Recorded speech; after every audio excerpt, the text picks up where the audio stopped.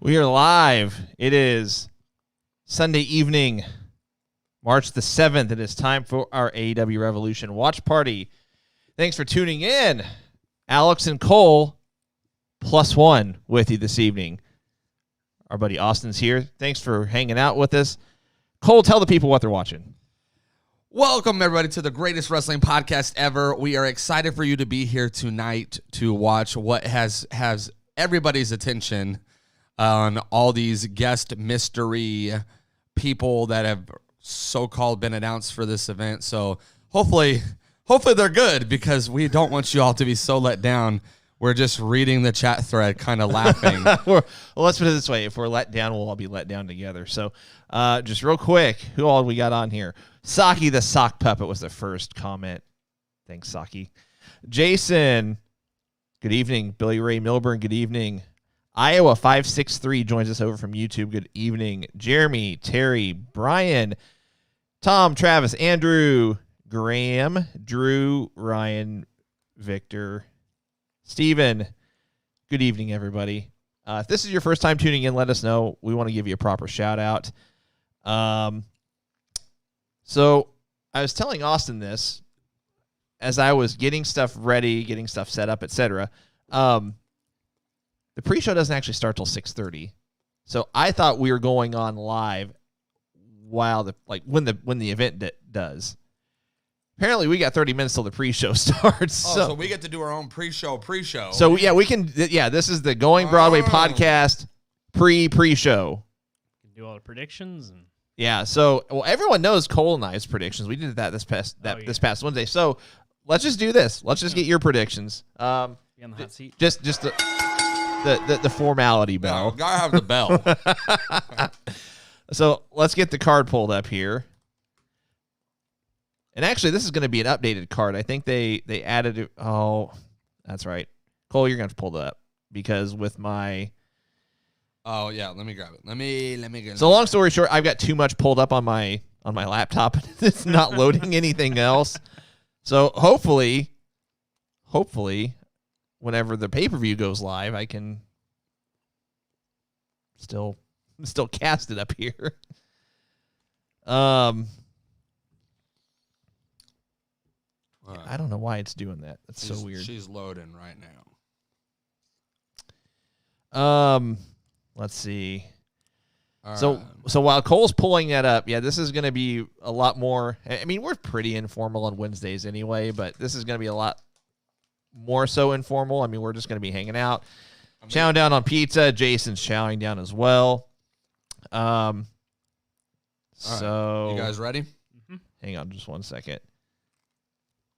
So that being said, please disregard any of the chewing noises that might come on your guys' end.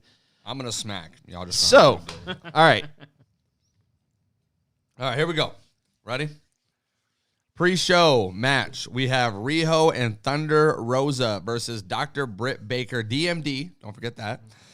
And right now it's announced as Rebel, but It's TBD. the rumor is that Rebel is injured, which means that they got to fill the pre-show match with a replacement.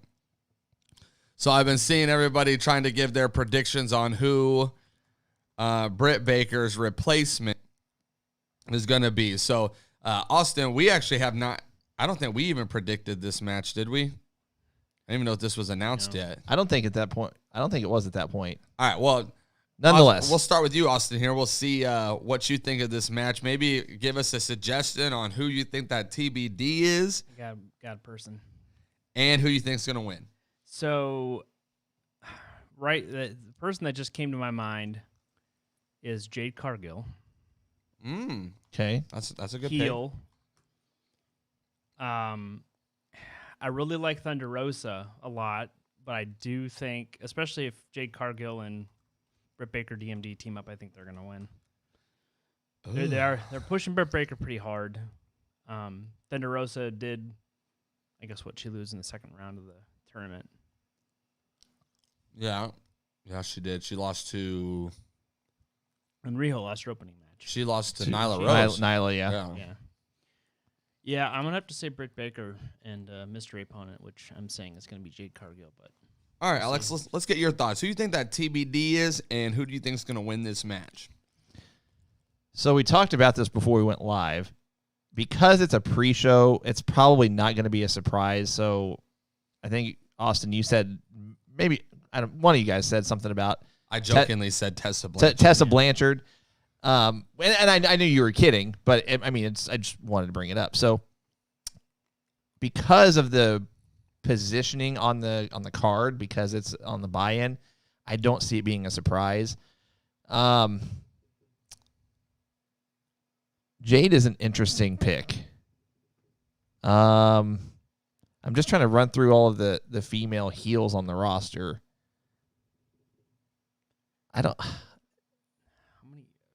There's not a. is Abaddon a heel? Yeah, technically. That's a weird pick, though. Yeah, she's more undercard, or she's more like, I don't know if she's ready for a pay-per-view yet. And she technically had a title match already with Sheeta. You know what? I'm gonna say Maybe Nyla.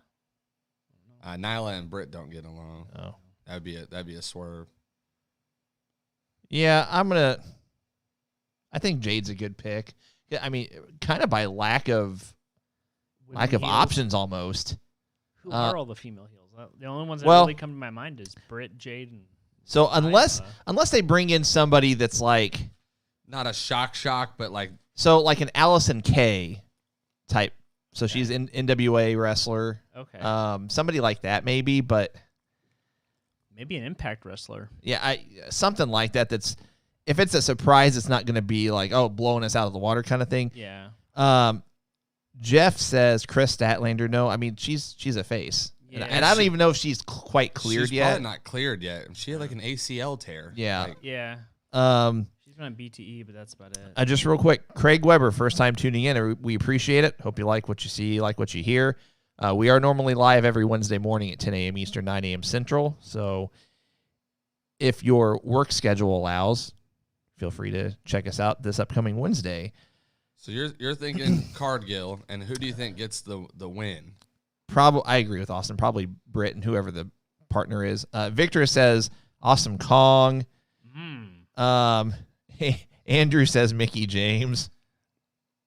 Jimmy England says Serena Deeb. I mean, I have a few that are in mind.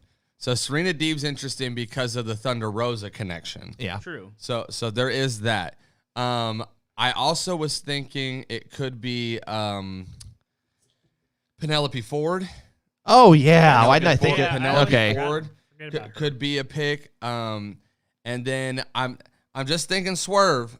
It could be a big swerve. We could see the heel turn and kind of resurgence of Big Swole. That's true. They had a feud, but they could be like, we settled our differences, whatever. Yeah. We respect each other, whatever you want to call it. And now it's Big Swole as her partner. Yeah. So either way, I don't think it matters who Britt Baker's partner is. I'm going Riho and Thunder Rosa. Okay. Ooh. All right. Keep going, because like I said, even if it's Britt Baker and Jade Cargill, you think I'm going Riho and Thunder Rosa. Wow. I can't believe I didn't even think of Penelope Ford. Yeah, I could. That's all. all. Because she doesn't wrestle. But if it was Penelope, you'd almost think they would just say, "Hey, this is going to be Britt Baker's partner." But they haven't really announced that Rebel's out of the match either. So yeah, that's true. We'll see. So we're at the. Hold on a second. I'm going to bring up some of these. Craig says Maria Maniac. Isn't she Ring of Honor? I'm not familiar. Okay. Let's see. Oh, Andrew says Deonna Purrazzo. Yeah, I could see Deonna Purrazzo. That would actually be an interesting. Isn't she Impact? She's Impact champion, I think. That would be an interesting enough start to the buy-in to where it's like, okay, you've got me intrigued. You're bringing someone from Impact. She's Impact Women's Champion, so for someone that is just tuning in, that wouldn't be a bad start to just be like kind of get the pay-per-view rolling and say, oh, okay, like starting off with a little bit of a bang. I mean, anytime you're bringing in a champion from a different promotion, that's kind of big. Yeah. So anyway, continue. All right. You got about 15 minutes here before the buy-in starts. Casino Tag Team Royale. Do I need to read off all the teams? Please. So we have Yes. we have Barrett Country. We have the Dark Order with Alex Reynolds and John Silver. Don't have to go any further. Bear Country wins. We have the Dark Order with Evil Uno and Stu Grayson. We have the Inner Circle with Santana and Ortiz. The Butcher and the Blade. Private Party. Top Flight. Death Triangle with Pac and Phoenix. Varsity Blondes. The Seidel Brothers. SoCal Uncensored. Or SCU. SCU. The Natural Nightmares, Dustin Rhodes and QT Marshall. Chaos Project. Gun Club, Austin and Colton Gunn. Okay. And the Dark Order, Allen Angels and Preston Vance, which is the TBD, I believe. I think they've already announced it because there's no TBD on this. So the whole Dark Order. Yeah, on the Sports Illustrated anymore. So I think we already got all of the people in the match now. I can't. I think I said Inner Circle, right? I would. I think I said Santana and Ortiz, or maybe I said one of the Dark Orders. I can't remember. That'd be an interesting pick. I would love to see Reynolds and Silver win. I'm a huge Reynolds or Silver fan from BTE. He's hilarious. Oh.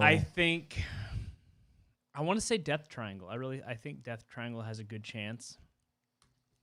Especially with I guess Penta being out.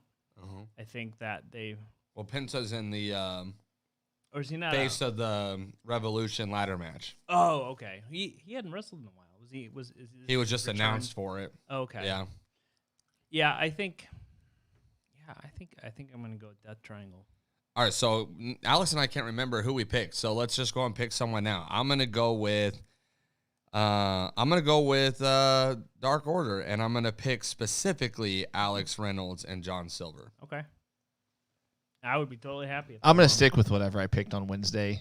I just don't remember who I picked. So you're gonna have to go back and watch who that was. Okay. Well, I just don't want to contradict what I said, and I'm just going to stick with my original pick. I think that's who I picked originally, but I can't remember. I mean, All right. and I just remember thinking that whenever they added all these teams earlier in the week, I remember thinking my pick's not going to change. Now, I will say this. I would love for Jurassic Express to win. They're not even in it. They should have been. Did you not say them? I thought that they were added. According to this, they are not in this match. And this is Sports Illustrated. Oh, okay. I would think that you would have them over that last Dark Order team. They might be in a different match though that was announced. So let me. Oh yeah, they're in FTR. No, they're with I'll get to maybe it. it is FTR. Miro and Kip Saban with Penelope Ford versus best friends Orange Cassidy and Chuck Taylor. I'm gonna have to go with Miro. I went with Miro and Kip.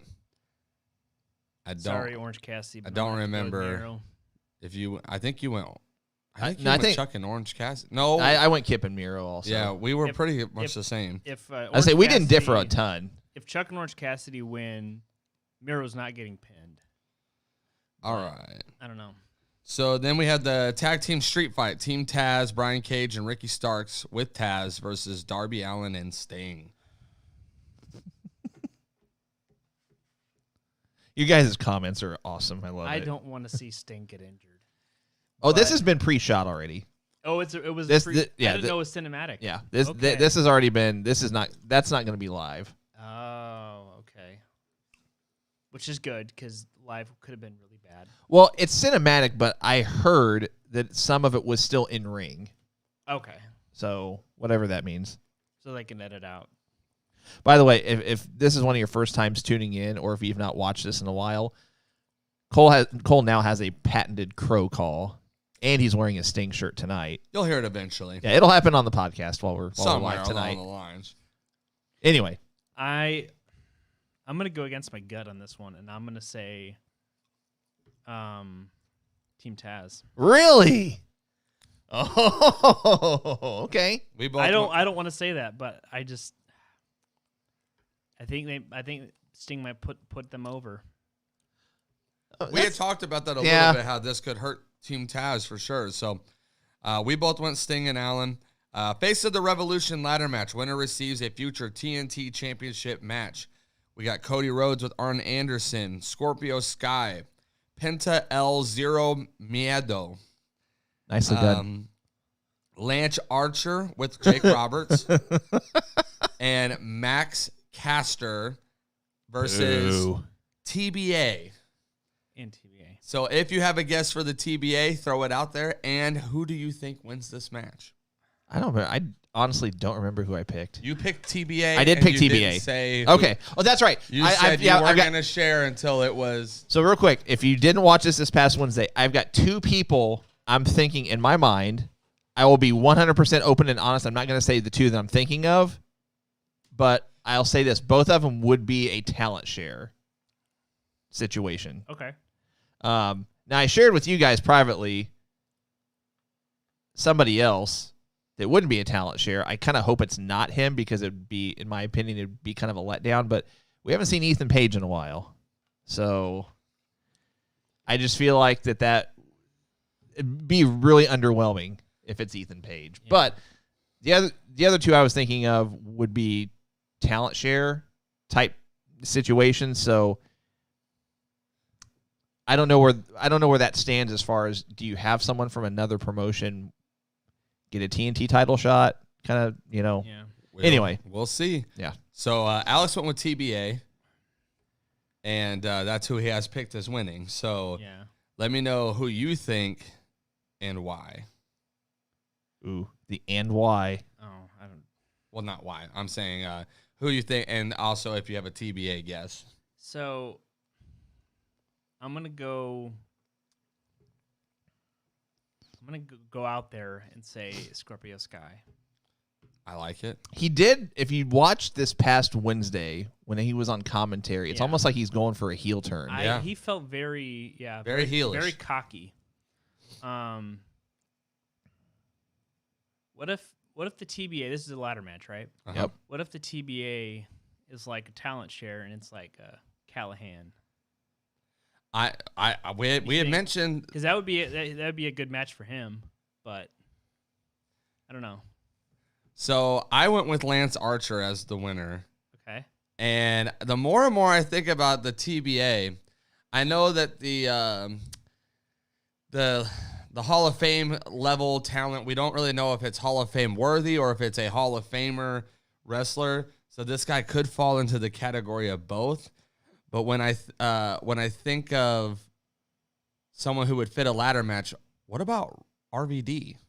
That would be a good pick. I would be so disappointed, though, if it's RVD. Right. I get what you're saying. I'm just saying ladder match. I'm thinking who else would be good in a ladder match? Yeah.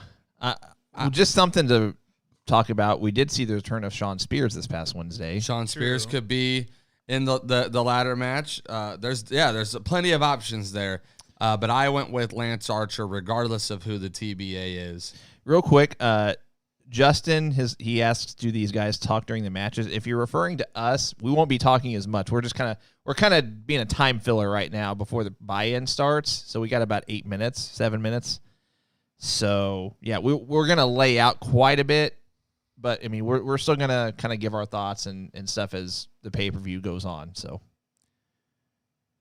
all right, cool. So that was that one. The big money match. Winner receives loser's first quarter earnings. Adam Page. Oh, sorry. Versus Big Money Matt Hardy. I gotta go with Adam Page.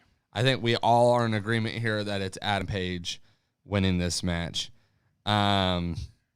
All right, then it goes to AEW World Tag Team Championship match. The Young Bucks versus the Inner Circle with Wardlow. Young Bucks. I don't think you take the belts off them yet.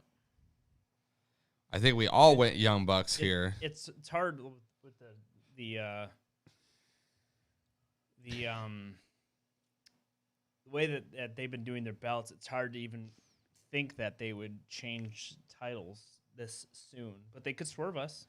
They could. I also, as much as I actually hate that Chris Jericho and MJF are even in this match, we talked about this a lot this past Wednesday. I don't even think they should be the representatives of the Inner Circle in this match. But I did tease the idea that if Chris Jericho and MJF won the belts and Santana and Ortiz won the Casino Battle Royal tag team, this could be more dissension in the Inner Circle. Yeah. It could be the thing that breaks the Inner Circle completely up. Yeah. So there is a couple ways they could go with that, but I think we're all in agreement that we're going Young Bucks. You think Sammy Guevara is going to interfere? Well, Sammy could be the guy that's in that Face of the Revolution match. That's true. Yeah. You know, he could be, you know, there's just a lot of things that could happen. Ooh, Travis. He says Jericho and MJF, Papa Buck turns heel. Wow. After they, I know. so that whole was a swerve and Papa Buck turns heel. Oh my goodness. I love it. AEW's Women's World Championship match: Shida versus Ryo Mizunami. Don't hurt yourself. I am going to go out there right now and say that this is going to be match of the night. Wow. That's a bold Everything on the card, and I'm shocked. Bold prediction there, Cotton. Okay, I like it. I like that. I watched the tournament, even the Japanese tournament, and I think it's going to be a New Japan style, hard hitting. I think it's going to be a great match. I like the confidence. Let's put it this way. I do think this will be the best AEW women's match to date. I think definitely for sure. I'll say this. I like what's her Mizunami, however you pronounce her name. Mizunami. I like just her gimmick or her character. Yeah. It's really funny. Yeah. I'm gonna have to go with Shida. I don't think you bring Ryo Mizunami to the US this soon and then just throw the belt on her. Yeah.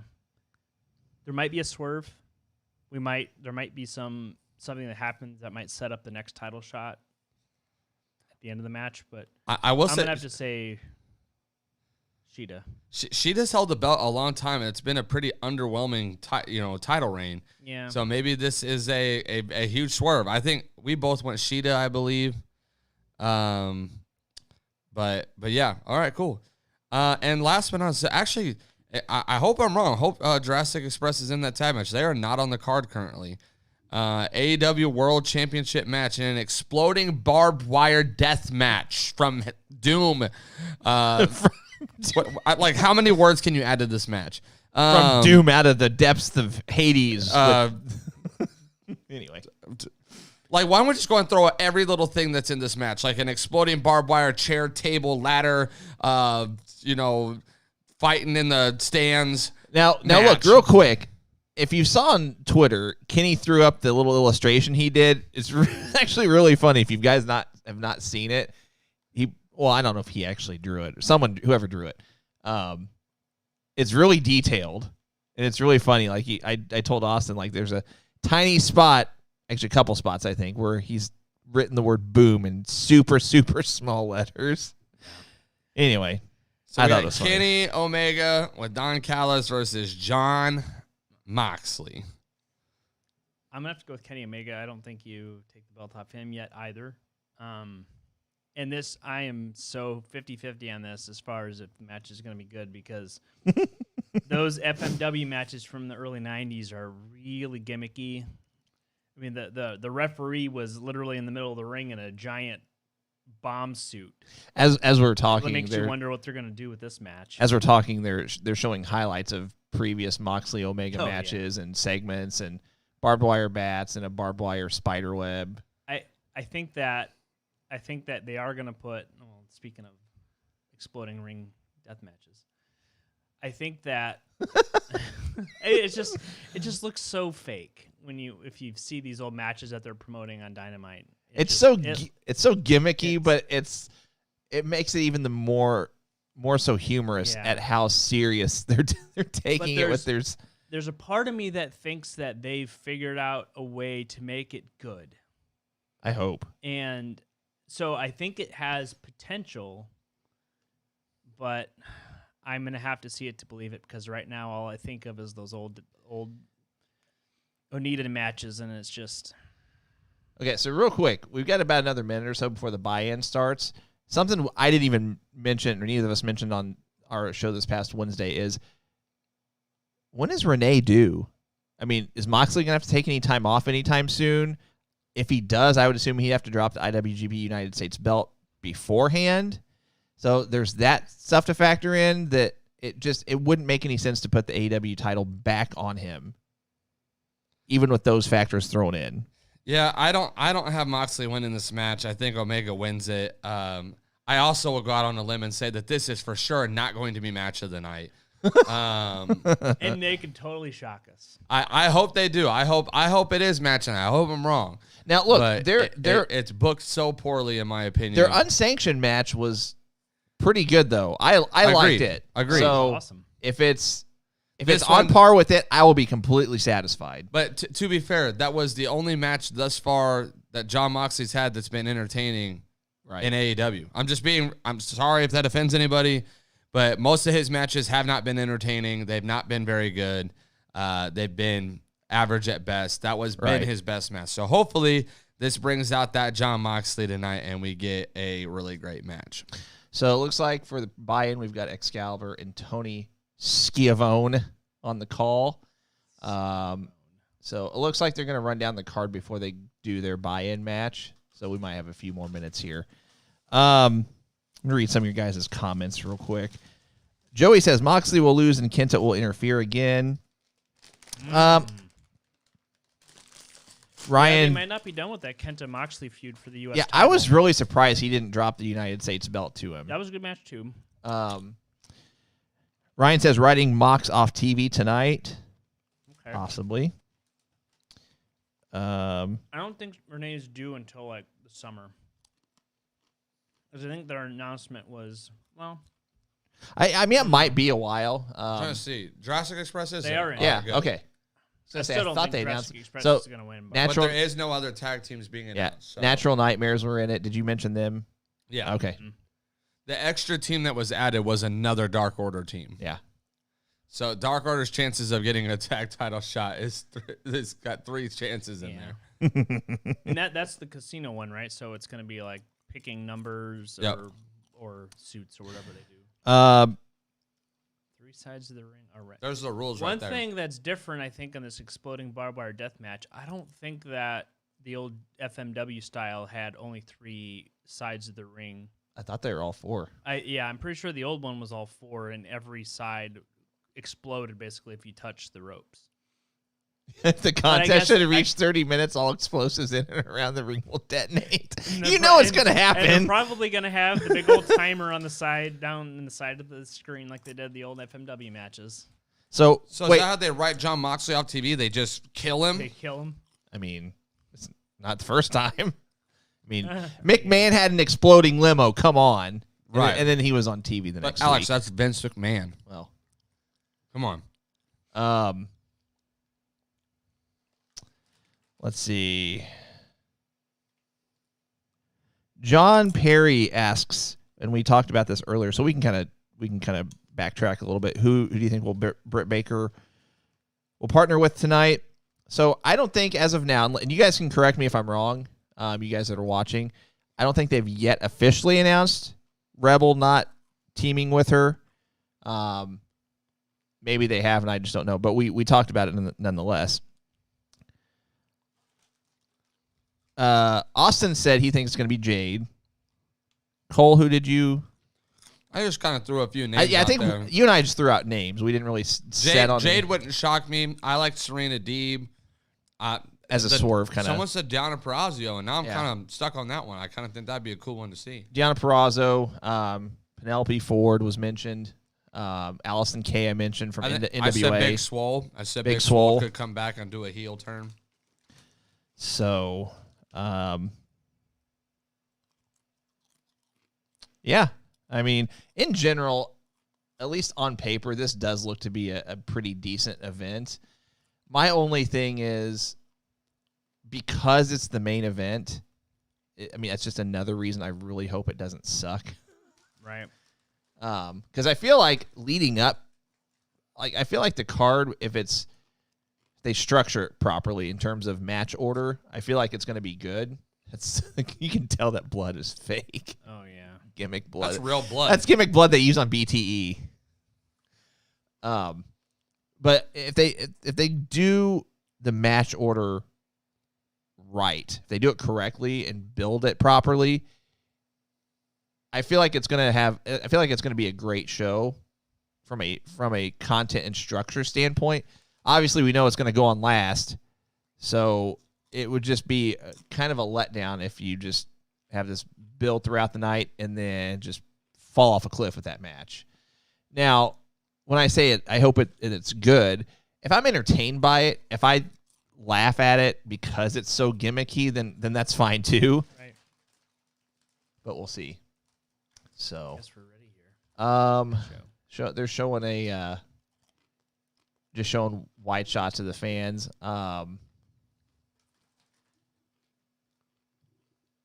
Yeah, like I said, guys, as we go along, we're gonna do some free giveaways throughout the night. So hang out with us. You might win something.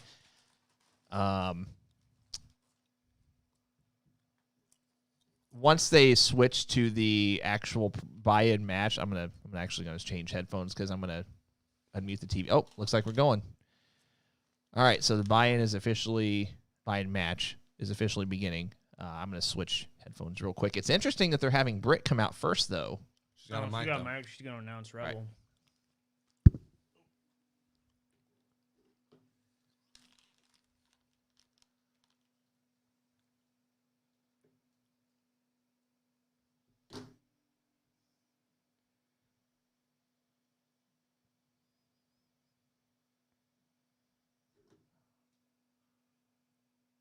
Why isn't the volume working?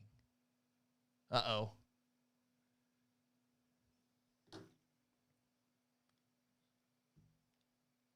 Is this on YouTube? No, it's Bleacher Report.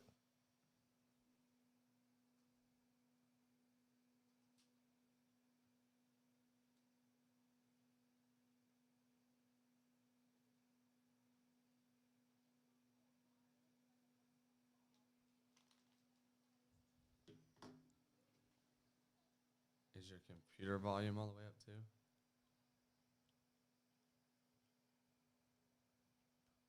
Yeah. So Rebel comes out on crutches. Very gimmicky looking.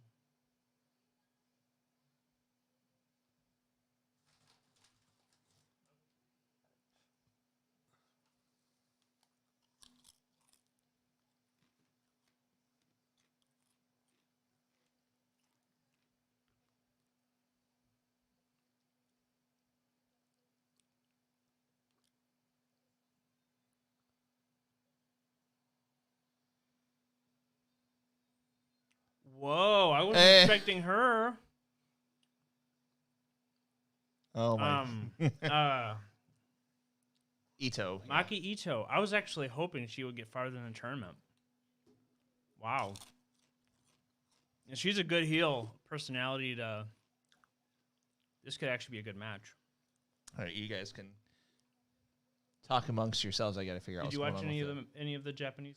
I actually didn't watch the Japanese like the actual matches. I just watched the like recaps of them. Okay. Yeah, her gimmick is she used to be an idol in a girls group, and her thing is she comes out with a little like idol musical performance thing. I love this. Jim Cornette is having a stroke. Oh, with Maki Ito? Yeah.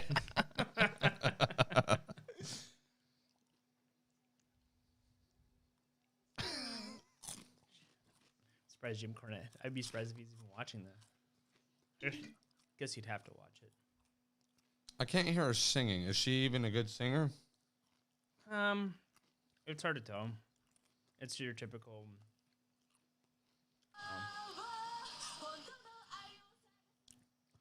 So no, not a good singer. Just heard some of it. Not a good singer. Okay. Okay. Glad we got that figured out. But she is a good wrestler. Well, hopefully.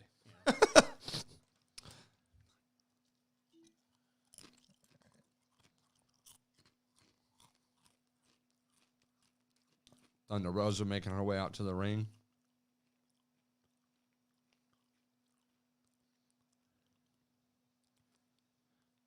This is really disappointing. I can't figure out why the volume is. Is there like a volume knob on your board or something that controls anything? I mean, What's the connection that's made? it's just Chromecast. Oh. Is that how you've always done it? Yep. Is there a Chromecast app? No, it's just it's just Google Chrome that I'm.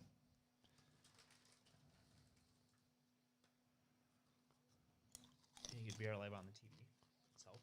Jamie David said, would have been great if Britt knocked her out and said she needed a replacement for the replacement. I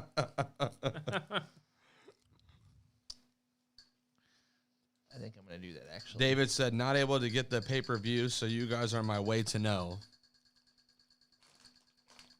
Yes, if you guys are not watching the pay-per-view, we will be spoiling. So Yeah. if you have plans to watch it at another time, You probably should not watch this right now. I would just let you know we will be talking about current, what's happening, the whole nine. So we're gonna go this route instead of casting it. I'm just gonna put Bleacher Report Live directly on to.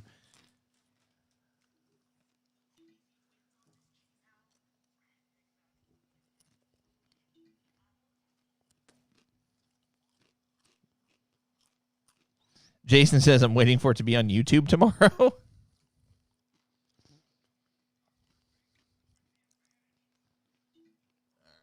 Yeah, I didn't even think about a Japanese wrestler since Ryo Mizunami made it over. I didn't even think about other wrestlers making it over either. Right.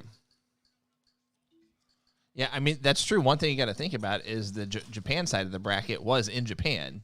Right.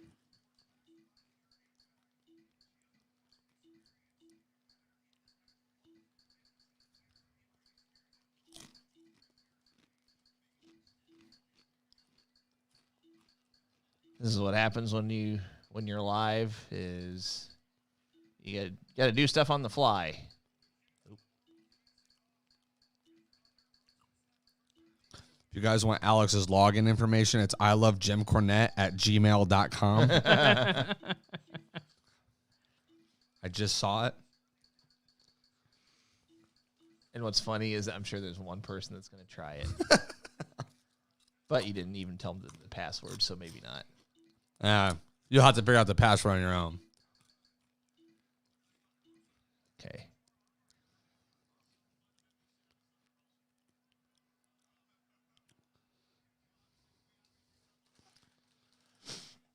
All right. Let's give it one Let's more watch it try. in Spanish. Yeah? No? What's that guy's name? Which one? The Spanish announcer. He's on BTE all the time. Alex Abrahantes? Yeah, that's right.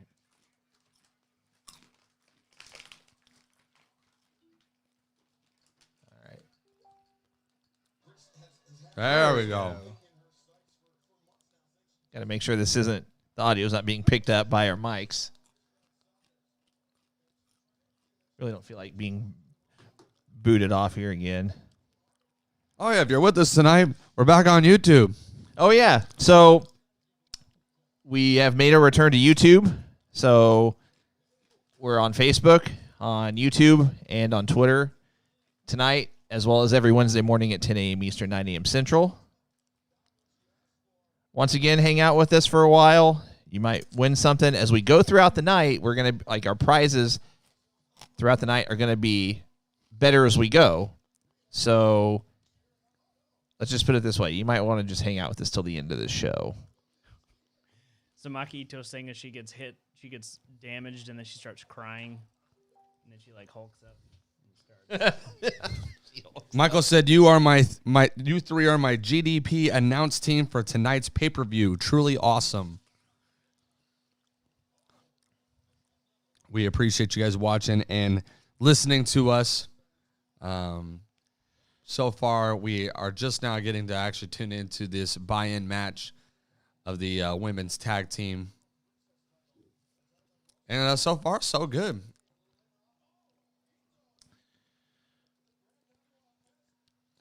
Riho is so small. Yeah. Her size alone scares me. It's hard to. Yeah, her being Nyla Rose is just to win the belt was just. She's like 98 pounds. Yeah, she's 100 pounds. It's hard to fathom. Like, is there a division that's less than featherweight? Like Light featherweight? like less than that? Like, Strawweight. like. Well, like, let's I look. think in the UFC it's strawweight. Let's look. Like, at what point do we just start calling it like a child's weight? Like, So actually, lightweight is the lightest weight. At least, so you go lightweight, flyweight, welterweight, featherweight, light heavyweight, atom weight. That's a new one. Oh, okay. Super heavyweight. No, wait, hold on. These aren't in order. Hang on. Atom weight sounds like what Rio would be. Here we go. Okay, so strawweight is the smallest. Okay. Strawweight, flyweight, bantamweight, featherweight, lightweight, welterweight, middleweight, light heavyweight, and heavyweight. yeah, she's just so small. Strawweight is 115. Oh my, yeah, she's still not in that. What do you make it? Oh, no, she is. Because strawweight weight class, according to this website, minimum weight, none. Oh, it's 115 and below. Upper weight limit is 115. Gotcha. Okay, I thought you were saying the minimum. That makes more sense. Oh, that's funny. The lower limit, none. Jason says we're Hall of Fame worthy announcers. That's right, we are. That's right. I'm accepting bookings for all major promotions. And minor. all of them. I have a feeling If it's paid. I know I said that it was going to be Jade Cargill and then Britt Baker and then they would win, but I have a feeling that Maki Ito is going to get pinned. Ooh. That's what she's there. She is 0-2 in AEW. Yeah. Which would be, I guess, her tournament match, and then they had a three-way tag team match Yeah. with Ooh. I don't know. Rebel's out at ringside, though. She could take a swing with that crutch. She could definitely be faking it. She could take multiple swings with that crutch. That's true. I don't think she's really injured because she just put all her weight on that one leg. Like, all of her weight. I'll be honest, I was not excited to see Rebel wrestle. The last time that she wrestled on Dynamite. Well, that she was did funny. the Hanma headbutt thing. Totally missed. To be fair, I don't think Rebel's excited to see Rebel wrestling What do they call it? sometimes. Keshi.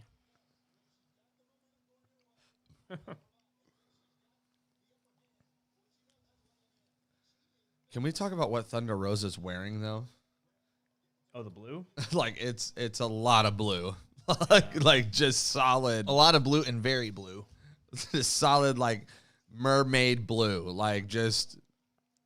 You know what it reminds me of? You remember the old Boo Berry cereal back in the day? Yes. Mhm. Yes. Maybe she's a sponsor. Saki says GBP should have a booth at StarCast post-pandemic. Absolutely. Set that up for us, Saki. Use them connections. Get us hooked up. You guys' comments are hilarious. Flattery will get you a hoodie and a crow call. One or the other. Come on, don't get greedy. Take your pick. You either get a crow call or a hoodie. It's not both.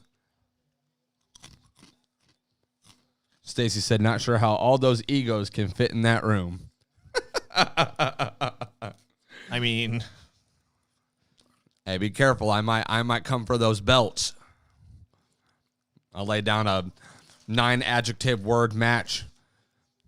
An exploding upside down cake. No, just Just like the most random match you can think of. Like, hey, I mean, they did have a cake segment on Dynamite a few weeks ago. yeah, of course it had Miro in it. Did have the most I'm starting to think Miro just likes wedding cake. He's like literally in every wedding segment I think I've watched in the past 5 years. I thought it was some irony that he was in another wedding segment. And a bad one. A bad wedding segment. And It he was- wore the same outfit that It he wasn't- did in WWE. For It wasn't that even segment. good. It would have been You- better if it was a good wedding I segment. don't think you can make a good Wasn't even wrestling- good. How do you make a good wrestling wedding segment, though? I don't think that's a thing. I don't think they exist. I don't know. The Macho Man Elizabeth one from back in the day was tasteful. Let's see here. Ryan says, I think I know who's in the ladder match. Cole knows who I'm talking about. I can only imagine you're insinuating that it's John Cena. And the problem I have with that is that John Cena signed to WWE probably for life, if I had to imagine. Could you imagine the outrage if John Cena shows up on AEW? I would be furious if he was in AEW. Absolutely furious. You'd get to see him tonight. I would then. probably burn my John Cena shirts if he showed up here. Him and Max Caster have to have a rap battle. It just doesn't make any sense for him to show up. So that's why I'm like, Ryan. Since he probably couldn't use the name John Cena, the Invisible Man. AEW. The Invisible Man is all elite. And it's just John Cena. His name is Jonathan Cena. No, they need to pronounce Cena differently. Like Jonathan Cena. Cena. With the little squiggly over the A, senior.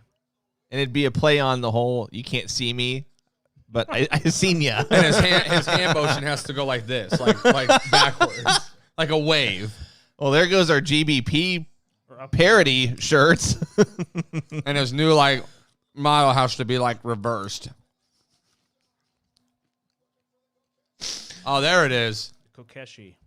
Okay, Thunder Rosa oversold that a little too much.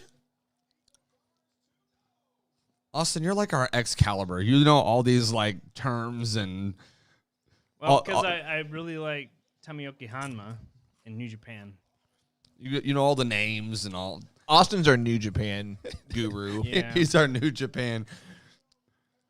What's the correct term in wrestling? New Japan Mark. Our mark. No, his AEW ring name is Fruity Pebbles. I'm pretty sure the Post Company has a trademark on that. As you know, it is a serial name. So I know that listen, John Cena is still signed to WWE. He may not have like a contract in the sense of he has to fulfill dates, but WWE owns John Cena. I'm telling you, he's already come out in interviews and said they own the rights to his name. They own everything, and it just doesn't make sense for him to. It would be like The Rock coming to AEW. It makes absolute no sense. It does nothing for him. It would all be for the company, and John Cena owes nothing to AEW, nor probably wants to help them in any way when all of his success has been credited to WWE. So I don't see him showing up here. Oh, What a nice move. that was a nice counter. I like Jamie's comment. Our New Japan correspondent. John Cena comes in as the prototype. John Sr.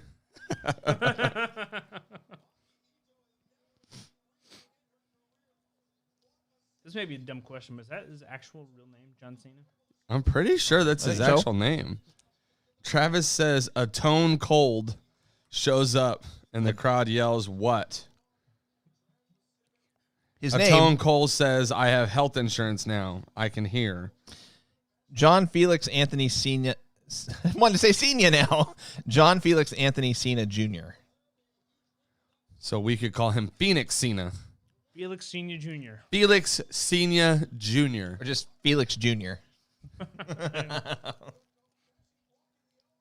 We could just go with John. That seems to work for Cody. John. Yeah. And here comes John. No, wait. So whenever Justin Roberts is doing the announcing, it's just Gian. That's it. And that's it. It is so bad. Then Moxley is in the back during an intro where he's just like, Yeah. oh, that was for me. Could you imagine that conversation of Vince McMahon? Like, hey, John, can I see your birth certificate real quick? Hey, pal. How much for this? How much can we get for your birth certificate? Okay.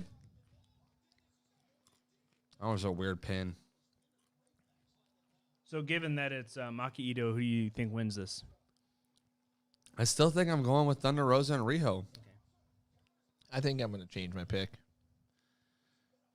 I mean, I can't do that, but Who'd you originally pick? I originally picked Britt Baker and then her And the mystery partner. Okay, so if she has a bum leg, how'd she get up on the apron? I'm telling you. I mean, come on now. I'm telling you. Uh-oh. Because it's all the work just to get Maki Ito in the match. Wow, that was a botched. Botch Mania. Bump. Oh, but there's the crutch. DVD. The crutch is in hand. That was a bad camera angle. You saw her coming from a million miles away.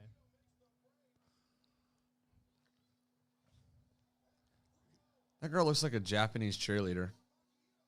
They missed the Riho dive. Yep.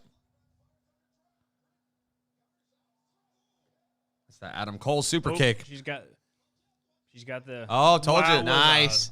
Oh, There it is. You guys got it right. All right. Well, Britt Baker and Austin. You know her name? Maki Maki Ito. Thank you. With the assist from Rebel with the crutch to the face, which looked. David said he could just have a symbol for his name or the artist formerly known as John Cena. That looked like a real. Oh. Yeah.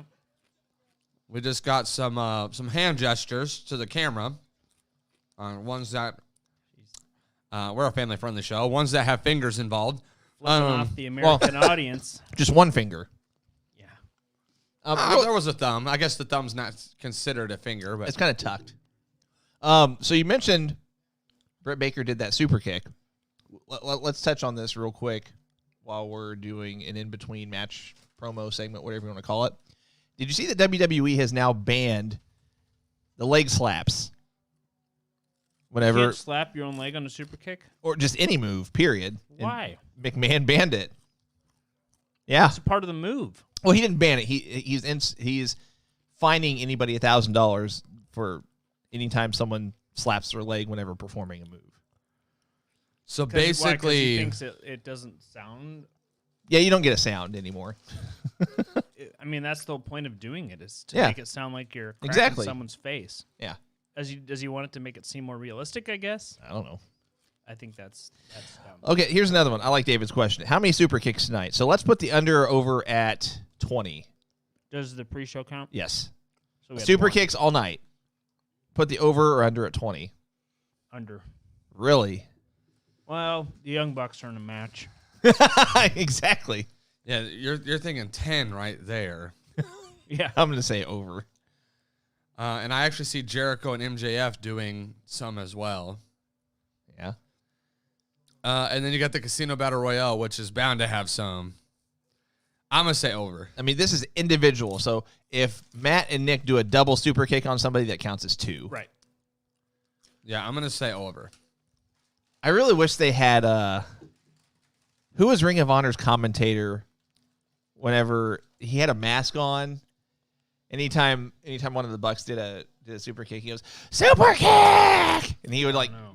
mark out every time. And I it don't- was- I know who you're talking about, but for some reason I have no idea. I can't think of his name. If you guys are watching and you know what I'm talking about, help me out here. Can't think of his name. Right, I called it like way early, Jeff.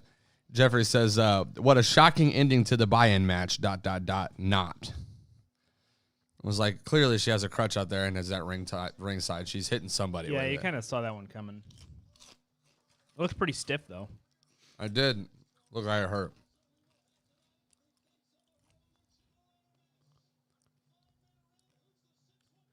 All right, so let's all right, for those of you watching, let's see who you guys think is that Steve Carino, that's who it was. that TBA in the Face of the Revolution ladder match. I want to see who you guys think who is the TBA to be announced in that Face of the Revolution ladder match. And if you think that person is going to win. So not only is it the TBA person announced, but do you think they win the match?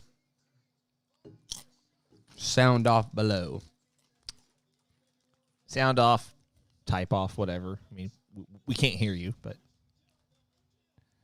Nick Aldis, okay. Christian wins. well, we know who he thinks. And Jeffrey says Nick Aldis will win. I really hope that Bully Ray is one of the two. Oh, Bully Ray would be so good in AEW. Travis Bird said Otis. Batista and yes.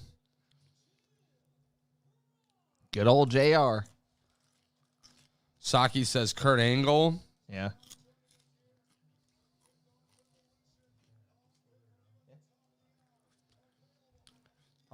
David Tilley giving us a little WandaVision reference. He said it was Agatha all along.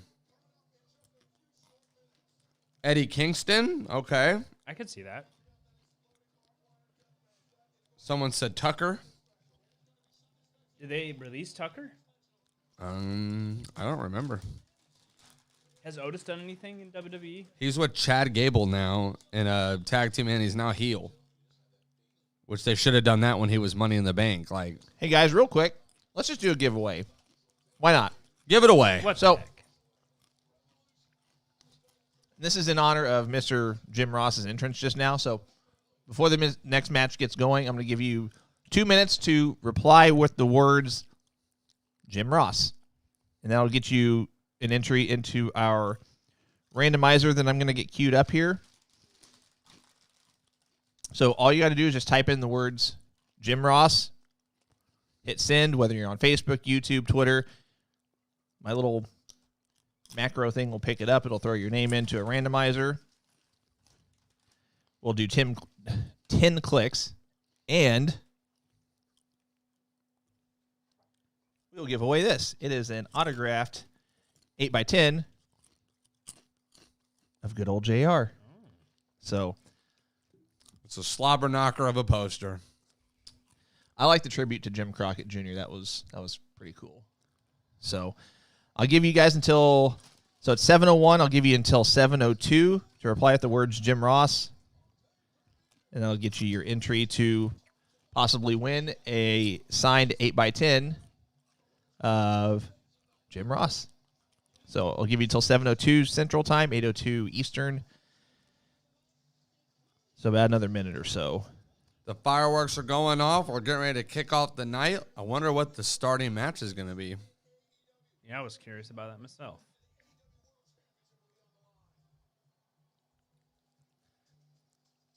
Oh, we're kicking it's off with the tag match. Tag team championship match.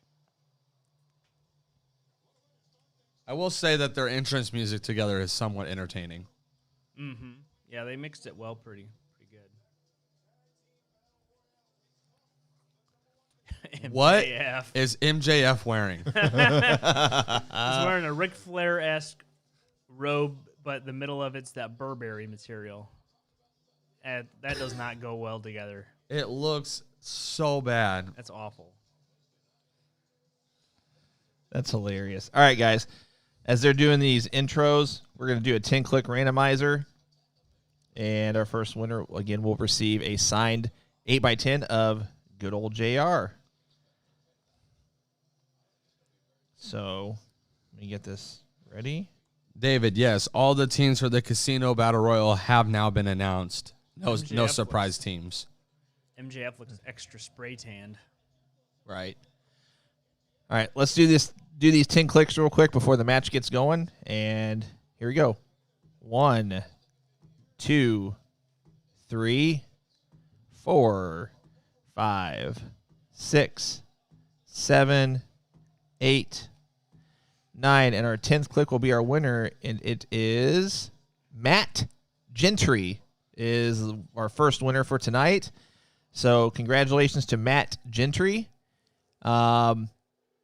So, Matt, shoot me your mailing address. I did forget to mention that we only cover shipping for free within the lower 48 states. Any winners that live in Alaska, Hawaii, or otherwise internationally would have to assist in covering the shipping costs. So keep that in mind. So, Matt Gentry, through our Going Broadway Podcast Facebook page, please send us your mailing address, and we'll get this shipped out to you. So congratulations, Matt. All winners throughout the night are eligible to win multiple times. So just because you win once does not mean you can't win anymore. So, again, congratulations, Matt Gentry. Shoot us a message via our Going Broadway Podcast Facebook page, and we'll get you hooked up with this signed 8x10 of good old JR. All right, Young Bucks coming to the ring. Curious to see how good this match is going to be.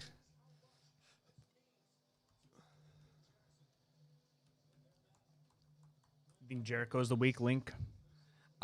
Jericho in the past few matches he's been in has been a little off, for sure. I definitely am concerned that there might be a few botches in this match.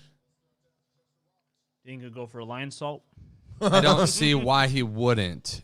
He did do one. He actually messed up one. Yeah, and then he redeemed and then himself. they redid the spot, and he did it the second time and got it. So real quick, Brian, he asked, what did Matt win? Matt won a signed 8x10 of Jim Ross. A signed 8x10 photo of good old JR. So could Sammy Guevara get involved here? Yes, he absolutely could. Will he? I don't know. We haven't seen him for a while. A lot of middle fingers we should have tonight. done an under-over on middle fingers. Right. A lot of middle fingers There's going to be a lot of those. I love that name. Rancho Cucamonga. Matt looks extra orange, too.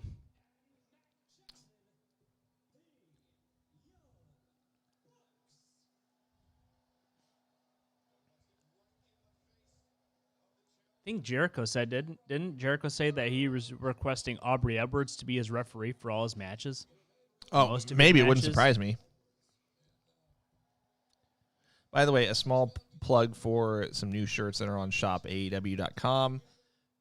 This is not a paid advertisement, by the way. This is just because I literally just got an email that popped up that says Shop AEW now has new shirts. So I figured I'd mention it. They have an exploding barbed wire deathmatch shirt.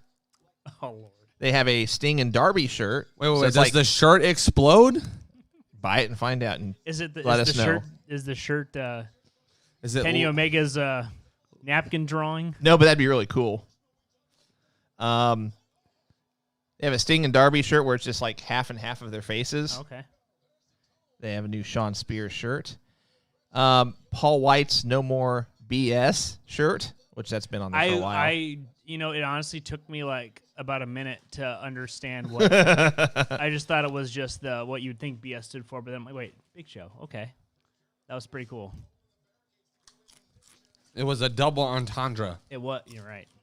Now, one thing we haven't mentioned: do the Good Brothers get involved here in some way, shape, I or thought form? about the Good Brothers, and I don't know. Yeah, you'd think that if there was. I was thinking if there was going to be a mystery tag team in that ladder match, that they would be. We had mentioned that Wednesday. Right. And maybe they get involved in the tag team ladder match. Could be possible.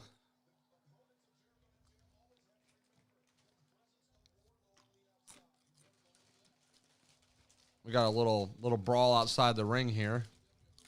Young Bucks' attire is pretty sick. Oh, here comes a dive.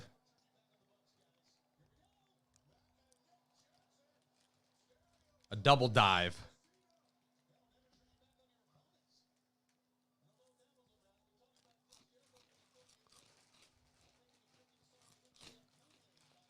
I have a slow start. A little bit.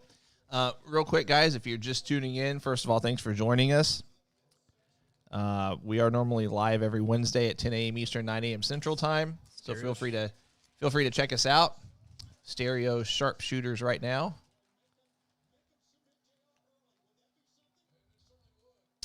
As I've mentioned before, we're going to keep doing free giveaways throughout the night, so stick around, hang out with us. You might win something.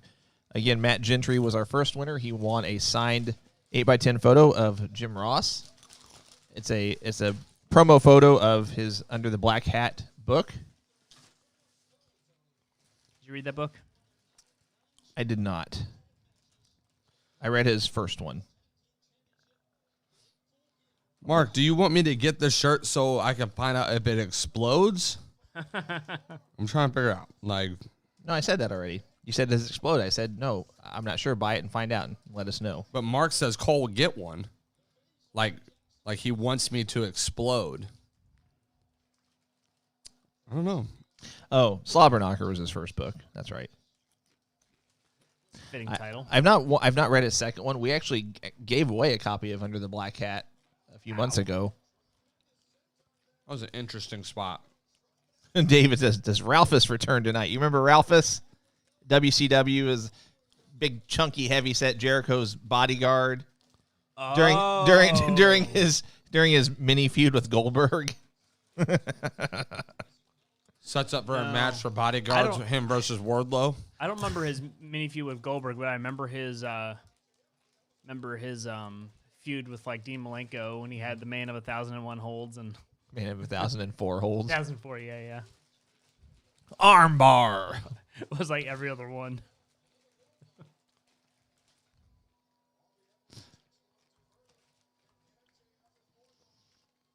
I gotta look up something. Oh, here we go. Arm drag. Arm bar. The moss-covered three-handled family gradunzel.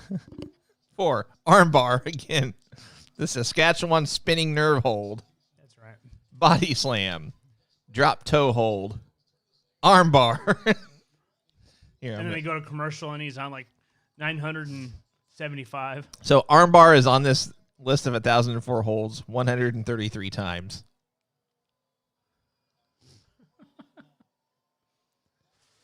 Head of security, that's right. Jericho's like, I can't bend at the torso, so this is the best I got.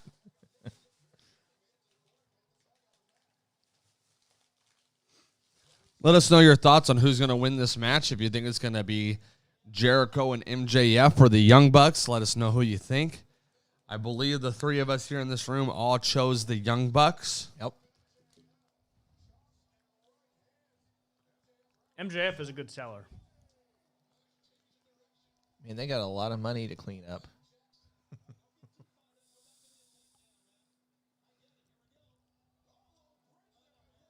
A lot of involvement from Wardlow so far. He missed that He kick. missed the kick. Oh, my goodness. What was Wardlow that? went to kick. Oh, there it is. I got to fix it.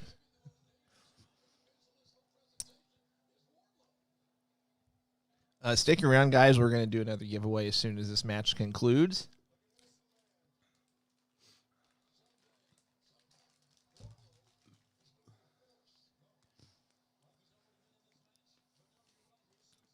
They're definitely catering to MJF and Chris Jericho as far as match flow.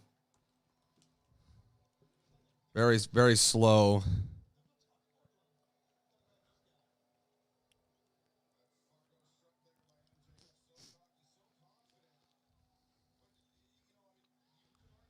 Got a little bit of mixed reactions here. I think MJF could go if they let him, but yeah, Jericho kind of slows this match down a lot.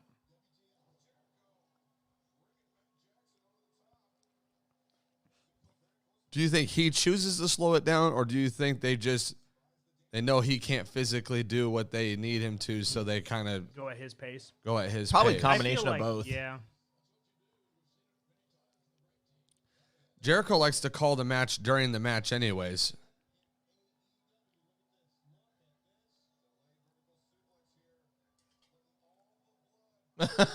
There's another middle finger.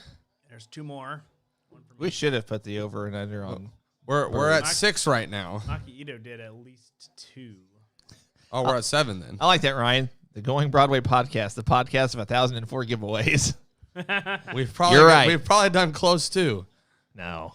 Close to. We maybe have done 100. Hey, you always round up. It's like, sounds like helping my There's daughter another one. helping my daughter with her homework. It's like round up to the nearest 1,000. Right. And you'll never be wrong. I think we're at 8 middle fingers now. We're gonna hit the over or under of 20 in like the first 2 matches. Well, I'll tell you this: we've not been keeping track of super kicks, so They haven't actually done one. Yeah, I was gonna say I'm surprised They haven't faked thrown one. yet. Matt Jackson faked one, but they have not done one yet. So we're at 1 on super kicks.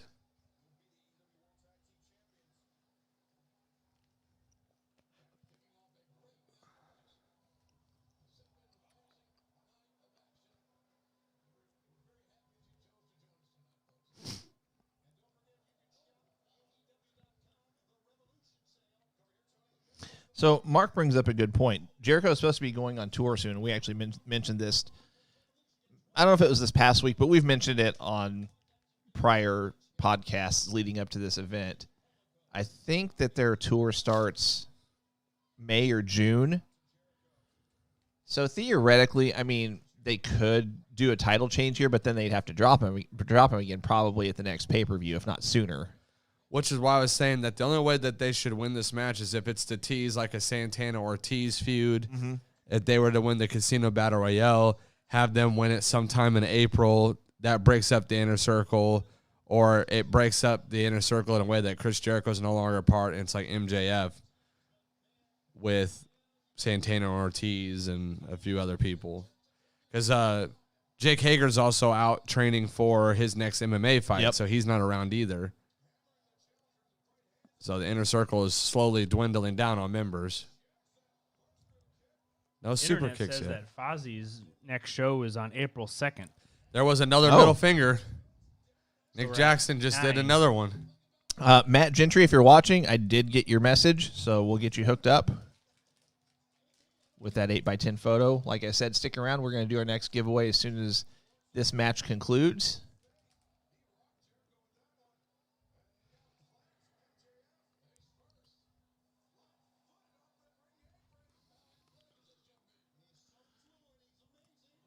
Nice.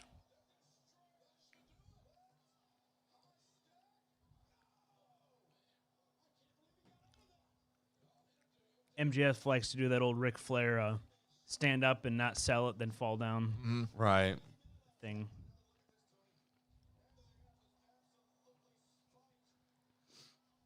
Triple H does a lot of those too. Oh yeah. That dark match show. Oh, here's a super kick. Oh. So we're at 2 on the super 2. kicks. Yeah. Shivani. Motor City Machine Guns. Doing a lot of tag team shout-outs here in the past couple matches they've been involved in. Well, that match they had with FTR was literally like the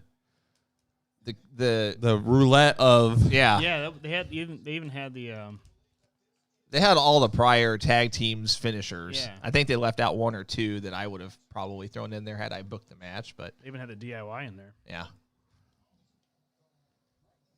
What kind of pizza is that? So I'm eating Joe's. It's a local pizza place. Cole's not eating. I think Cole finished his, but he's eating Mod Pizza. I think is Mod Pizza a national chain? They have some across the states, but I don't know if they're in every single state. Might be a regional. But I had Mod Pizza. But Joe's is very local. I mean, that's Southern Illinois. That's it. He said it looks like Tombstone. Oh, Super kick to the arm. That's 3. that was the camera angle made it look like it was botched, but maybe it wasn't. He went for a Judas effect and caught him in a super kick. Speaking of Tombstone, I guess that was supposed to happen. Yes. I hate that That's name. the Walls of Jericho. That's not the Lion Tamer. They can't call it that, though, because W owns the WWE. Wall of Jericho name. Because technically there were 2 different moves. But the Lion's Yeah. Tamer is a terrible name. I always liked the Lion Tamer name. I hate it. No. Jeremy says Mod is a chain. They have them all over in California. Oh, cool. Yeah, good pizza. Yeah, because generally, like in WCW, his Lion Tamer, he actually had the angle up a lot higher, and he had his like shin on the dude's face. Yeah, or the back of his head. Yeah. Yeah, on the back of his head.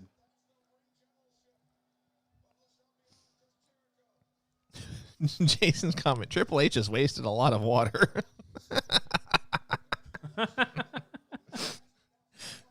Random. I know, but I like it. Like, thank you for that. Andrew said he had Well, we were Mod talking too. we were talking Triple H earlier about the random oversells. Yeah, we have a mod here in this town. I don't have it anywhere else near me, so I was kind of craving some, so I went and got me some tonight.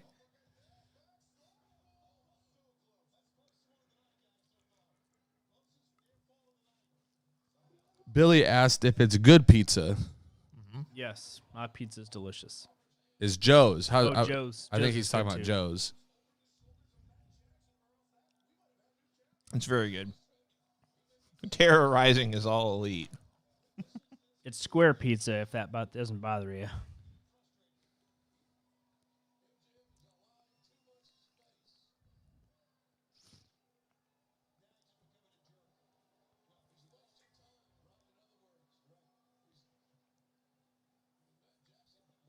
Oh, Ooh, the old edgy. suck it sign. Multiples.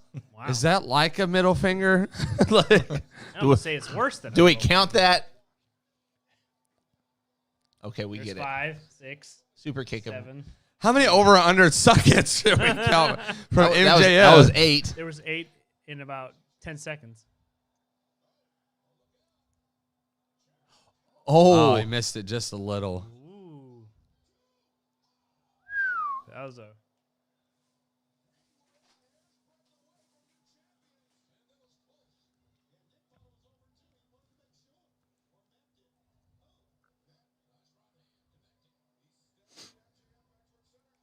Ooh, right on the elbow. Ooh. You have new champions? Nope.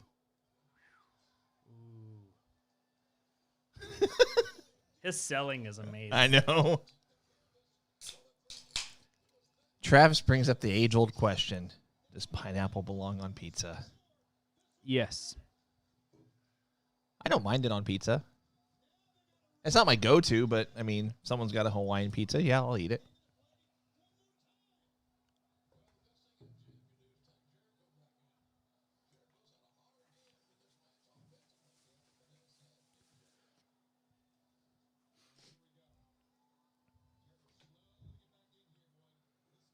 So Ryan, so you're from Ohio.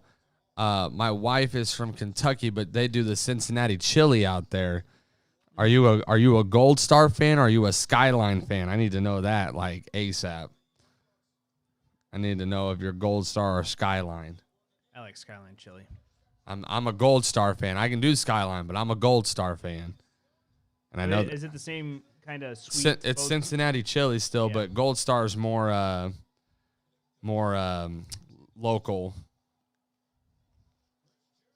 I know they have a couple in Ohio, I believe.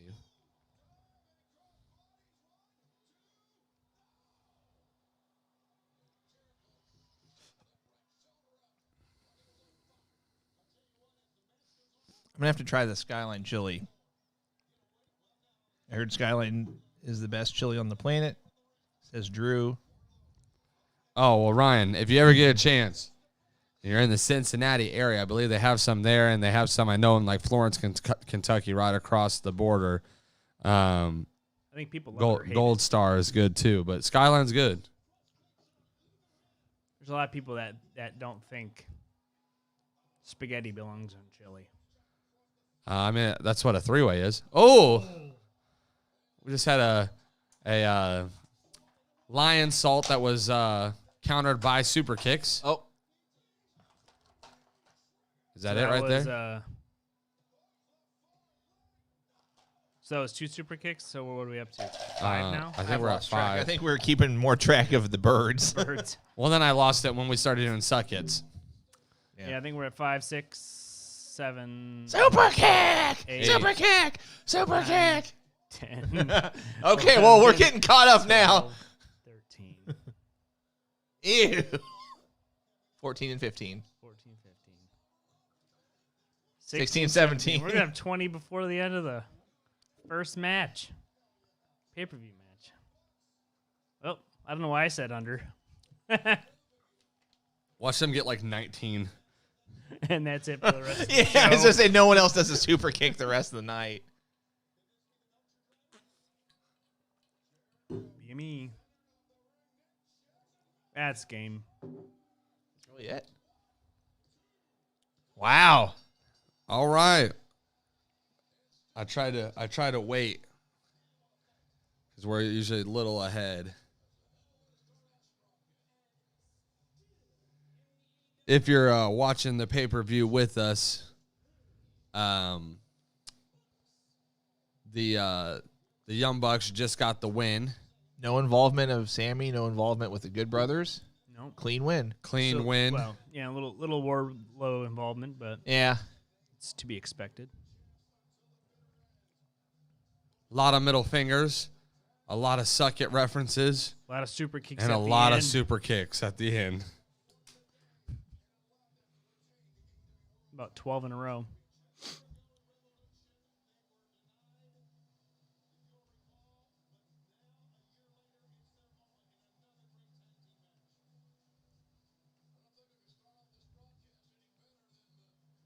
Well, as soon as they... Okay, so they...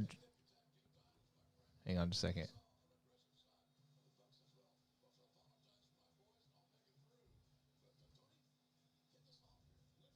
JR needs to clear his throat. Excuse me.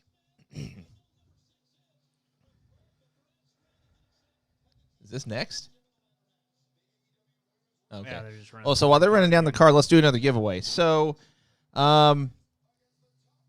let's do this. Reply, whether you're on Facebook, YouTube, or Twitter, reply with the words "to," so TOO, "to sweet," and that'll get you entered into our next giveaway that we're going to do. I'll give you guys until 7:28 Central Time, so it's 7:26 now.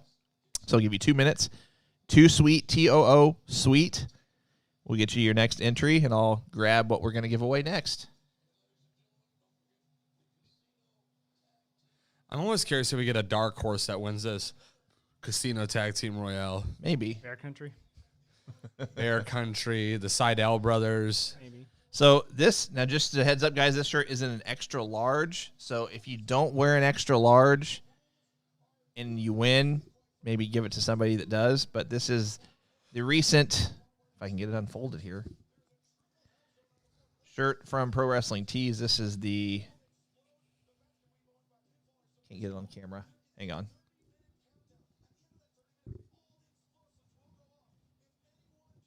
So this is whenever Kenny, the Bucks, and the Good Brothers did their Too Sweet thing on Dynamite.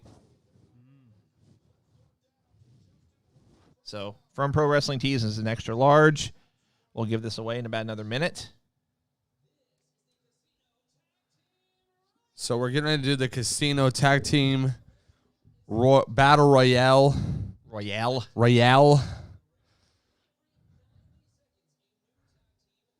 We'll see how this goes here. First match started up a little slow, but not too shabby. It was all right. It was a decent match. So to do the rules here, order of entry is selected by lottery. 2 tag teams will start the match. Every 90 seconds, a new tag team will enter the match. Individual eliminations occur when a competitor is thrown over the top rope and both feet touch the floor. Tag teams are not eliminated until both members have been eliminated. I guess they can't use the Royal Rumble moniker, right? I'm sure that's owned. We got the Natural Nightmares making their way out to the ring. Wow, they are 10-2 as a tag team in AEW. A quiet 10-2. The oldest guys in the ring. All right, guys. While they're still doing these entrances, let's do this next giveaway real quick. Cue this thing up. Okay. Ooh, and Dark Order's second. Which one? All right, I'm gonna do 10 clicks. 1, 5 and 10. Shut up, 5. Shut up, 5. 2, 3, 4, 5. No Brody Lee Jr. 6. No negative 7, 8, 9. Number 10 will be our winner. Our buddy Andrew Boehner. Andrew W. Boehner Jr. is the winner of the Too Sweet Click hand gesture shirt. Oh, I always forget that the Dark Order faces now. And QT Marshall is not a face. So Got congrats. some heelish tendencies to him. Congrats to Andrew.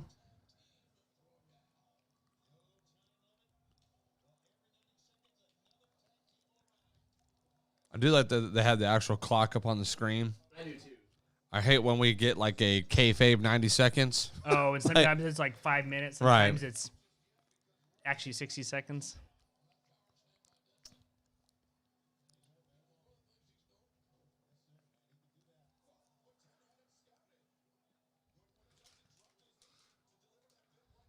So we're starting out the match here with 5 and 10 of the Dark Order.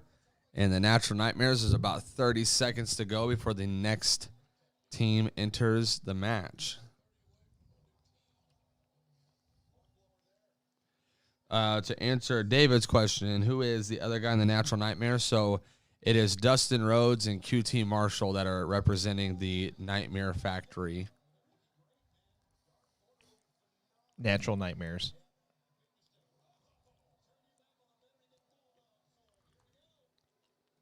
I can't believe that Dustin is still wrestling at the level that he does. Santana and Ortiz, Pride and Powerful. Proud, Pride, same words.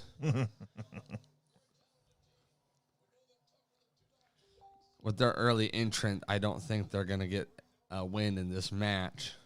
You never know.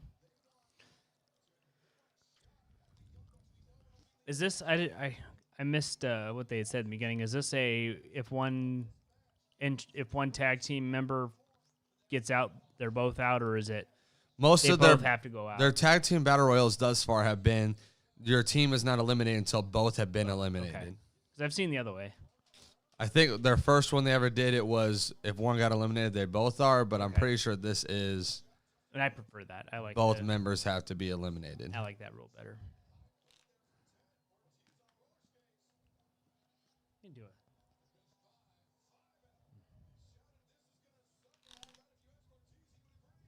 it. Diamond Cutter. He's gone. Oh. And they're gonna. Oh. Cute.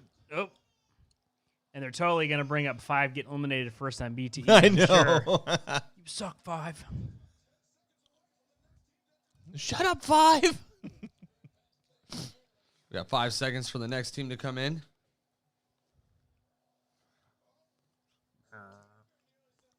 The Seidel brothers.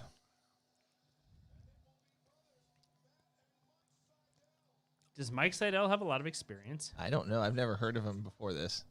He just botched his flip into the ring. It's a Seidel thing to botch their first match. Well, It's not his first match, yeah. but pay-per-view match. First pay-per-view match. Did you guys see how they explained the Matt Seidel botch on BTE after The Nakazawa? The oil? The turnbuckle. Are we sure that they're actually related, or is it kayfabe Seidel? I don't know. I don't know.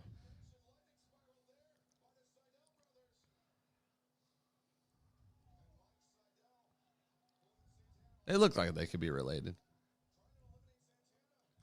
The Gun Club, they're all actual siblings, right? Mm-hmm.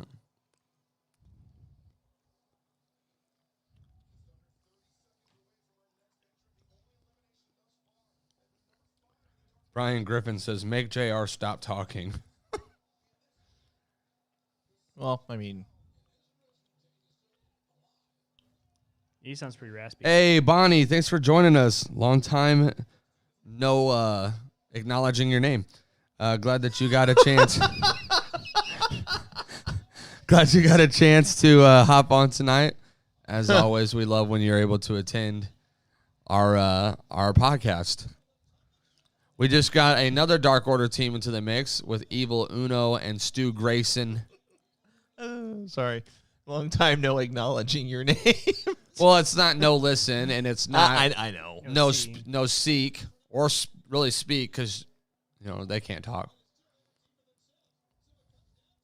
I can't wait for the Ralphus shirt giveaway. If you find a Ralphus shirt, let me know. We just made it with our cricket over here in the corner. I was gonna say you can take a white T-shirt and a permanent marker, and you're good. That's what Sami Zayn's T-shirt was. Oh, Ooh. bye, Mikey. You do too much. Craig Weber says Mike is the real life brother of Matt Seidel. Good to know. Electric chair. Nice. Little pass off power bomb. Oh, they're doing trade offs here. Do you think any Dark Order members are going to turn on each other? I think that you'll see a little. There was 2 more super kicks. Yes, there was. We're at 19 on the super kicks. Getting close. Yeah, we'll definitely get at this match. We stop counting after it gets over 20. Yeah, if we get 21, then it doesn't matter. The Gun Club on their way out. What is he wearing? Colton looks just like his dad, man. Yeah. Colton looks like the CGI version of his dad if they were to CGI him at a young age.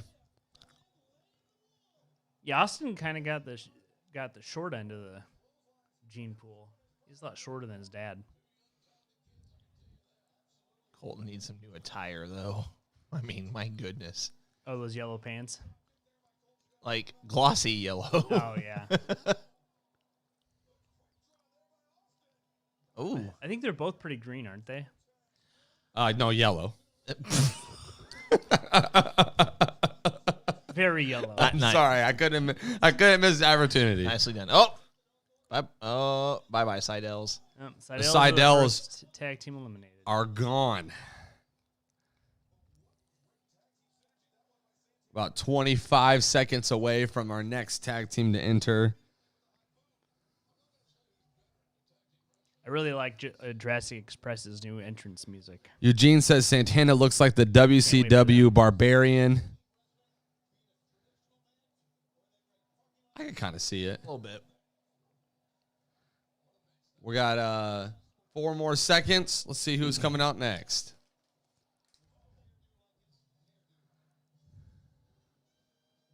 Who is this? Oh. They weren't announced. These guys were not announced for the match.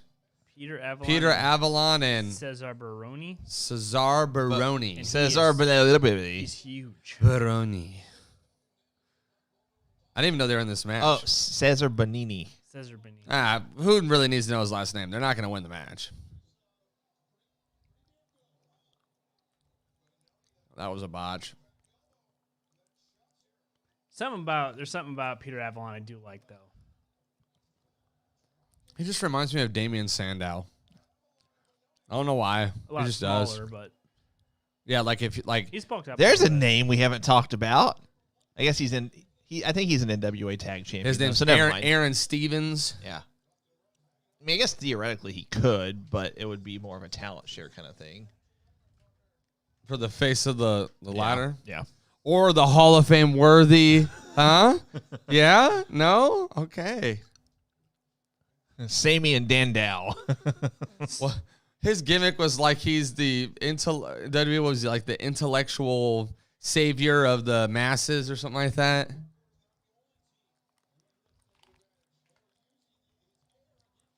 About to get our next tag team in 5 seconds here. Jurassic Express. Maybe. Nope. Oh, the Varsity Blondes.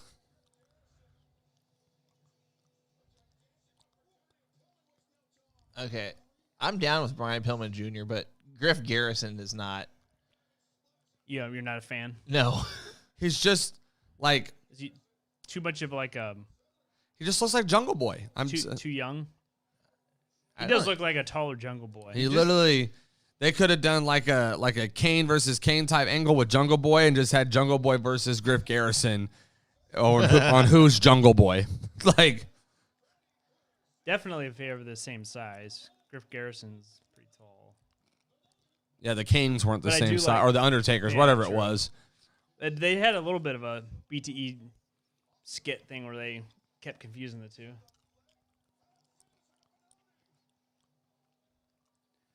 That guy is massive. He's kind of klutzy though. Oh, QT. All 3 of them. Oh no. Whoa.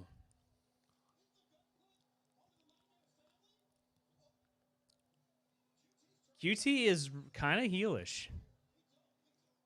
QT said F you to Dustin and then threw himself out of the match. Whoa.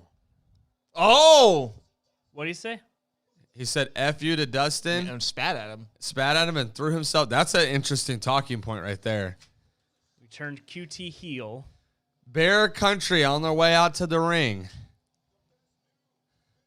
Those are some big old boys. So, combination of Authors of Pain and War Raiders, is that what they're trying to do? I'm Yeah, pretty sure I that kinda guy thought was War Raiders. the bigger guy. Was he not in NXT UK? I don't know. He looks, yeah, he kind of looks like somebody that was. Whoa! The Boulder. I'm pretty sure he was in NXT UK. I could be wrong, but he looks like him. He's got dark brown hair and a red beard. And he's a large man.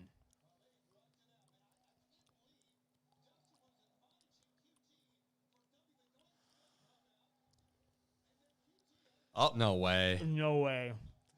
Wow. Wow. Some real show of strength from Stu Grayson. That was stiff.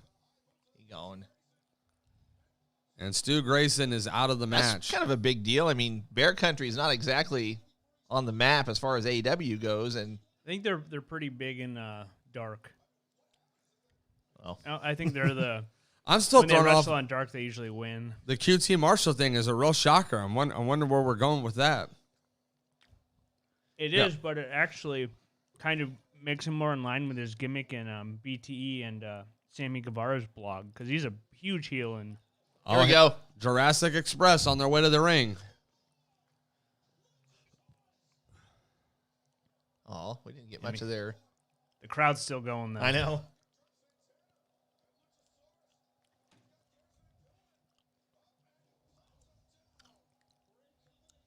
Still love me some Luchasaurus.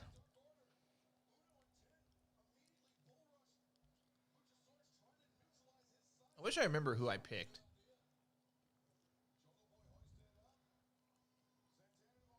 I'm trying to remember who you picked. I had thought you picked one of the Dark Orders, but Ortiz Wow. is out. Jungle Boy eliminated Ortiz. If you watched this past Wednesday and you remember who I picked, let us know on the chat thread. someone said QT could be joining Tony Blanchard's Four Horsemen. No. It'd have to be a bigger name than that, I Here, think. I'll throw this out there. I mentioned this to Austin and Cole in our little chat thread between us three. I read that this Four Horsemen faction that they might bring back, so it would have FTR, it would have Sean Spears, but it wouldn't have Cody, it wouldn't have Hangman, it wouldn't have MJF. That some of these other people have suggested. It would have Nick Aldis as NWA champion. I like that. Just to catch you guys up, Butcher and the Blade are on their way out. Evil Uno just got eliminated, but it was like a really bad botch. That Marco Stunt run into the ring. They threw him at him to do a Hurricanrana off the ring apron, and he ran sideways into the pole and then fell off. Like that was actually supposed to be the spot. Prime Powerful. Jack got eliminated Evans. too. Did you guys just see that? Jack Evans just did something with Dark Order. That's got to have something to do with the big money Matt stuff. Trying to get back at Dark Order. I think they're right. I think I picked Reynolds and Silver, who we've not even seen yet. Could be a good sign. They're going to get cheered for sure. Can't believe how quick they've gotten over. And Man, John Silver got so over. Just in such a short time. The Boulder.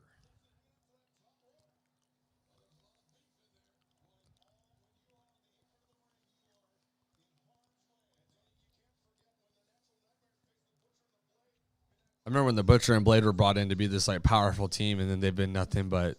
Bunny's going to eliminate him. Kind of just like placeholders. There went Dustin. Why doesn't Allie wrestle?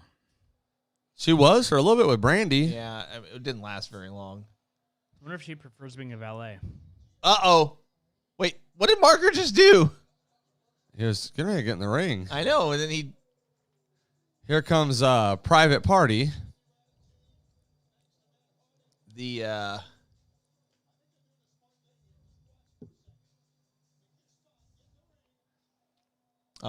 What I was going to say, the Street Profits ripoff. No. Yeah.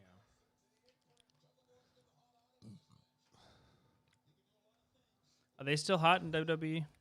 Street Profits? I mean, yeah, they're not the tag champs right now, but they still have a prominent role on TV. I think they might win them back at Mania.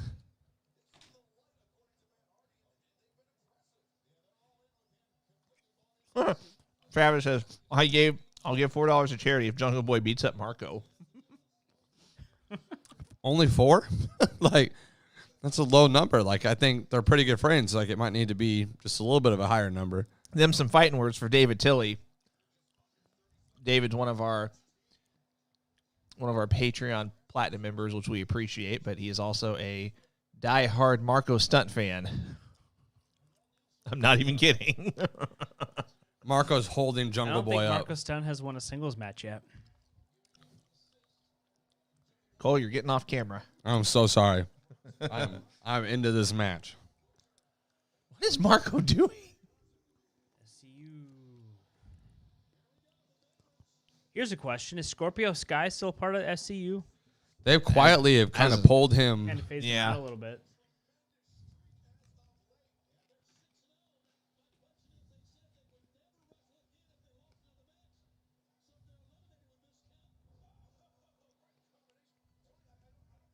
So if they lose this match, are they over? Or does it have to be an actual, like... They just Tag said. team match. Excalibur said, I don't think so. Shivani just asked him that question, then Excalibur said, I don't think so. It has to be a standard wrestling match.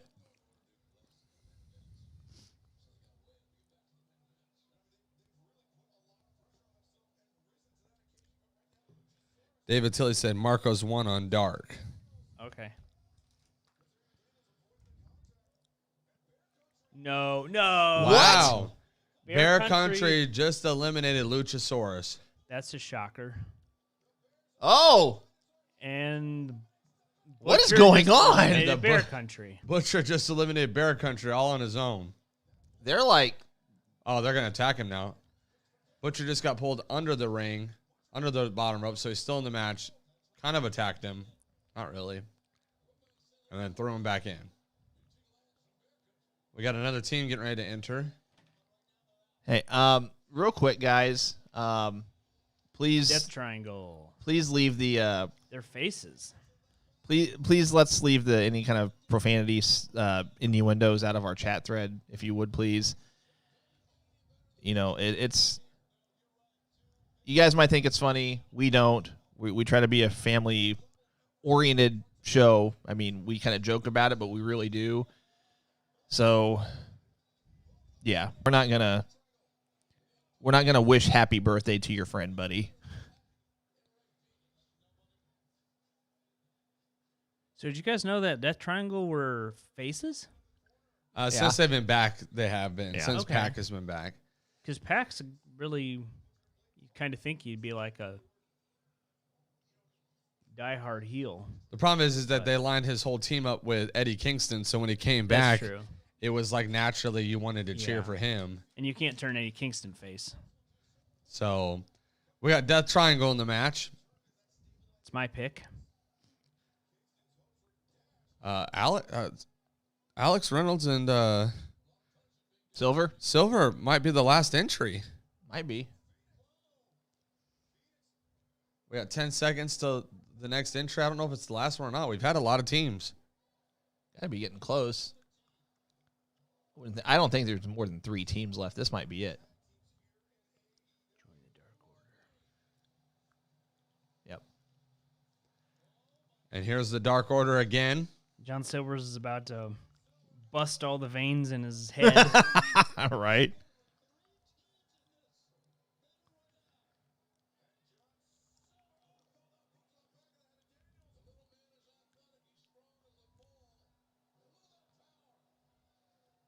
They worked really well together as a team. I really like some of their tag team combinations that they've come up with. That was an interesting spot. And when they started in 2019, I thought they were just a bunch of jobbers that were know. just going to be, Well, that's just it. there to take L's. They were jobbers. Well, true, they were.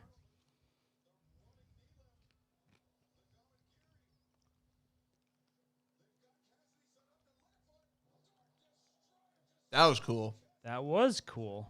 What they called a Dark Destroyer. The Dark Destroyer. That's an awesome name. He's gone. Isaiah Cassidy just got eliminated by the Dark Order. Here goes the Butcher. The Butcher just was eliminated by SCU. And Bunny is freaking out. We got Death Triangle left, SCU left, Dark Order left, and we have Jungle Boy left. I didn't see the So Blade. that was it. There's no more timer. I didn't see the Blade get eliminated. He got eliminated early. Yeah, I didn't see it either. I do like how they've booked this. They've tried to like put over multiple tag teams in different elimination scenarios. Giving everybody a little bit of a highlight at least. Yeah.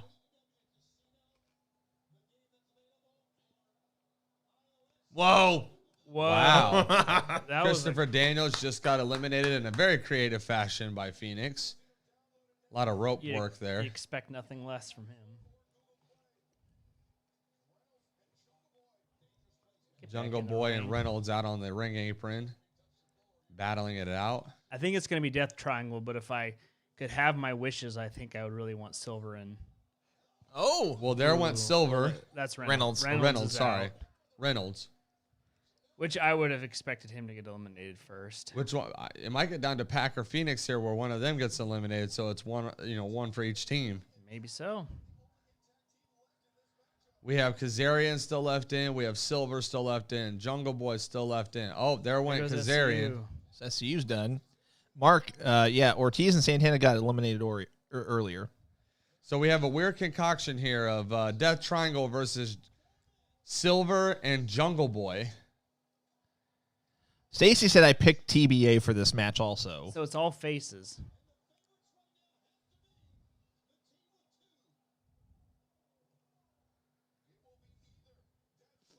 It's an interesting pairing here.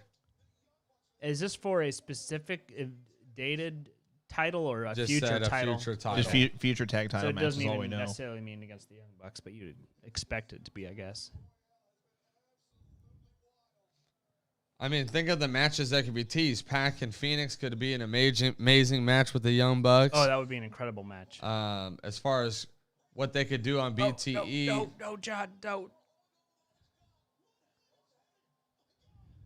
As far as what they could do on Shivani. BTE and some of that stuff, Silver and Reynolds would make a lot of sense with the Young Bucks. Oh, wow. Jungle Boy and Luchasaurus, of course, could put on a great match.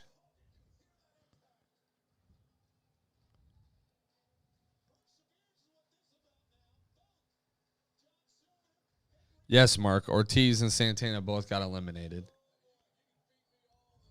I'll be honest. I feel like I've from all the Luchasaurus matches I've seen now, I feel like he's got a pretty limited move set compared to like a Jungle Boy. Right. His matches seem to go very typical. Because he's very much a big man that tries to keep it fresh. Yeah. No, John, don't. Oh, that was what a nice German suplex from Pac. No. No. No, John. Hold on to them ropes. Is Pac gonna miss? Oh, there it is. Oh, John Silver's out. But he got his leg back in the. He was partially back in. John Does that not Silver count? is out. So now it is Pac and Phoenix versus Jungle Boy. Which almost makes you think Jungle Boy's going to win, but maybe not. Or like a clear win for Yeah. Pac and Phoenix. Could be. That was a stiff for him. So far, my pick's pretty good. Oh yeah, you did pick Pac Death and Triangle. Phoenix. Yes, I did.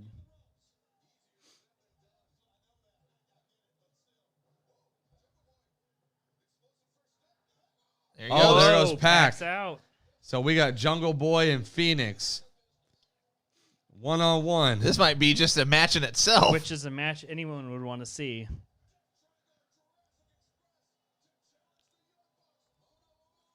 It's going to be Jurassic Express or Death Triangle. Phoenix versus Jungle Boy to decide who it is. Ooh, that was stiff. Oh! We're having a slap off here. Chop. His was a slap. Well. Jungle Boy's was a slap. Oh! Some- Oh my gosh. These guys are good. we're going to get some luchador type-ish moves here. Oh, he He clears dives the. so far when he does that. He clears every time. Phoenix just cleared the guardrail on a dive.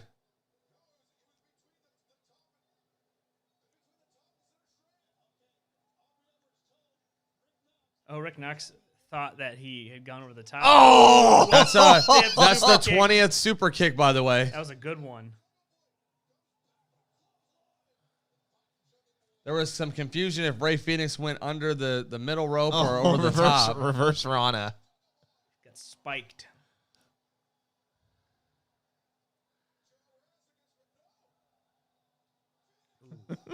Oh. Oh, Oh. Death Triangle. Shout out to Austin for getting this one right. Death Triangle gets the win. Man, I wish they would have given him more time, though. That was good. That was That- a good match for about 3 minutes. I like that sequence. That was cool. Very good tease of what could be to come between Death Triangle and Jurassic Express, maybe. Anybody wants to see a Death Triangle Young Bucks. Oh, David Tilley. I'm sorry.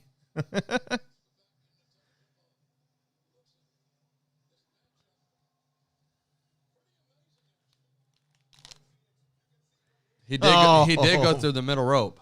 It almost looks like It almost seems like he hurts himself every time because he literally crashes his lower body. Yeah, on it looks like his that. tailbone hits every time. Yeah.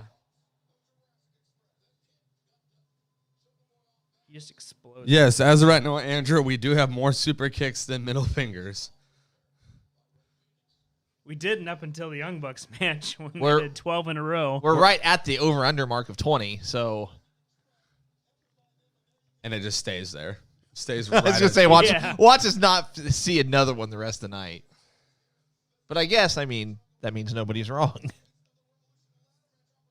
It also means or everybody's wrong. It means nobody's wrong, but nobody's right. Well, Hangman Page will definitely do at least one. The Giant. Captain Insano's on the TV.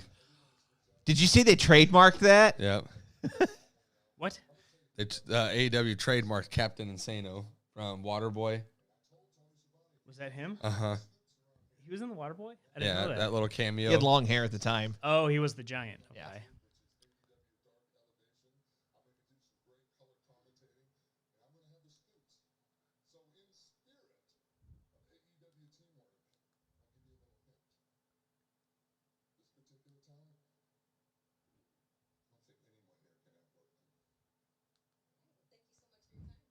Huh. What if it's Okada? Ooh. He said nobody could outwork them. He's giving tips throughout the night. DDP. Maybe Okada's not in.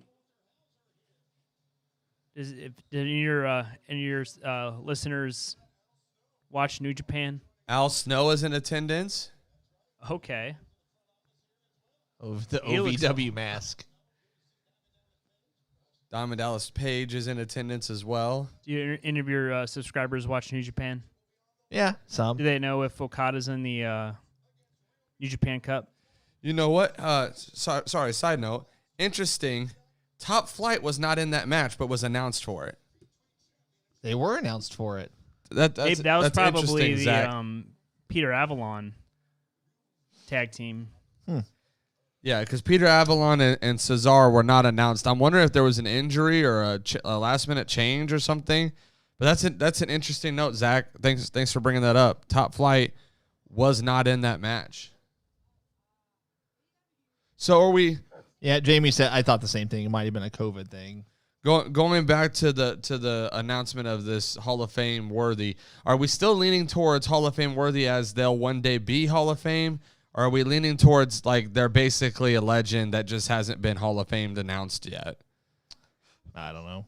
Because that really affects who you're thinking. Right, because that makes it seem like they'd have to be former WWE. Because like that to me WCW. automatically rules out like a Brock Lesnar, right? Like because the joke would be he never works, you know. So like, you know, like outwork him, you know. So there's just a lot of like of those like plays on words that I'm intrigued by.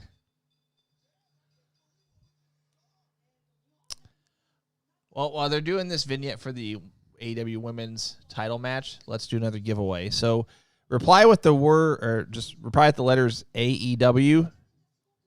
I'll give you till 8:02 Central Time, so 2 minutes to reply with AEW, and I'll show you what we're going to give away.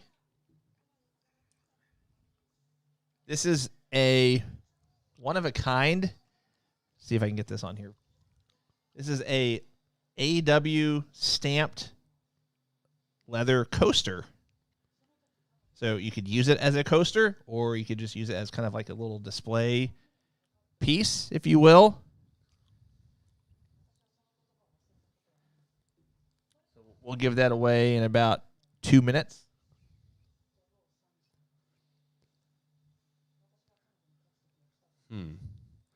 All I'm saying is everyone's saying it's Christian. If Christian comes out tonight, he better have his Impact music. I hope Impact gives them rights to that music, because if it's not his WWE music and it's not his Impact music, I will be severely upset, which I know it won't be his WWE music, but at least Impact better give him rights to his music.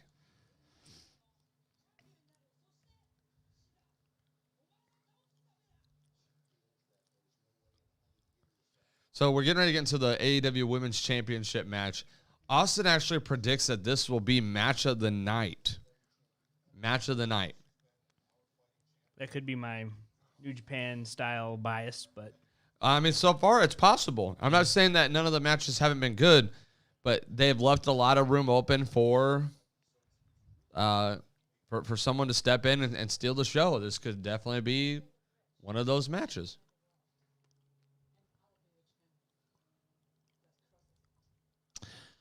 All right. Well, while they are doing the intros, let's do this 10-click randomizer for this. I'll throw this up again. This is a one of a kind, or at least there's not many out there, an AEW stamped leather coaster, or you don't have to use it as a coaster. You can just use it as a display piece.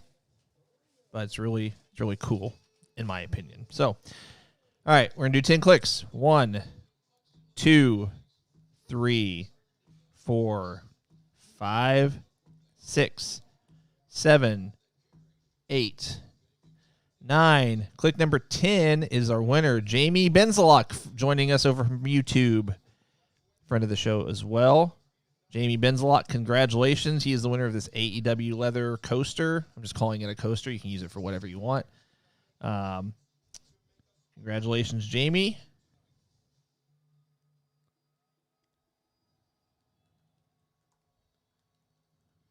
Shout out here to Tim. I'm going to butcher your last name, Shash. Correct me if how I'm saying it. First time listener, watcher of the show. Thanks for joining us. Hope you're enjoying your time with us. We do have a show every Wednesday. That is at 10 a.m. Eastern, 9 a.m. Central.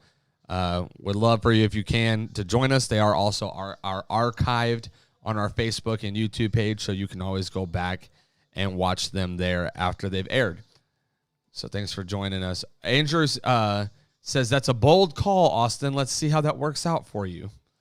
Little dodgeball reference. I already there. said that. I said that's a bold prediction, Cotton. I said that earlier. Like earlier? Earlier. Well, yeah, I'm just saying that Andrew's with you on that. Oh, okay. Saxy like taxi. Okay.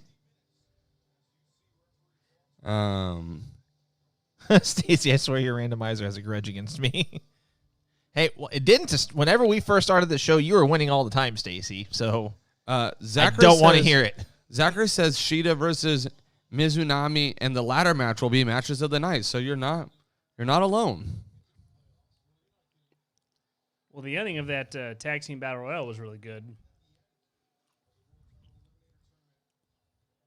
I knew that was coming. I think this is going to be a really stiff match.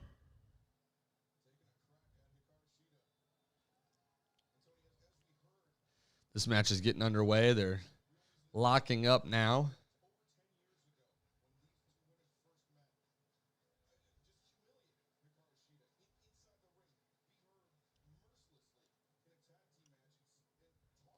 Let us know in the comments who you think is going to win this match, Shida or Mizunami. Love to hear your guys' thoughts.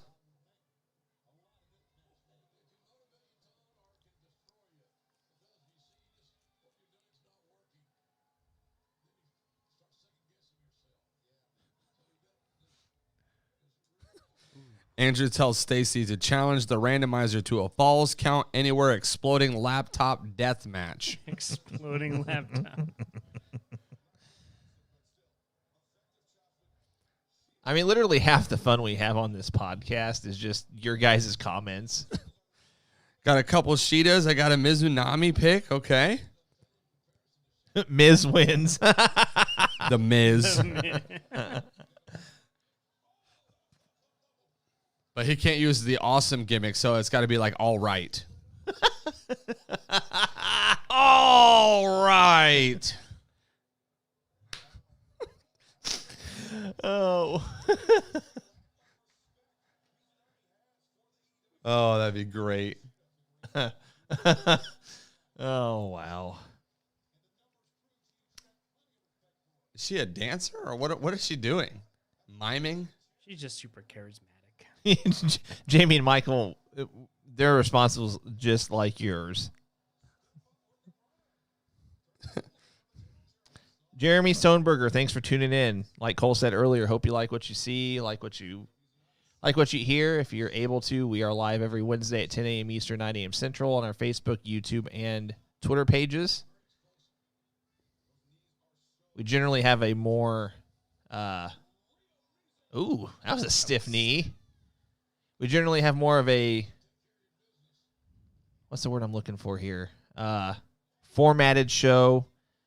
We usually have like a PTI-style topic board, if you will, on the side of our page. But yeah, check us out. We'd appreciate it. Oh, I was getting nervous there for a second. She had pulled out a chair, but she's using it to launch herself, and it's not going to work for her. Right, because... Oh, I wonder if those people knew if that was coming. Because 5 guys get knocked over by a 120-pound female. I will give Mizunami the fact that she has a lot of charisma. Yes, very much. Almost too much. I agree, Michael. I would be intrigued by a Swole versus Jade match. That would be an interesting match. Travis asks... Oh, sorry, go ahead. Did they say that... Was that Jade Cargill's first actual match ever? Yeah. Well... Except for maybe I think some she had training. some dark matches. Okay. I think She's really green, though, right? I mean... She fought Red Velvet on Dark, I think. Okay. Oh. Which is why that feud is a feud. Cool, Jeremy. Yeah, sounds good. Yeah, 10 a.m. Eastern, 9 a.m. Central every Wednesday morning. What was I going to say? Oh, Travis asked earlier, when's the next watch-along?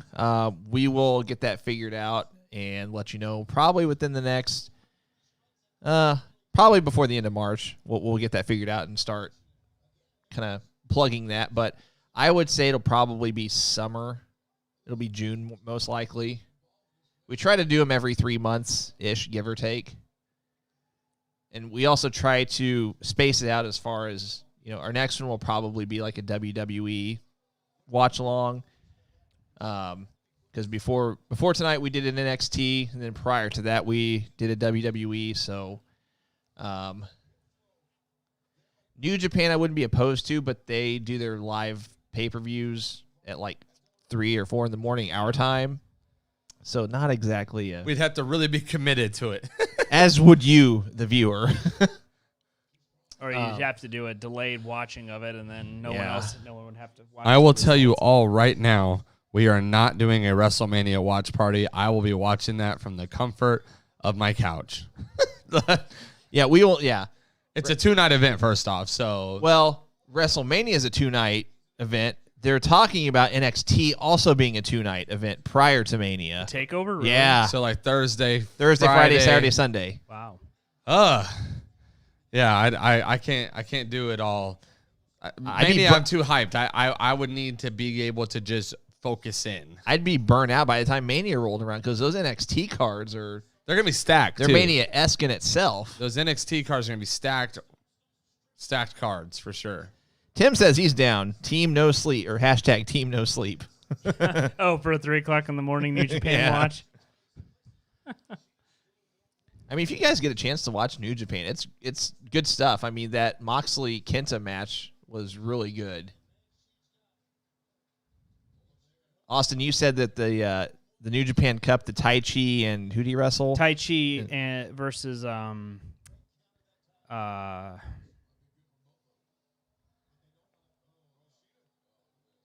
who is it now? Whoever he wrestled. Haruki Goto. Goto, yeah. It was really good. They don't have, where I watched it, they didn't have the English commentary up, but it was a really good match. Oh. Ooh. Oh. Yeah, that's kind of an evil smile she got in her face. I was ready to say, you think Sheeta's going to be... She's kind of playing the heel role in this match. Yikes.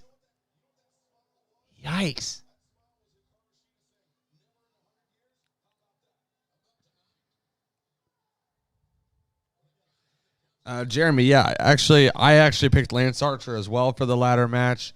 Alex went with the to be announced and says he will share who he thinks that is later on. And Austin went with Scorpio Sky. Scorpio Sky. Tim says he'll be in Tampa the week of WrestleMania. Nice. Maybe try to get some tickets. They are doing I wonder, are they going to do live audience for NXT then too, I guess? Are they going to do what now? Live audience for the NXT ones too? I mean, I know they're doing audiences at the Capitol Center or whatever, but I wonder if the pay-per-view is going to have a live audience as well. I don't see why you wouldn't, but... Yeah.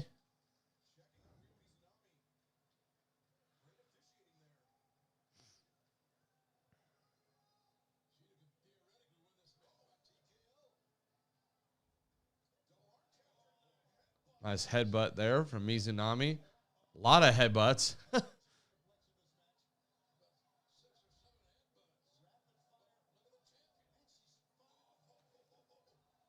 Major chop.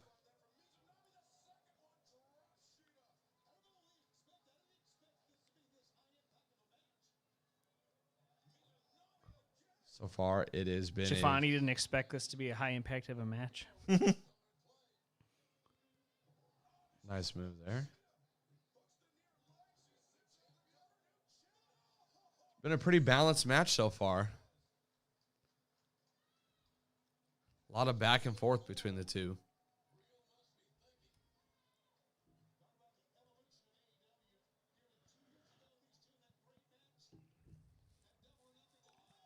That was a stiff punch to the face. David Tilley says the Hall of Famer is Disco Inferno. I just heard from my source in AEW.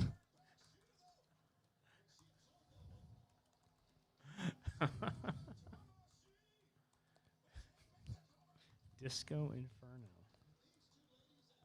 Zach says, what if Shaq screws Cody out of the ladder match due to Cody putting him through a table and helping Caster win the match? That's it. That's an interesting take. Never impossible. There's nothing ever impossible in the world of professional wrestling.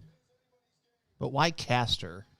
Why not? Face of the Revolution, like maybe trying to give someone a push that may never ever get a push like that otherwise.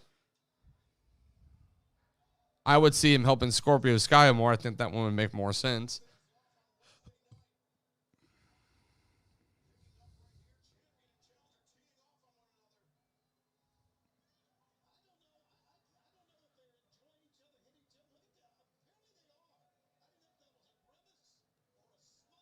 Shida and Mizunami are taking turns hitting each other.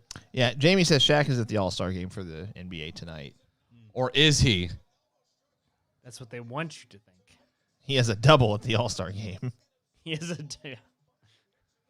That'd be a hard one to pull off. It's what's his name from WWE? Oh yeah, AJ Styles guy. Almost is standing in as Shaq at the All-Star game. Andrew, thanks for hanging out with us. He might be bigger than Shaq. Have a good night. Hopefully we'll have you tune in with us on Wednesday. With a spear. Drew, I'm with you, Drew. I'm not a Caster or the Acclaimed fan, period. They just I'm with you. Something about me just doesn't rub me the right way. You don't like the rapping? I wouldn't even say it's that. It just almost like they got not that they're that's her finisher. Not that they're not being pushed. I mean, this Caster guy has a match, has a spot in this ladder match. I don't know. Part of it's like they're getting too much of a push or too much of a visibility too fast. And I feel like there are others that maybe deserve it more from an in-ring talent perspective.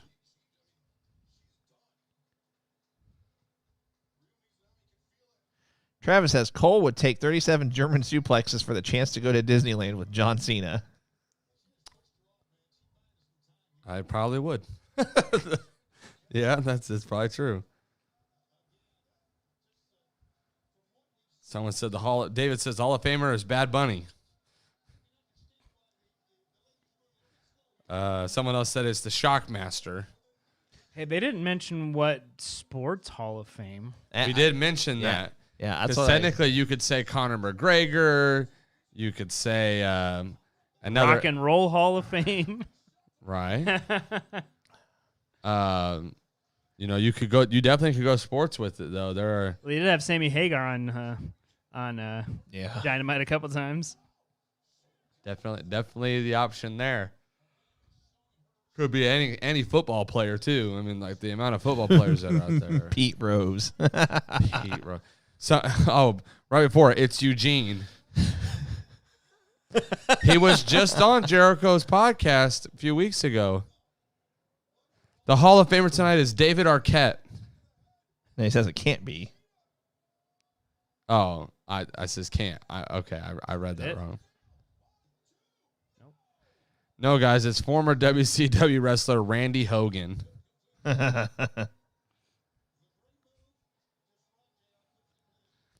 Zachary says Dennis Rodman.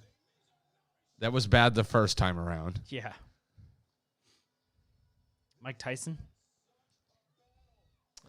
That was bad the first time around. And the second time. He's had his shot. He's had a couple shots. A plethora of shots. Ooh. Speaking of shots.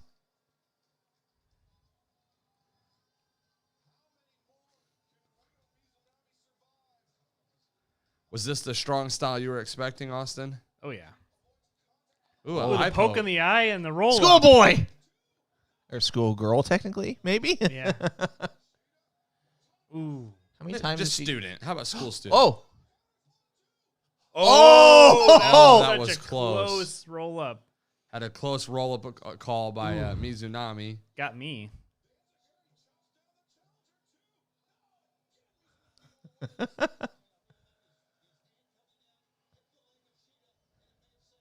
Ooh!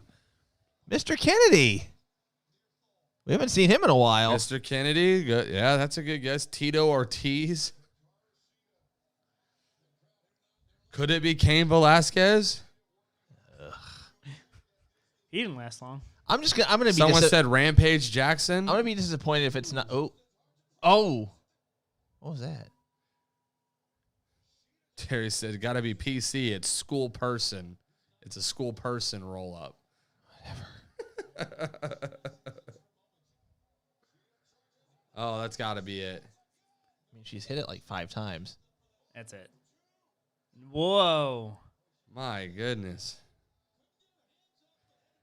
So Mark, I actually had mentioned in our chat between me, Alex, and Austin that it could be Ken Shamrock with like a talent share with Impact. Meltzer said that it can't be Shamrock. He's in New York for some kind of an event or signing or something. Got you. Or is he? Bum, bum, bum. There we go. She basically kept hitting her with finishers until she gave up. Yeah. It's a good match. That was good.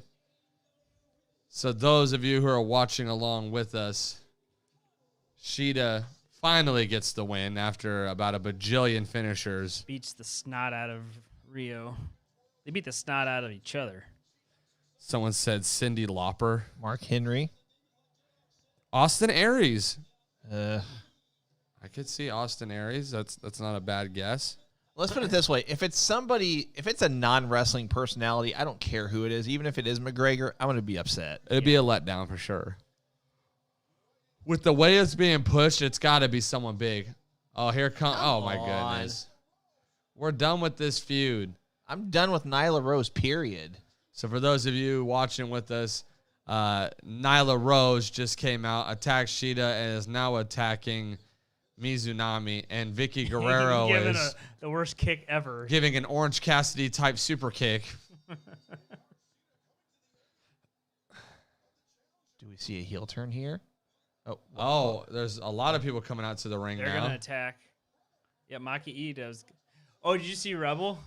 She came out without her crutch on and then was like, oh, my crutch. She did? Yeah. I missed it. Ah! Oh.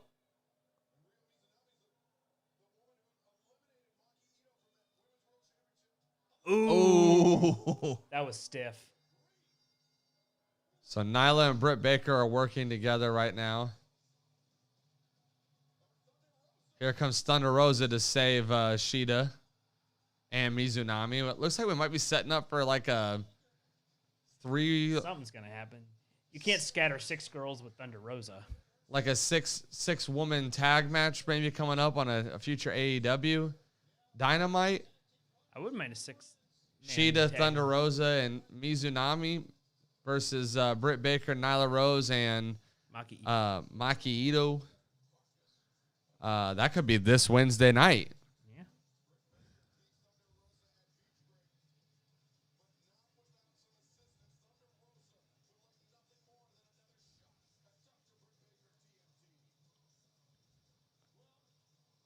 Oh man, we haven't even said Marty Scurll yet.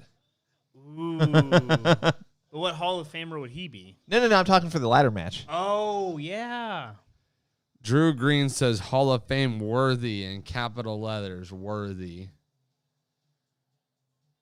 They just announced Double or Nothing for May 30th of 2021. May 30th. That's quick. It's always in May, though.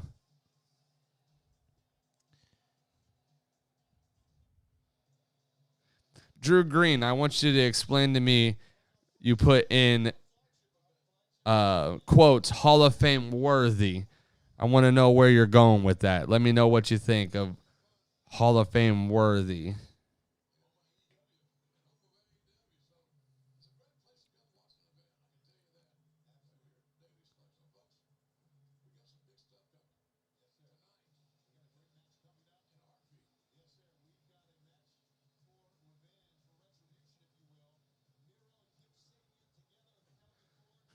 Did you catch that?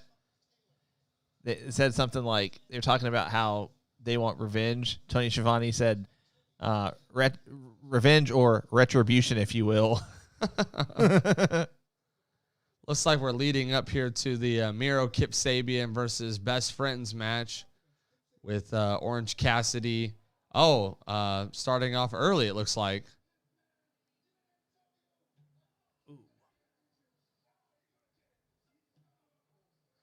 Miro and Kip Sabian have attacked Orange Cassidy and broke the glass on Chuck Taylor's face on a door. Miro's name on his shorts looked like he drew it in with Sharpie. So what if he did? It's a paint by numbers, Austin.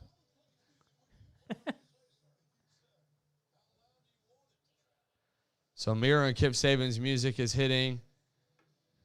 They're going to drag Best Friends out to the ring with them after they've attacked them. That's a creative way to start the match. Well, knock on wood, I guess we're really fortunate. So I was talking with some people in we have a chat thread for a lot of our normal viewers, and He cut? He hit that glass. Well, right. Did he? Yeah, he's already open. Notice Orange Cassidy's not out here with them. Yeah, because he got body slammed onto a road case. It is just Chuck out here right now. Which means Orange Cassidy's going to come out and make a save, I guess. Anyway, real quick, I guess we're really fortunate that ours is working because a lot of people have been having issues with the Bleacher Report Live app and the website. Oh, wow. So maybe that's why I was having issues with it myself earlier, but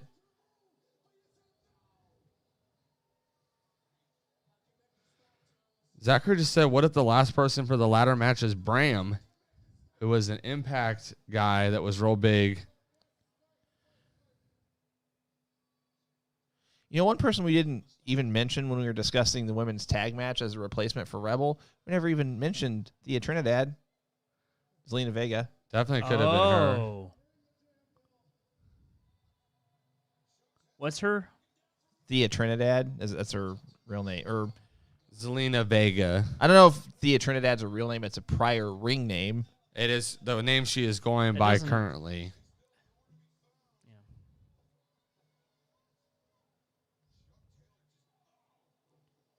So Trent is injured, right?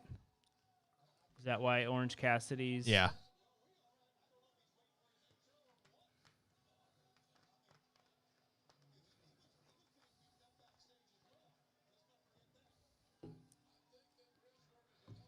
Drew Egger says he mentioned her like 3 times.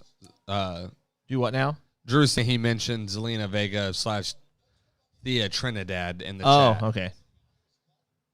My mistake.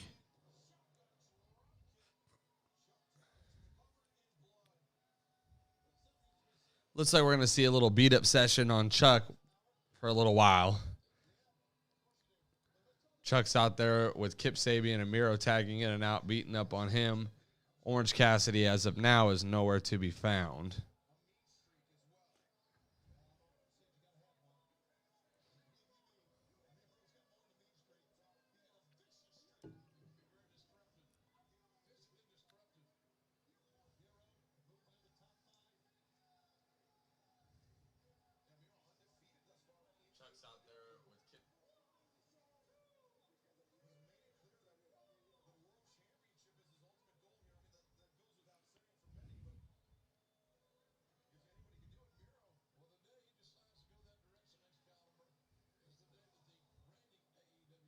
Think we'll ever see Lana in AEW or CJ?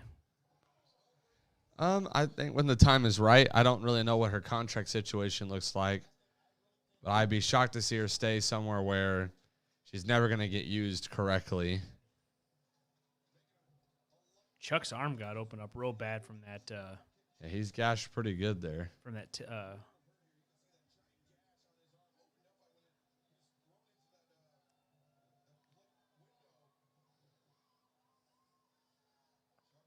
I wonder if he bladed his arm. I don't know. I think he put his arm up on the window and it wasn't supposed to cut him, but it did.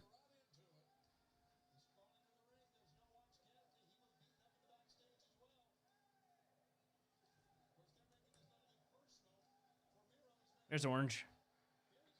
Here comes Orange Cassidy. Gotta get that elbow pad on.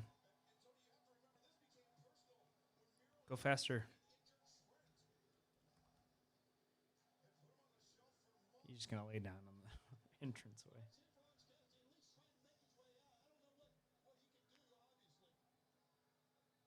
Miro's making his way to Orange Cassidy on the stage. Orange Cassidy just did the kick up. Superman punched Miro.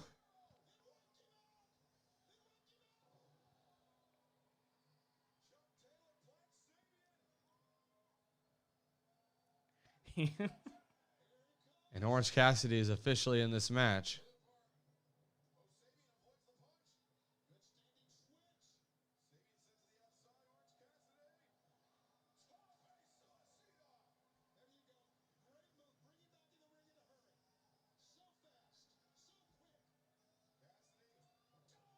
I love that move.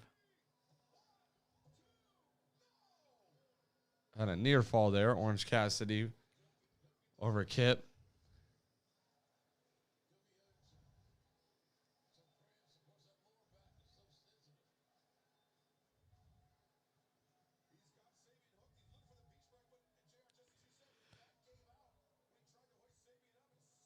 This is an interesting matchup here. Sabian and Orange Cassidy.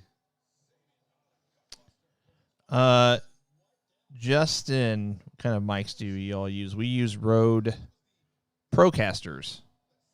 We have a small Rode soundboard.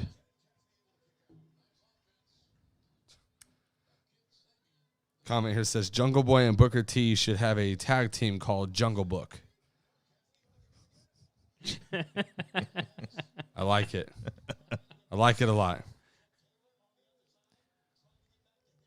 Victor. Booker T could be that Hall of Fame signing, couldn't he? Yeah. Up to date right now on the pre-show, Britt Baker and Austin surname. Maki Ito. Maki Ito, who replaced Rebel in the match, defeated Thunder Rosa and Riho. The opener of the show was the AEW Tag Team Champion match, which the Young Bucks did retain. And the Casino Battle Royale winners was Death Triangle. And then right before this match that we're watching now, we saw the AEW Women's Championship, which was retained by Shida. And now we are in the Miro Kip Sabian versus Chuck Taylor Orange Cassidy tag match. We have 3 matches after this, right? There's the street fight. There's the big money match. Oh, there's the ladder match. And then there's the exploding everything barbed match. wire. And then there's the Paul White segment of announcing So, 4 matches in a segment. Do your thing, Orange. Justin, if I'm not mistaken, I think I've chatted with you privately before. If not, I can find you. I think I've chatted with you before. I'll send you a private message, but you can just go to Rode.com, RODE, or you can just Google Rode Procaster microphones. Pretty much find anything on Amazon though, so I'd be surprised if you can't find them on Amazon. Orange Cassidy is taking it to Miro. One thing you never thought you'd see. Superman punch. Oh no, Miro's gonna hit Penelope Ford. Oh no, Miro pushes Orange Cassidy into Penelope Ford.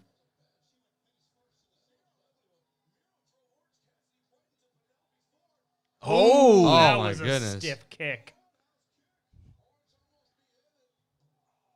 Ow, right in the shoulder. Yeah, that wasn't even a... That could have dislocated his shoulder.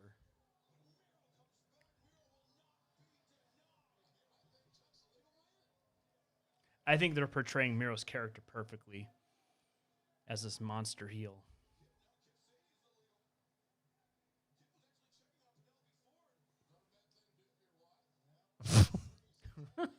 Oh. Ooh. And that's 21 on the super kicks. What was that, a super kick? It's kind of a jumping super kick. That is a super kick in my opinion. That's her. Oh. The accolade. He's not even... That is a Okay, I was going to say, he's going to pull up on It's called a different game. No, I think it's called Game Over. Game Over, that's right. That's it. That looks bad. The hold or the gash? Both. Yeah. He's just a monster. So those watching with us, Miro just tapped out Chuck Taylor with the Game Over. Which I called, I think. And Miro and Kip Sabian get the win here. That wasn't a bad match. I think we all went with Miro and Kip Sabian on this. Yeah.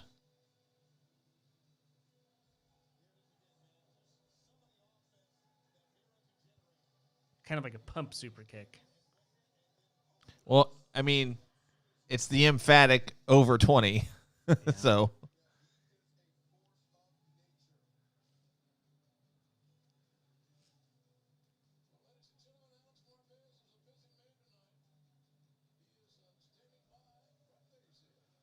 Can't stand Marvez.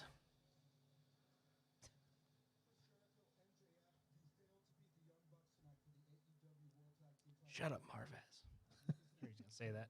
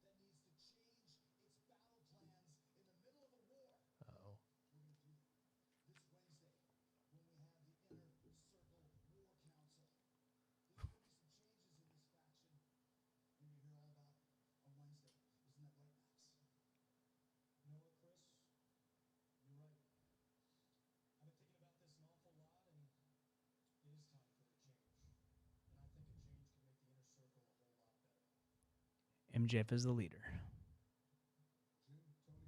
Think they boot Jericho?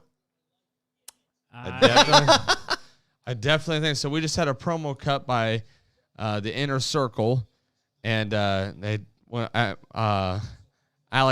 Marvez pretty hard, and they are announcing a War Council, Inner Circle War Council meeting this Wednesday night, teasing a MJF leadership turn where he might take over the Inner Circle. Just maybe, just might. Maybe.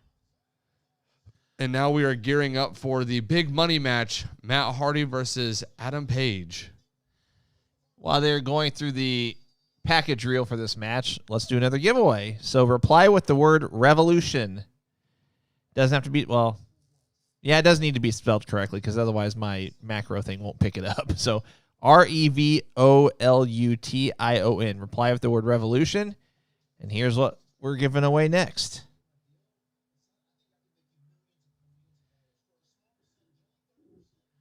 This is a Pro Wrestling Tees AEW Revolution t-shirt. It is a size XL. So once again, if you are the winner and you don't fit into an XL, please give it to somebody that you know that it will fit into, that will fit into an XL. I'll give you guys until 8:38 Central Time, so about another minute and a half, and we will give this away.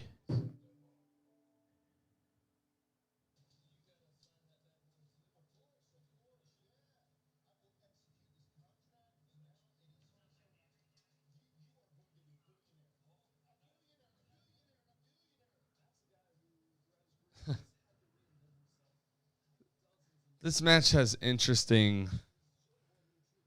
It's an interesting storyline, but I feel like the match itself is going to be very slow. Yeah. I mean, honestly, this might be a match where we might do a giveaway mid-match. I know someone said, I think someone said this is where I go to the bathroom. I think it was actually Jamie that said that. Yeah, Austin's gonna.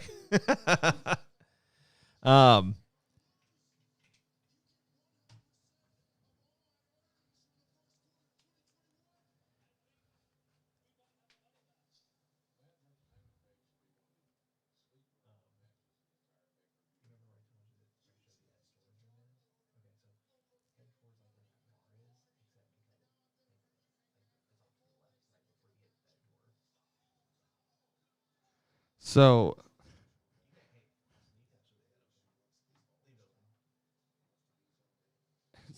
David says, if Matt loses, how will he feed his family? This would be a great match for like Heath Miller. Yeah. What I don't understand is part of what makes it cheesy is the winner gets the loser's first quarter earnings. I'm like, why don't you just say the winner wins $50,000 or something like that? All right, while they're doing their entrances, let's do this randomizer real quick. So again, we're doing 10 clicks. Whoever comes up on the 10th click is our winner. So we've got 1, 2, 3, 4, 5, 6, 7, 8, 9. And our 10th click will be Craig Weber is the winner of our AEW Revolution t-shirt. Craig Weber. So, Craig, send a message to our Going Broadway podcast Facebook page with your mailing address. Just to repeat, we only cover the shipping for the lower 48 states. If you live in Alaska, Hawaii, or otherwise internationally, you would have to be responsible for some of the additional shipping costs. So, again, congratulations, Craig Weber. Send us your mailing address through our Going Broadway podcast Facebook page, and we'll get you hooked up with that. Yeah, congratulations to Craig. Guys, if you would, let us know your thoughts on this upcoming match. If you think the winner is going to be Matt Hardy, or if you think it's going to be Adam Hangman Page, love to hear your thoughts. The match is kicking off now as we speak.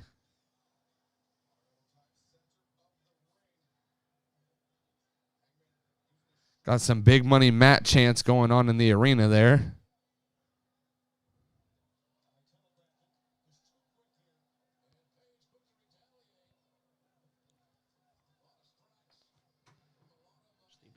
I'm seeing all Hangman Page here. I don't see any Matt Hardys.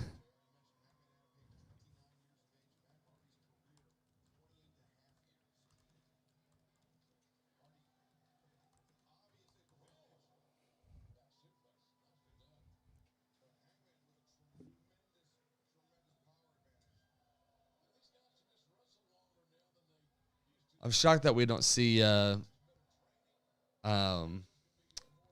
Jack Evans and Helico Private Party all at ringside right now.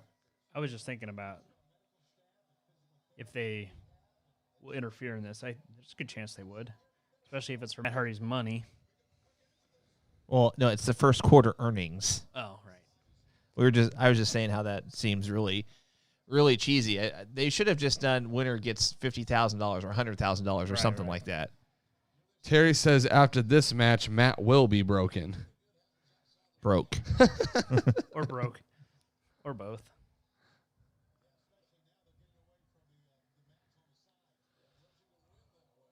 Please keep Matt Hardy in the ring for his own safety. What is this?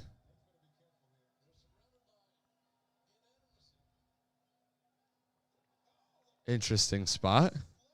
It was just a Hangman Page. double axe handle off the stair railing. The stair railing, handrail.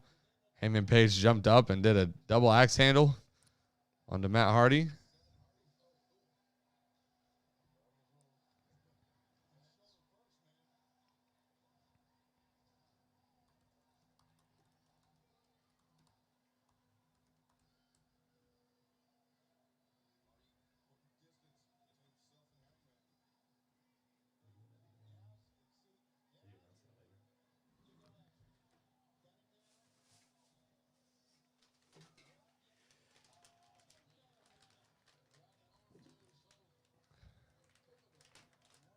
Cole's going after Excalibur's color commentary.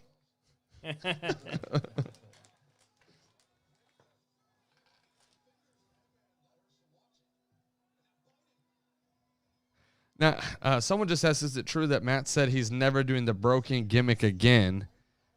I don't think he said never. I think he just said he's not doing it right now. Not during the no crowd pandemic era.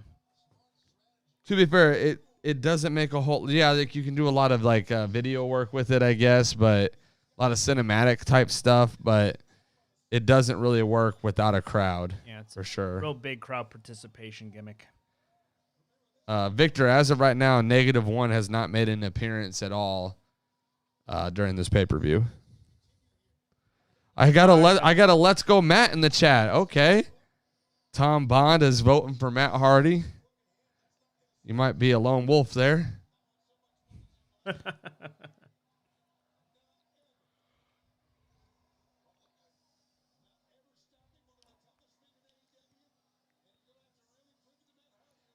Yeah, I just saw that Hangman Page is 6-0 in AEW right now, so it's hard to believe that he's going to lose this match. Matt Hardy biting the hand of Adam Page. Someone mentioned Thomas. Shout out to Thomas. He's another one of our Patreon Platinum members. He said Rowan or Eric Redbeard. Redwood? Yeah, Redwood. Red something. I mean, he is a tree, basically, so. That's actually, I never thought about him. That would be a good one. Yeah. As far as that would be the entrance into the ladder match. Yeah. I don't see him climbing the ladder, but. Well, Tony Khan did also say the entrance one of his favorite wrestlers ever. That might be a stretch. Oh, the mystery entrant is Yeah. one of Tony Khan.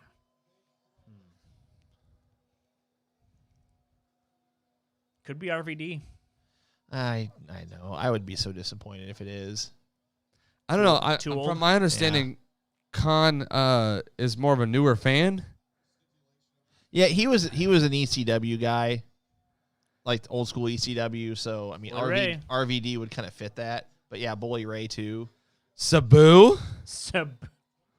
Sandman. I don't think Sabu could take a bump anymore. Tommy Dreamer. Could be Tommy Dreamer. Mikey Whipwreck. Spike Dudley. Come on. There's so many. Nunzio. That's a good way to His break an arm. shoulder was not down. Hey. It's okay. DVD. Someone said Raven. Stevie Richards. Oh, I would want to see Raven take. Roadkill.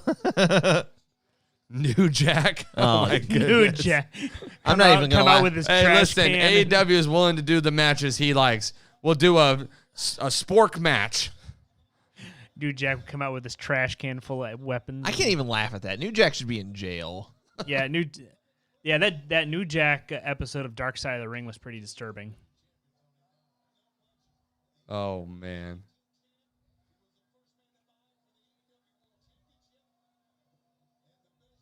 Dude Love. Someone said super crazy. Okay. The Blue Meanie. We got a. You remember the old school Rugrats show from Nickelodeon? We got a Rugrats Reptar. reference. Reptar. Reptar. Hey, there could be a really nice feud there between him and Luchasaurus, There you okay? go. And AEW will do the match. It's the Dynamite The match. Oh my gosh. It's the main event of Dynamite. Dynamite Dinosaur Mayhem. I just want you to know I thought of that on the fly. Thank you very much.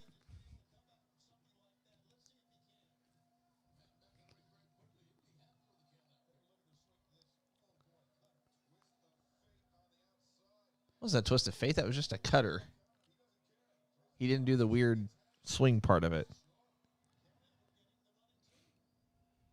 Are you arguing with Excalibur's wrestling move No, encyclopedia? I'm not sure who. It wasn't Excalibur. I don't think Excalibur was the one that it called said it. that. Oh, okay. I think it was either Shivani or Jim Ross. Someone that would said, make sense, someone then. said just incredible. Lance Storm, Lance Storm. Gangrel, Hurricane Helms. Terry, it's not the Yeti. It's the Yeti. He was also part of Raven's flock. Wait, what? The The Yeti? Yeah. No. Yeti was the big dude that came out like in a mummy thing. and he was a part, not as oh, as yeah, the yeah, Yeti, yeah. but Yeah. Same as guy. his actual name. Yeah. And he had really weird short arms. Yeah. I think he was on that pay-per-view that the Good Brothers put on. What was that? Maybe. It could just be Enzo Amore and Big Cass. You know, they just had a little reunite. Talking Shopomania. That's what it was. Hey, I'll say this. I mean, and this is the first time we brought this up. From photos I've seen, Big Cass looked good. Mm-hmm. Now He's definitely not soft. Enzo, on the other hand, so I'm 36. He's younger than me. He looked like a 50-year-old in that picture if you've seen it. He did not look great. Yeah, you can't teach that. You can't teach age. Billy Kidman. Wow. I have not heard that name in a while. Has anyone said Perry Saturn? No. Drew Green says he's been saying Big Cass. Juventud Drew Guerrero. Eggers says, I know Alex would Hoobie love to juice. see an Enzo AEW debut. Yeah, it could be Enzo managed by Jim Cornette. Like, what a great signing right there. I think it would make it worse is if Jim Cornette were managed by Enzo.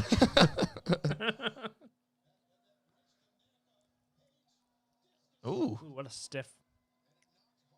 Lenny and Lodi, that's right. Fandango's with NXT, but I like the reference.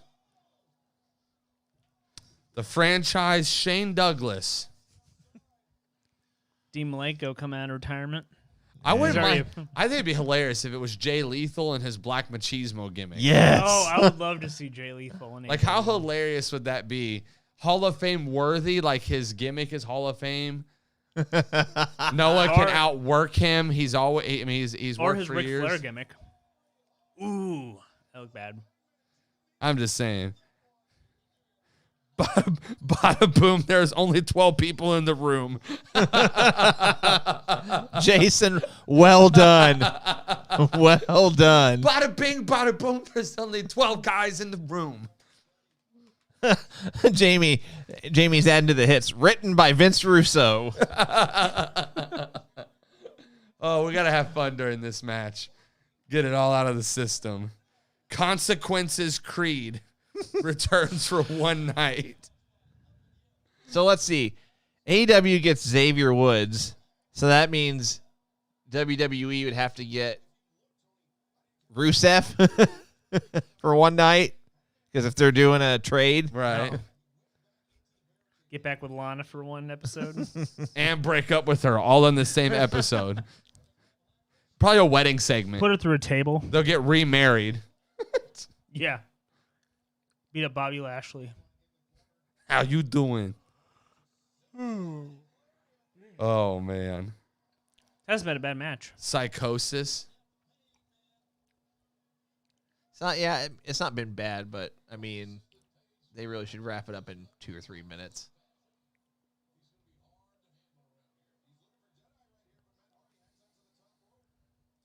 Ooh, that was stiff.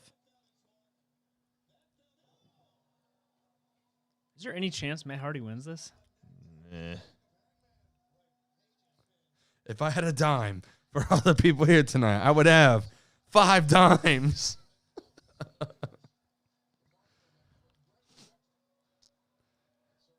You'd think Private Party would get involved in this. He said Nick Hogan. Oh, man.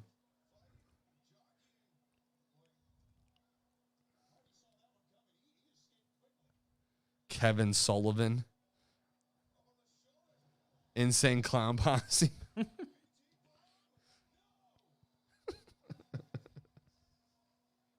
What was that JCW Juggalo Championship Wrestling that they created? Yeah, something like that. I wouldn't be shocked if it's like an heir either, like Cody Hall, one of these Hall of Famers like kids. Davey Boy Smith Jr. would be another name that would fit that mold. Tyson Kidd.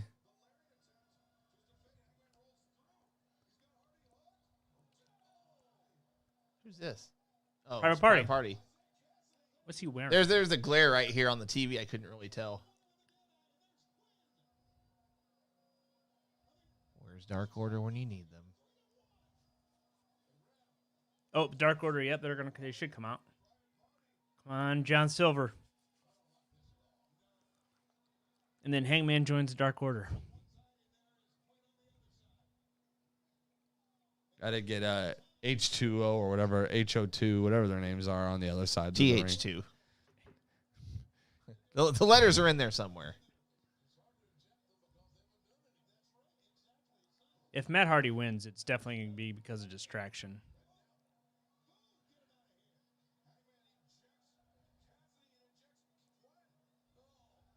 Ow. Elbow Suicina. Oh, wow. The side effect. Nice counter.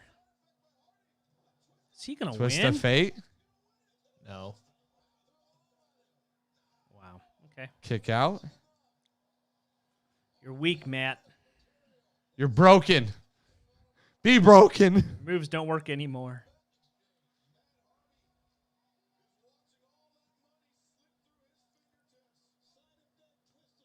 There's the Dark Order. Johnny Hungy. Got a Colt Cabana cameo. Victor, I actually mentioned Bully Ray during our show last week that he could be one, and we've been talking about it in our chat that Bully Ray could be an option for sure. Love that move. It's over. 2, 3. Yep. Very nice. And just like that, Matt Hardy is now broke. Big Money Matt is now not broken Matt Hardy, just broke Matt Hardy. Broke. Assuming we might have a quick segment with Dark Order and Hangman Page, but once we get the video package for the next match, we're gonna do another giveaway, and I'll detail that here in just a second. So stick around. And if you have been sticking around with us the entire time, we thank you for it. Sincerely. Little celebration here with Dark Order and Hangman Page.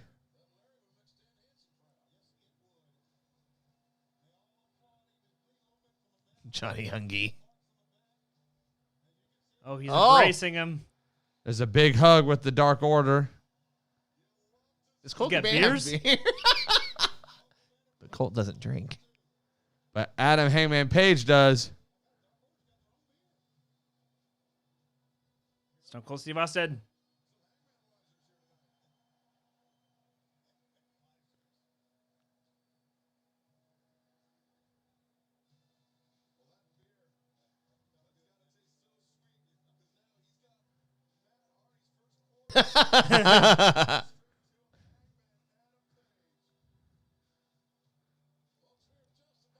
This is an interesting little segment. You know? All right. Reply with the letters GBP. So GBP for Going Broadway Podcast. Reply with the letters GBP. And I'm going to throw up what we're going to give away. So real quick, while they're doing this little vignette, as we've said before, we are live normally every Wednesday at 10 a.m. Eastern, 9 a.m. Central. We're on Facebook, YouTube, and Twitter. Again, live every Wednesday at 9 a.m. Central Time, 10 a.m. Eastern. We do have some merch that I'm going to throw up here. So we've got our Going Broadway Podcast Hustle, Loyalty, Respect, Parody t-shirts and hoodies. We have them in our green, gray, and black, as well as our blue and gold. And if you're interested in any of these, you can let me know. We're having a one-night-only discount. So they're normally $25 shipped plus applicable taxes for a T-shirt, $50 shipped for a hoodie plus applicable taxes. But tonight they're 25% off that price. So 25% off $25, 25% off $50. You guys do the math on that. But I'm going to go back to our three-man cam. Cole has got his thrown up. That is the gray hoodie with the white hand and the black outer circle. Not inner circle, outer circle. New faction coming your way. These are comfortable, by the way. Been wearing mine today. Very comfortable, very, very soft. And I don't have it on me. I've actually got it in my car and I forgot it. But we're going to be giving away a hoodie right now. Ooh. It is in a size extra large. We're going to be giving away one of our new hoodies. So let me switch over here. Make sure that make sure that this is populating. Cool. All right. Okay, well, we got the ladder match, so I got to do this quick. So we got 10 clicks. 1, 2, 3, 4, 5, 6, 7, 8, 9. Click number 10. Matt Gentry once again. Matt Gentry is a winner for a second time tonight. Matt Gentry wins the new version of our Going Broadway Podcast hoodie.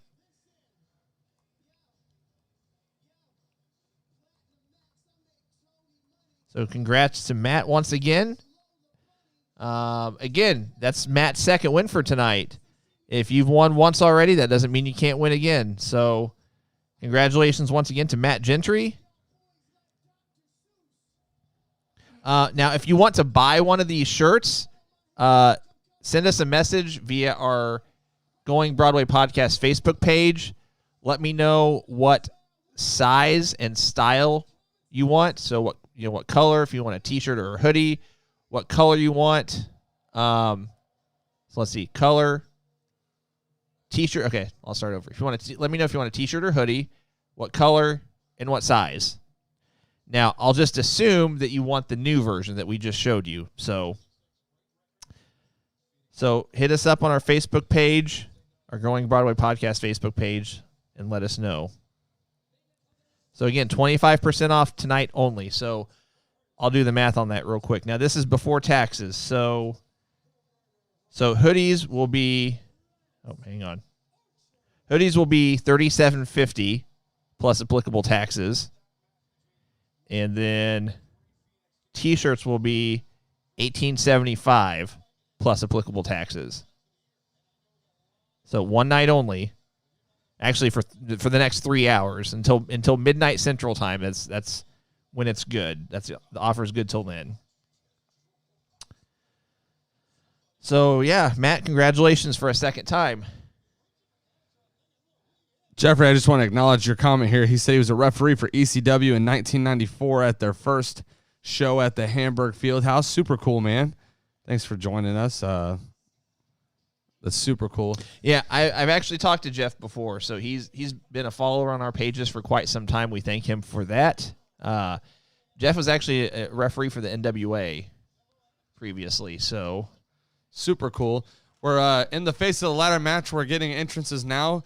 There is going to be a to be announced. If you have a guess for that, let us know who that is. Also, let us know who you think's going to win the face of the ladder match, where the winner gets a future TNT title opportunity. Now, so, two things real quick. Is he coming out to the SCU music? Nope, his music. Okay. Reach for the Sky or whatever it is. Second question is, did they say earlier that the winner gets his shot this Wednesday? No, I think it's just a future shot. Okay, I thought Justin Roberts said he gets the shot this Wednesday. Might be this Wednesday. They are reaching for I might have misheard. They are reaching for a brass ring. It's literally a giant brass ring. So we got Penta El Zero Miedo in this match. We have Lance Archer in this match. We have Platinum Max Caster in this match. We have who am I missing? Scorpio Sky in this match. Cody Rhodes in this match, and a to be announced TBD, to be determined person in this match. So let us know who you think. Also, who you think's coming out.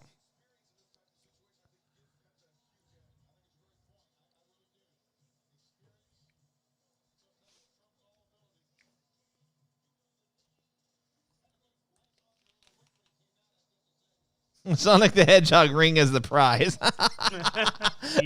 That's exactly what it looks like. Exactly what it looks like. I like the Sean Spears guess. David's asking who I think the TBA is. I really don't have a good guess. I think it's going to be a little underwhelming because of the Hall of Fame worthy signing later on the night.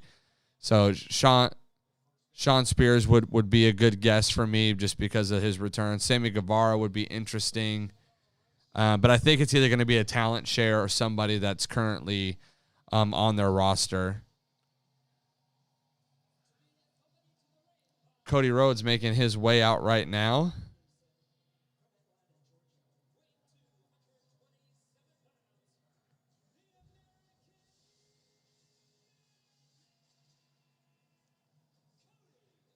I really like his Snoop Dogg version of his entrance music now.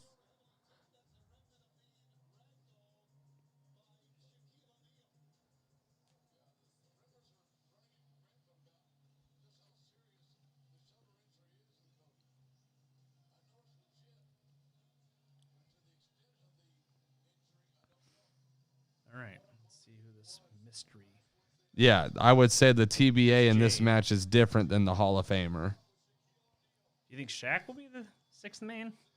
Someone literally just said it in our chat thread that it could be Shaq. So I can't see Shaq climbing a ladder. I just don't think that he's going to go back to back. I think what he did was more of a one-off type. True. For now. You know, I'm not saying he would never be back, but. Maybe it's Sammy Guevara? No. They wouldn't. It's getting ready to come up right now. They wouldn't spoil his return.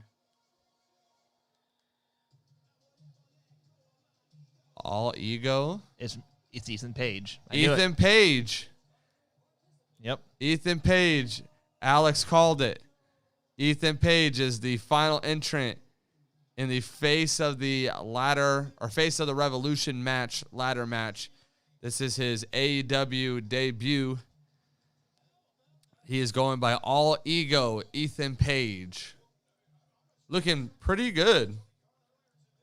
Looks to be in good shape. Haven't seen him in a while. Yeah, I'm underwhelmed. I said I would be. Question is now that we know all the participants, you said that you went with the TBA for this match. Do you think Ethan Page is still the winner of this match? No, but I'm just gonna stick with that pick. I don't like changing my picks, so I'm still gonna keep it. Zachary said Ethan Page earlier as well. Ray said blah.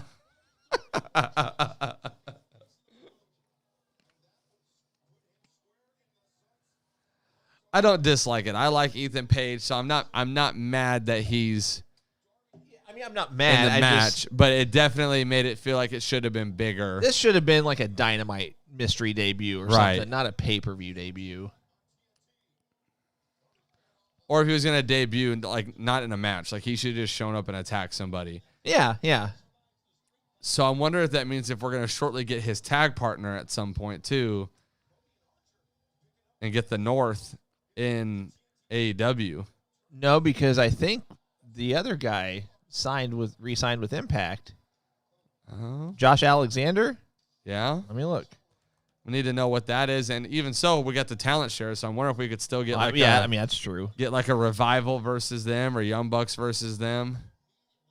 So Alexander is still signed. He signed a 3-year contract with Impact in February of 2019. So he's still got. So they must have signed at different times. Right.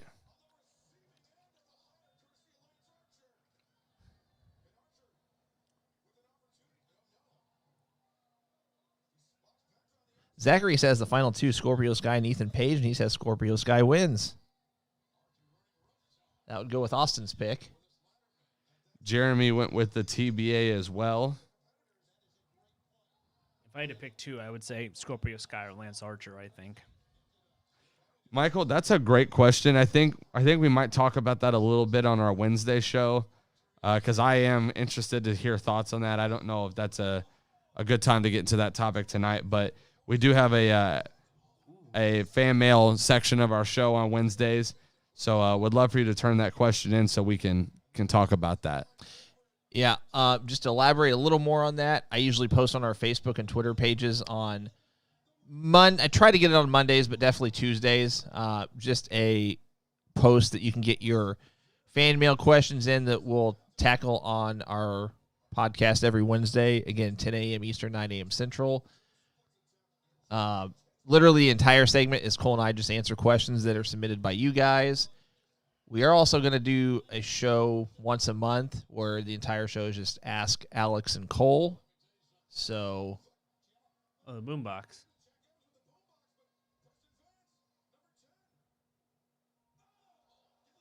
That was kind of random. A little bit. That must be a dark feud. They acclaimed in THQ or TH2 or whatever their name is. THQ. Whatever their name Old school is. video games. So David asked, he says he's not very familiar with Ethan Page. Who is he? So Ethan Page, actually there's a documentary on, what's the same channel as Dark Side of the Ring? Vice, where they talk about indie wrestling. He was one of the guys they followed on that. He's been one of the bigger names in indie wrestling for a while. He was in a tag team in Impact called the North, which is what we were just talking about, which is one of the tag teams that FTR really wanted to face when leaving WWE. So they have a lot of tag team value there. He's really good. He's a good heel for sure. I mean, the North tag team was good in 2020. I mean, whenever we did our top 10s, we both had them in our top 10. They were solid. They cut solid promos. They're both very talented. Just not as well known. So giving him like a TBA type entrant into this match just doesn't have a very big feel, which is why I think we're saying the words underwhelmed. But overall, I'm glad he's in the match. I'm excited that he's in AEW. I think that's a good fit for him for sure. Guys, just a quick reminder, please keep our chat threads free of any language, profanity, etc. We'd appreciate it. Do you think it was a smart booking decision of AEW to have the last three matches as essentially a no rules match? Oh, true. Yeah, it is back to back, like back to back to back. Yeah. No Very DQ true. matches. Yeah, you would have thought this would have been like a middle of the card. Right. And then you're gonna have a cinematic street fight, and then from there you're gonna have the everything explodes match. Right. The everything explodes match. So Drew Green says, I found you guys today. Can I get a quick rundown of your podcast? I'll let Alex take that. So basically, we're a pro wrestling podcast. We've been doing this for about a year or so. We're based out of Edwardsville, Illinois.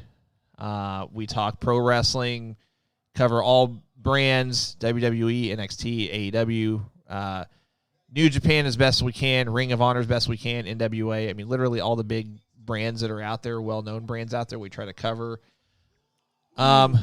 We do a show every Wednesday, live, 10 a.m. Eastern, 9 a.m. Central. We're on our Facebook and Twitter and YouTube pages.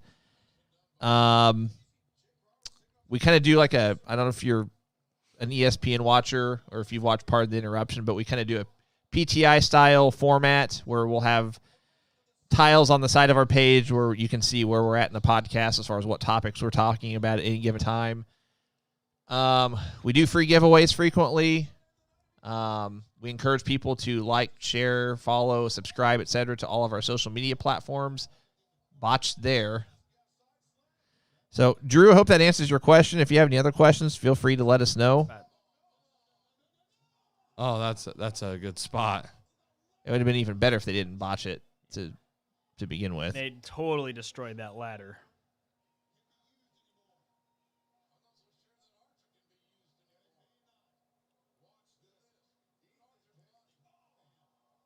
Wow. Drew, we appreciate it. Where's he going? Oh. Another ladder. But while we're talking about that, we are still planning on doing a 3 free belt giveaway. We just got to get to 5,000 Facebook likes. So help us get there. We're at to about 4,400, I think.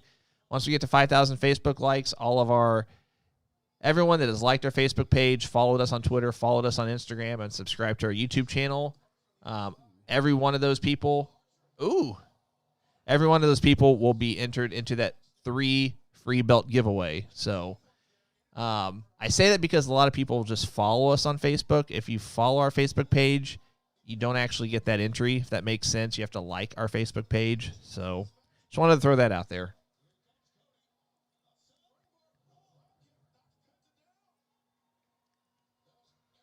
Some sloppy spots in this match. Yeah, I mean, 21. I was 22. Oh, okay. I guess if you counted that jumping super kick as 21. Always got to have that ladder bridge spot.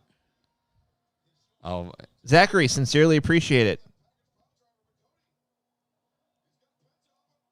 We do have a Patreon page. If any of you consider becoming one of our patrons, we appreciate it. We've got 4 different tiers you can choose from.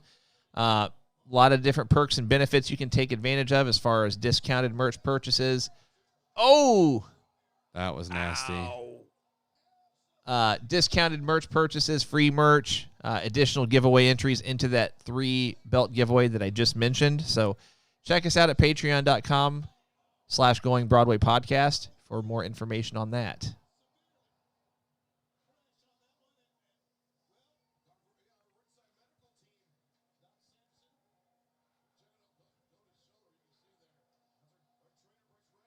I think this is a legitimate injury.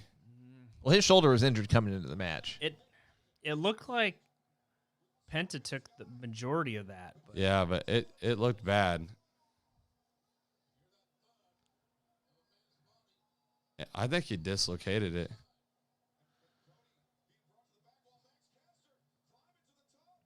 Well, hopefully Cody wasn't picked to win the match. I think it was a spot. I think it's a work. Yeah. It's hard to tell sometimes. Well, let's put it this way. If he doesn't come back out, then it was probably real. Because it's not like Cody to just... I'm just saying they're moving him out pretty quick.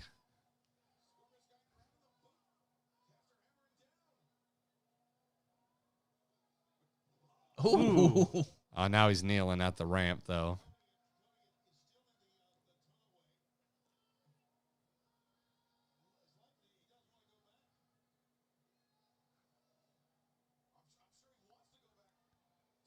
I think the way they're talking about that spot is total work, but Yeah, there's for a sure. bigger ladder. Him waiting down at the entrance ramp now doesn't really sell it very well.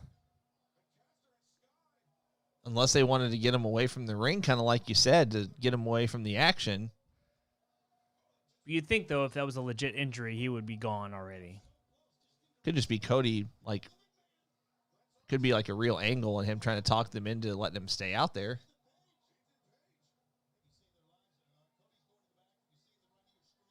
Kind of like how they let Matt Hardy finish his match. Oh, I like this. All hands on the ring right now. Well, Lance Archer wins this exchange every time. Never mind.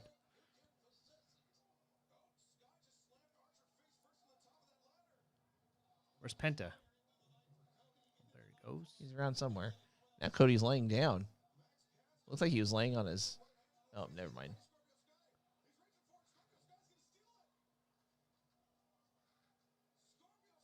I'm waiting for Penta to, like, jump in. Yeah. There he is. Is it just me or has Penta put on some weight? He does look just a little bigger.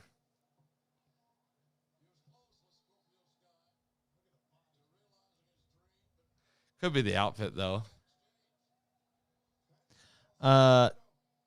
So, Drew, as far as the X signal, I don't know if they use it, but WWE doesn't even use it as a legitimate thing anymore. They'll throw up the X even for storyline or gimmick purposes. Well, Aubrey threw up the X when Sammy Guevara, or when Matt Hardy got knocked out. Oh, in yeah, that Sammy that's right. Guevara That's right. match. I remember that. But yeah, 9 times out of 10 now it's a gimmick. Cody's completely walked further back. I don't know. I almost feel like he's coming back. Ooh, what was that supposed to be? They're still in the walkway there.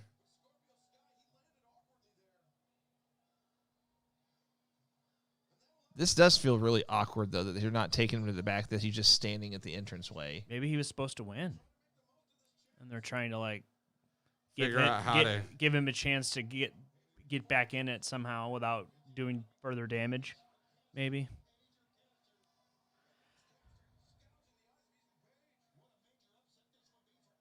Oh, no, Drew, I totally agree with you. I was just... Uh-oh. Oh. I at first thought they were going to do a destroyer off the ladder. They almost did.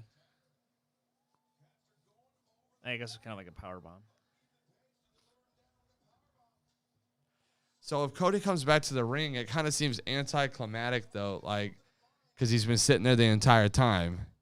Yeah. Usually it's you don't see him and then bam, he's there. Like, get him off camera if that's what he's going to do.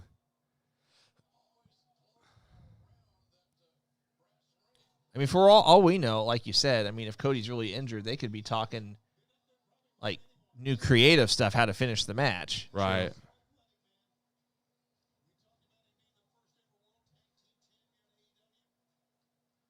Is that one of the Young Bucks right there? Where are you looking? He had a hat on, but I couldn't tell if... Oh. Now they're going back. Ooh. They keep doing that, though, where they're, like, Oh. standing Yeah. there, but just deep in the tunnel, like we can't see them.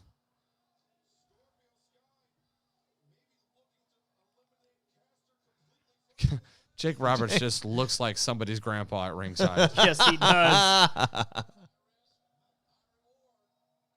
Oh, That was a great frog splash. Onto the ladder. Scorpio Sky onto Max Caster with a ladder.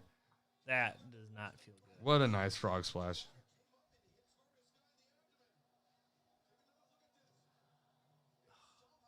He bounces so high in the air after he hits.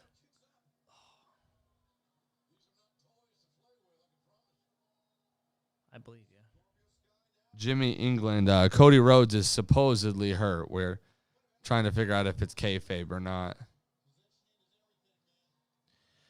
Mark says, do they usually have a backup plan if the person that's supposed to win gets injured during the match? I know WWE does. I mean, Usually they- they have like a contingency in place. You saw that coming. Whoa. Okay. Oh, got some. Little moon. Don't need to see any crack there. Got a little cheeky there. Oh! Oh my goodness. Nice spot there with Scorpio and Lance Archer. Ow. I guess my pick's probably out of the match for good.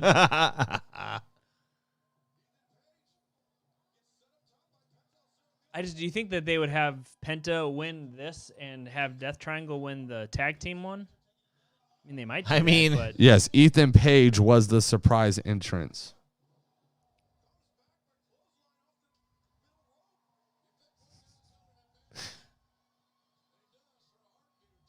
I mean, they could have Penta win this to try to make for how horribly they've been booked since AEW started, or at least since they joined AEW.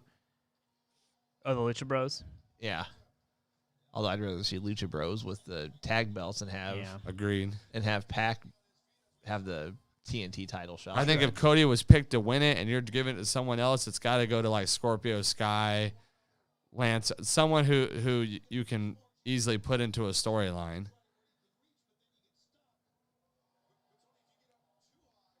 Take his mask off. That's what I thought he was going to do. Oh, here Yep. he comes.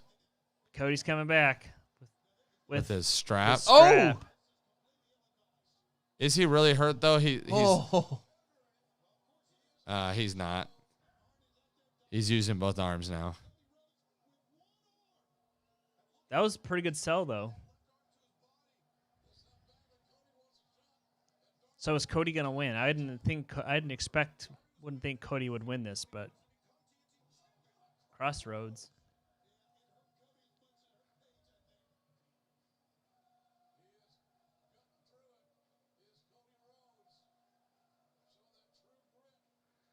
Arn's got a chair over there. Oh, he does. I mean, there's no DQ, so, I mean, in all fairness. What is he doing? He's going to go to the top of the ladder. What's he gonna do off of it? Whatever he wants.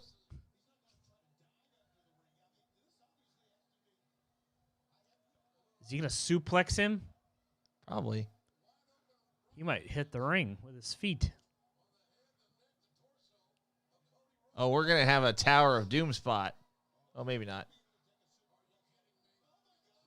Ooh, what a big suplex. I saw Caster getting up there. I thought we were going to have a...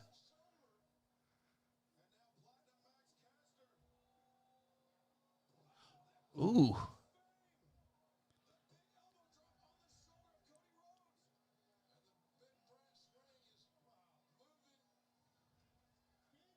The big brass ring. You know they did this purposefully just to throw shots. They like to do that.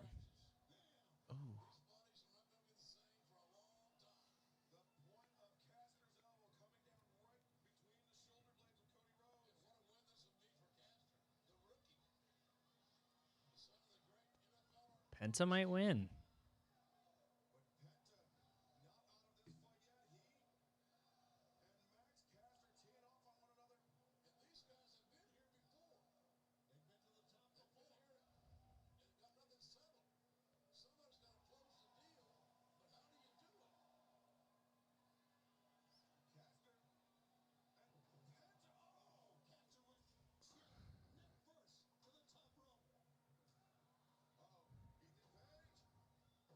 That was a massive choke slam. Choke slams to everyone. What a choke slam.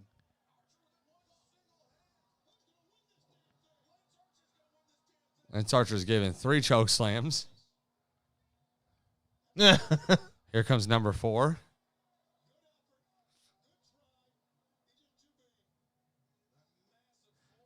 They gave Cody the NFL Blitz adrenaline shot and sent him back to the ring. Ooh, this is going to be bad. Oh, yes. It couldn't have happened to a better person. That would hurt so bad.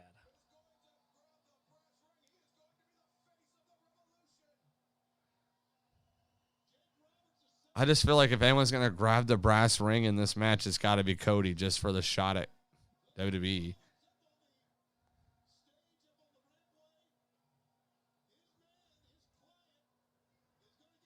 This is my pick right here.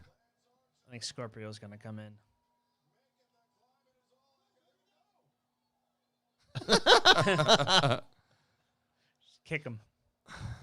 Ant. Oh, what a nasty hit. That was stiff. Oh, look at Ethan Page's back. And a low blow. Low blow. You strong enough to do this?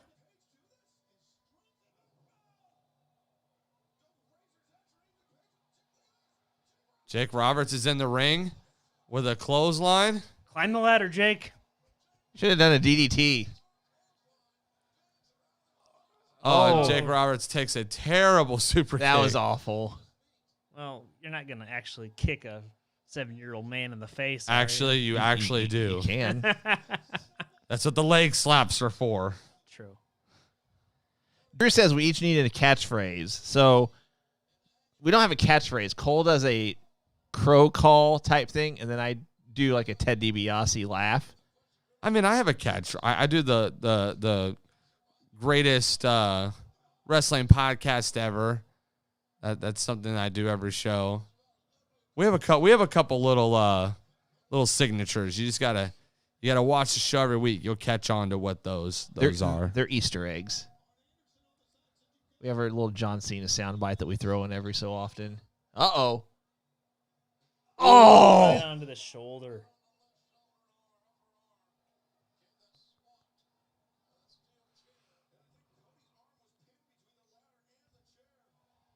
Actually, Excalibur, it wasn't.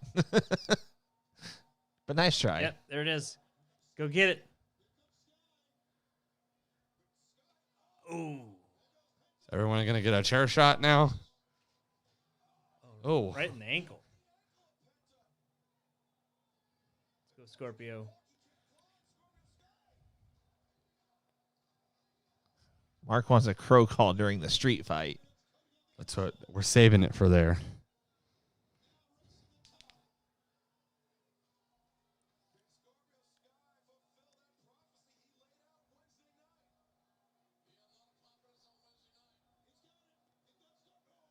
He didn't even elbow him.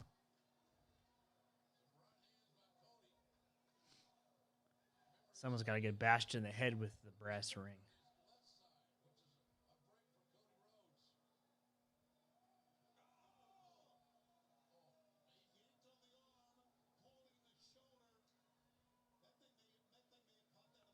Scorpio going to do a heel move.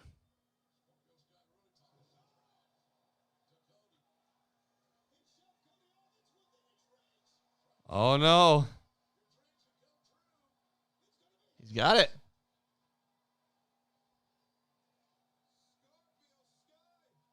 Good call. Called it. Scorpio Sky grabs the brass ring I think I'm doing pretty good tonight. and is getting a future shot at the TNT Championship. Scorpio Sky versus Darby Allin. That is a interesting. I'd be down for a Scorpio Sky TNT title win. Yeah, just the match alone sounds intriguing. He's quietly had a good year. Yeah.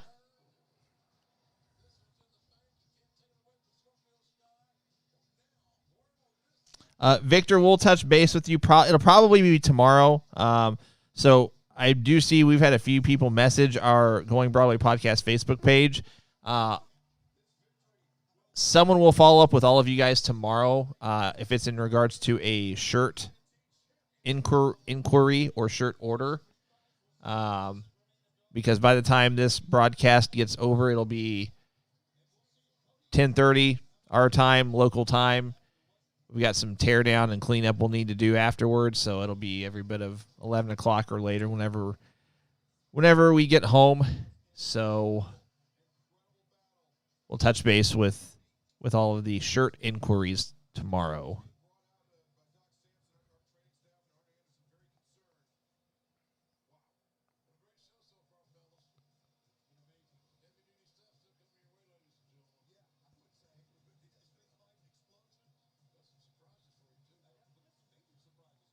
He won the brass life preserver.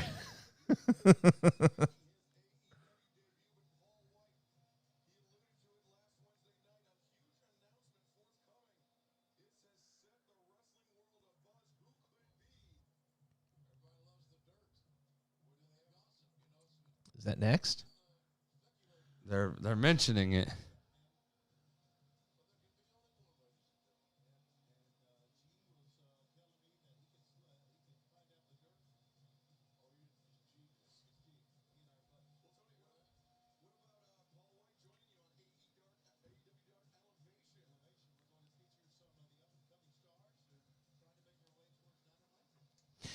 Yeah, so if the inquiry is tonight, just to answer Jamie's question, if the inquiry is tonight before midnight Central Time, so midnight that's Central Time is local time for us, so midnight Central Time, then yes, you'd get the discount. It is time for the Paul White announcement of who this Hall of Fame worthy talent is.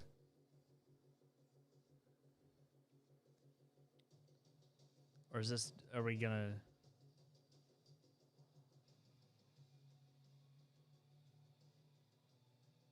They're This coming isn't out right right now. now. Christian Cage. Oh, wow. Oh, my goodness. Wow. Wow. People were saying that this wasn't possible. He looks good, too. Yeah, he does.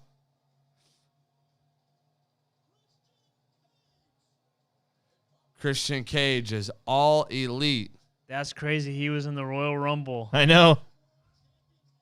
Is this his Impact music? Mm-mm. His Impact name, though. Well, yeah, but Wow.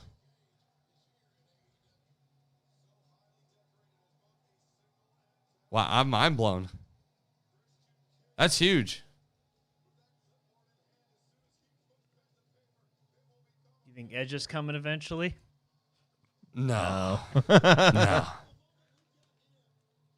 I think what happened is they didn't really have anything for Christian, and he's like, you know what, I still have some left in me. Is this? Do we know if this is a in-ring contract? Yeah. Yeah. Wow. Could you imagine the matches that could come from this? Everyone's saying it's his Impact theme on our chat thread. He's got a new shirt, Outwork Everyone. I was about ready to say, give it a few minutes. It'll be up on Pro Wrestling Tees because Ethan Page's shirt's already up. No words, no nothing.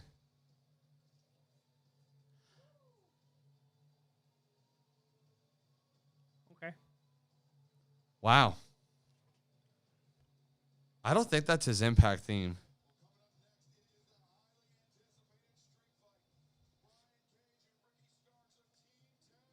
I'd have to look it up. Okay. So it makes sense why they're doing this match here. Because they need Time to set up the... to wrap the barbed wire. Yeah. I didn't even think about that. Hector makes a good point, and I kind of agree with him looking back. He says the Rumble spot seemed more like a goodbye. Seemed like a goodbye more than a hello. For sure, yeah. I don't know if WWE knew that he would go and do this, but because I don't think they would have gave him a spot had they known this, but... So Brian says it is. I have the song, but then Jamie says it's a play off his Impact theme. See, I could see that. It does sound similar, but he had like a cool like intro type build-up that came with his Impact theme. Guys, we're going to do one more giveaway. You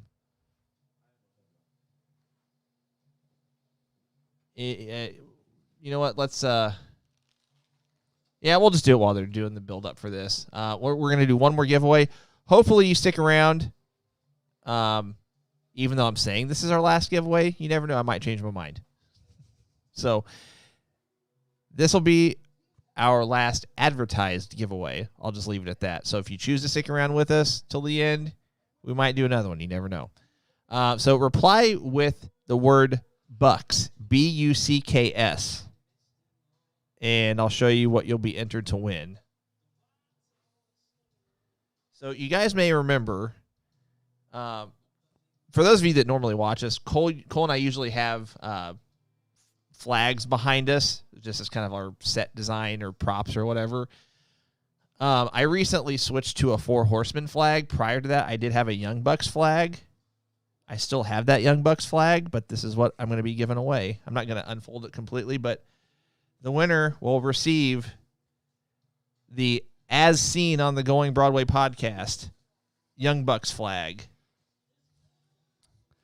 So that's a dual prize right there. That's memorabilia and stage design. That is stage used.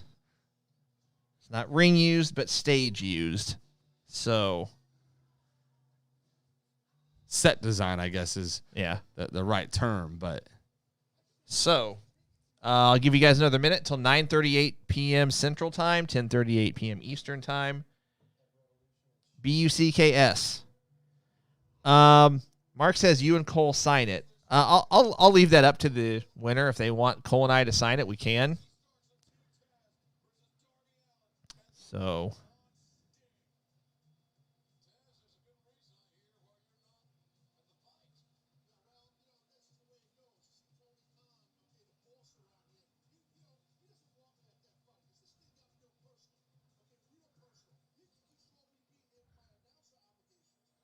his mic's messing up real bad.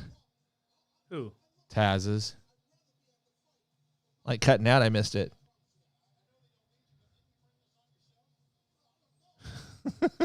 Oh, yeah, that high-pitched noise.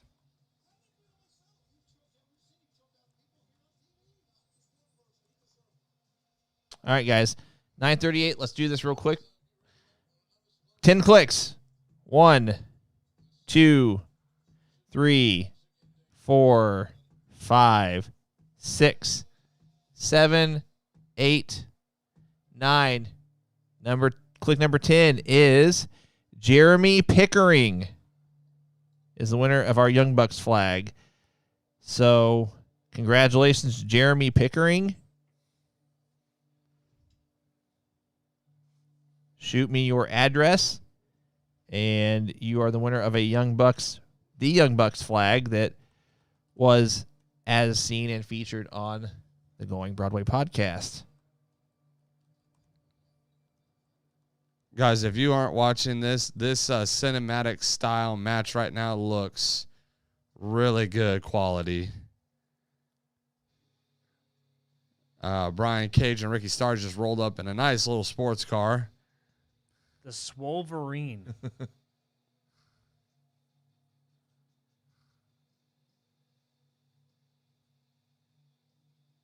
This is definitely cinematic. So they're going to battle in what looks like a warehouse, reminiscent of the old Sting stuff. Oh, and there's a ring in there. Jeremy, congratulations. Just make sure you shoot us your address. There is a ring.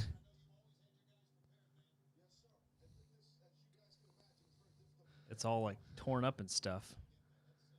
Guys, let us know in the comments who you think wins this match. If you think it's Sting and Darby, or if you think it's Brian Cage and Ricky Starks. There's a random referee there.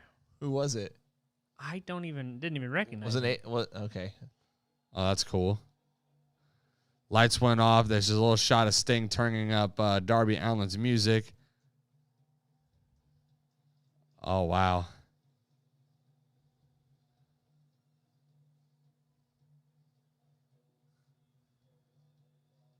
This is very cinematic.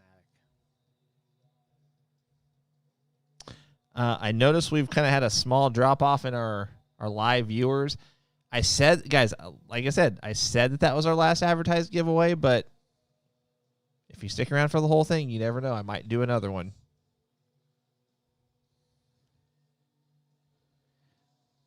Jeremy, you can message the podcast page. We'll get it from there. Message the Going Broadway podcast Facebook page, please. And we'll get hooked up with that.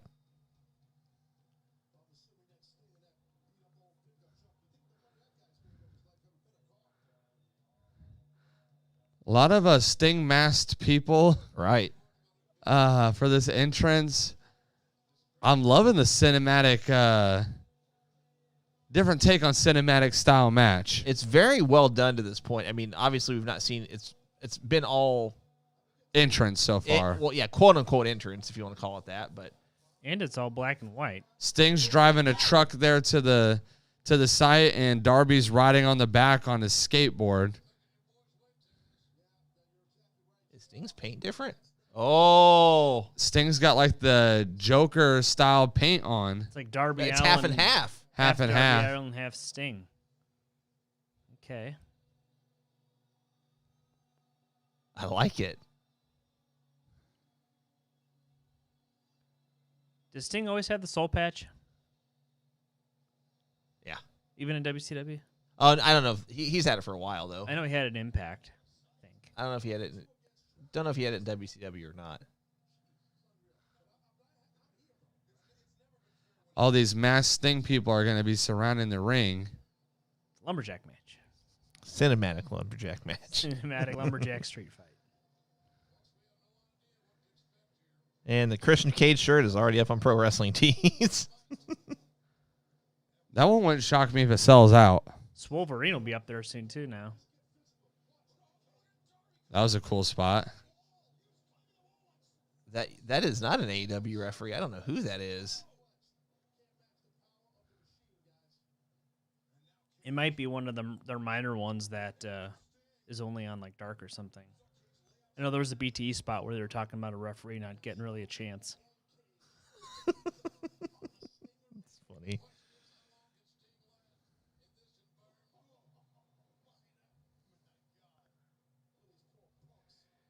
Jeffrey says his buddy Frank Gastineau is reffing this match.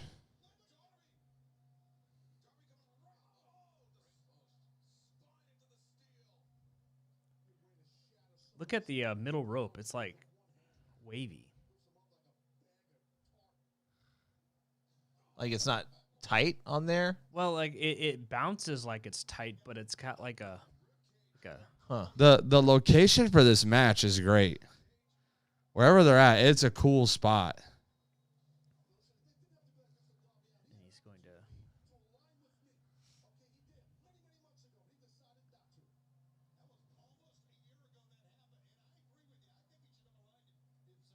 You see that? All the masked people left. You see that middle rope, Cole? Yeah.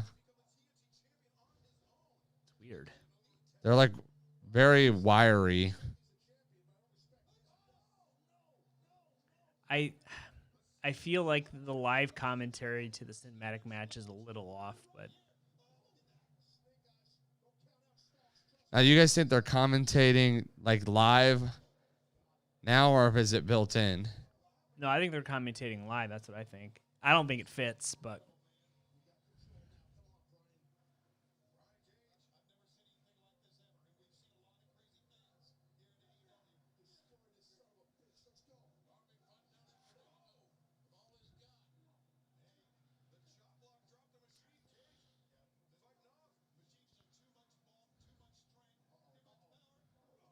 ooh, into the concrete.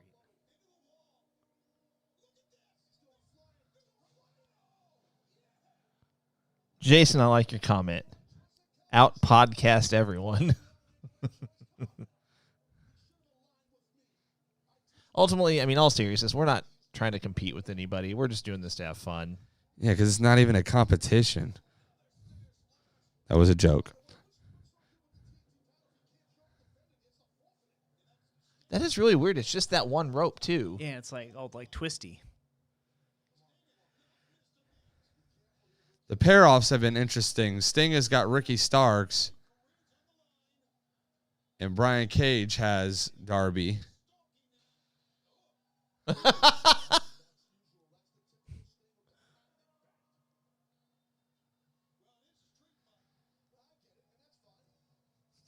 Thanks, Shivani. Well, it is a street fight. You think Sting's getting busted open?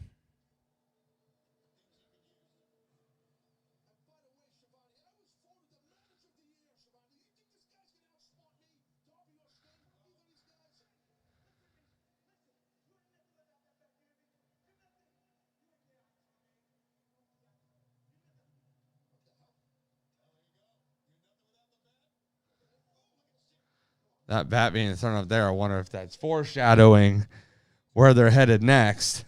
That could be. So in the street fight, it is you have to be fall in the ring, right? That fall counts. I don't know. I think it's pinfall anywhere. There's another referee with Cage and Allen.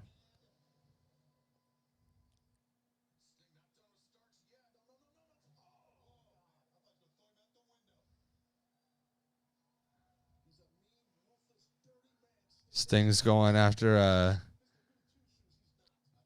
Cage and Darby.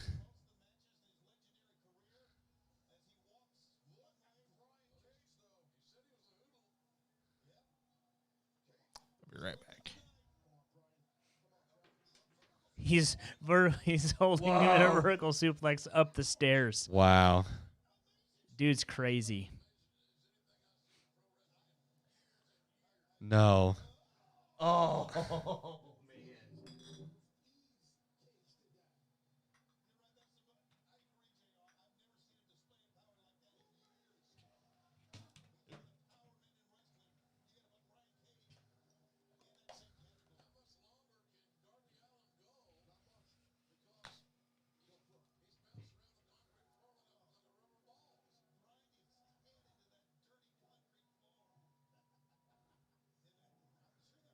And here's Sting.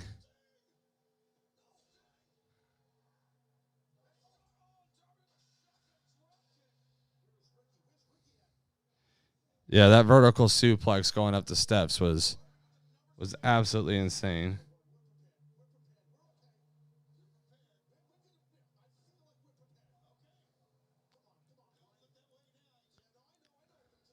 I don't think Team Taz has had a leg up in any of this match yet. Yeah, I mean Brian Cage was kind of dominating Darby a little bit, but yeah. Sting hasn't been on the. He's just now starting to take a couple bumps.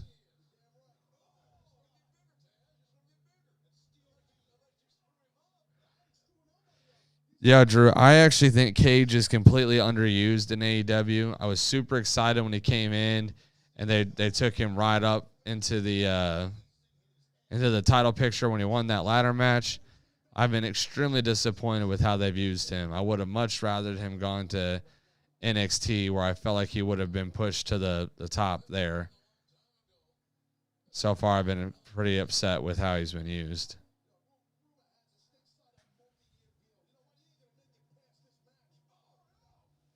Little miscommunication there.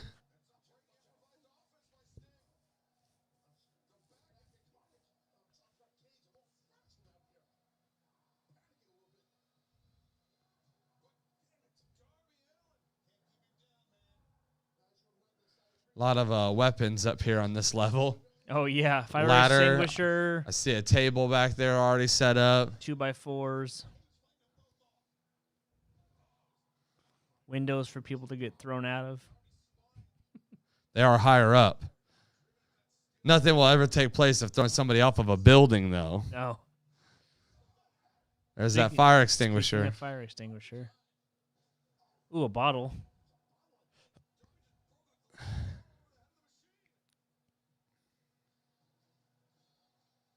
Yeah, it'd have to be false count anywhere the way that they're doing this. There goes the table. I like all the dust. Sting's looking pretty good here.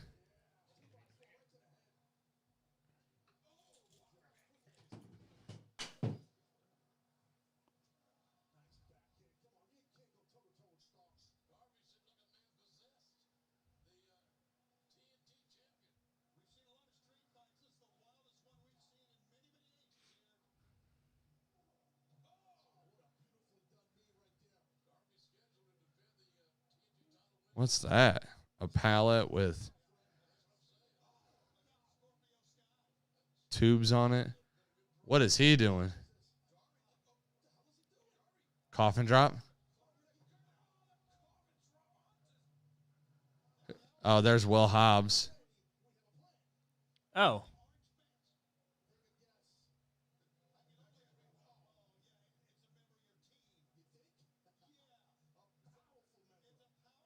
Will Hobbs has made his appearance into the match.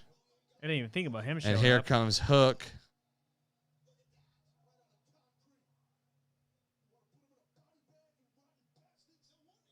Hook looks good. Looks solid. This is the first time we haven't seen him without a big old baggy hoodie on.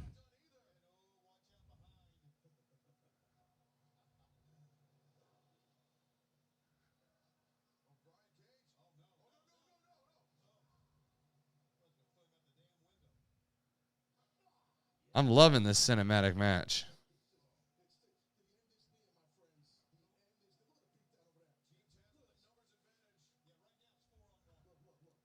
Curious to see who, if someone comes and helps Darby and Sting, and if so, who?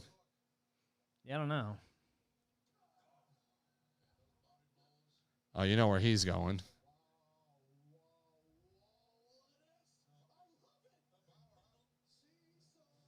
Wow. That's tough.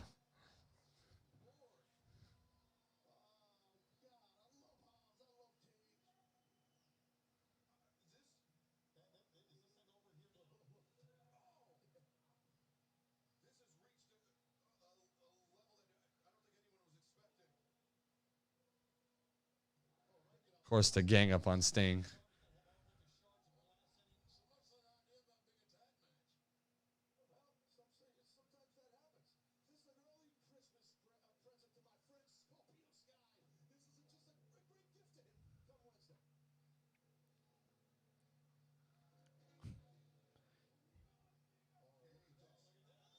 Oh, a Ooh, shovel? big old snow shovel.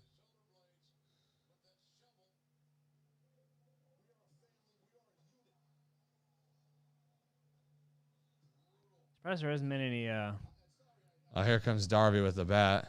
nobody cut open yet. Oh, there's the bat again. Yep. Darby chucked the bat back through that window and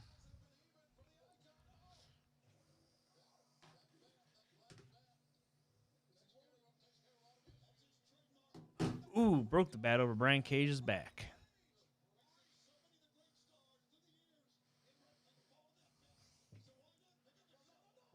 Ooh, right in the head.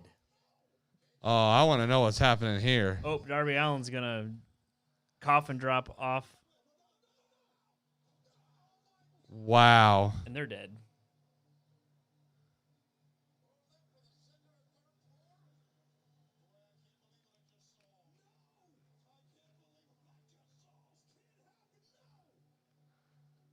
Oh, it looks like Ricky Starks is Sting- about to take the pin. Sting doesn't look like he cares at all that Darby Allin could be dead.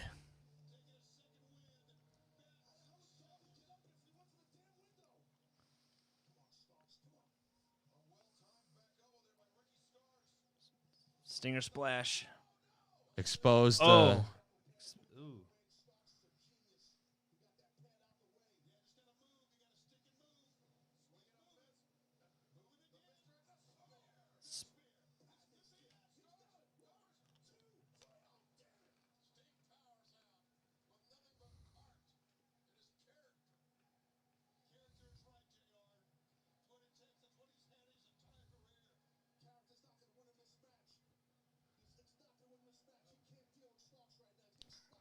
Ooh, right in the mouth.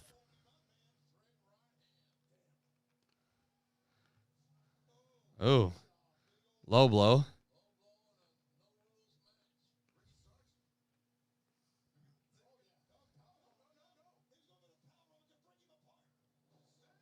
That was edited.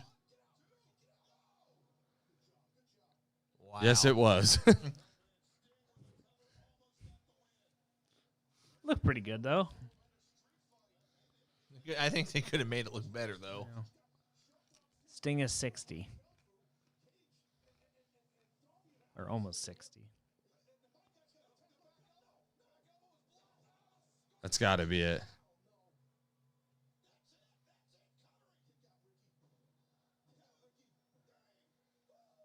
That's it. Sting pins Ricky Starks. And Darby Allin is dead. I will say this. This was the best shot cinematic match I've seen. Yeah, it was good. As far as quality of the cinematic match, Oh yeah. this one probably ranks up there with the Boneyard match. the Boneyard that match. was a good one too. As far as production, As far as production goes, Yeah, like just cinematics of it. Yeah, looked really good. it was good, really good. Very happy with it. Do you think he's gonna have any live in-ring matches? I think maybe a few. you know. Yeah, I think there will be some. Maybe Darby. Maybe he'll be like Darby Allin's manager for a while, valet. Well, guys, we just saw the street fight match. Darby and Sting get the win. All that's left here Oh, I didn't call that one right. I is did the say exploding barbed wire death match between Moxley and Kenny Omega. So if you want to let us know your thoughts on who's going to win that match, would love to hear who you think's going to win. they haven't shown the ring yet.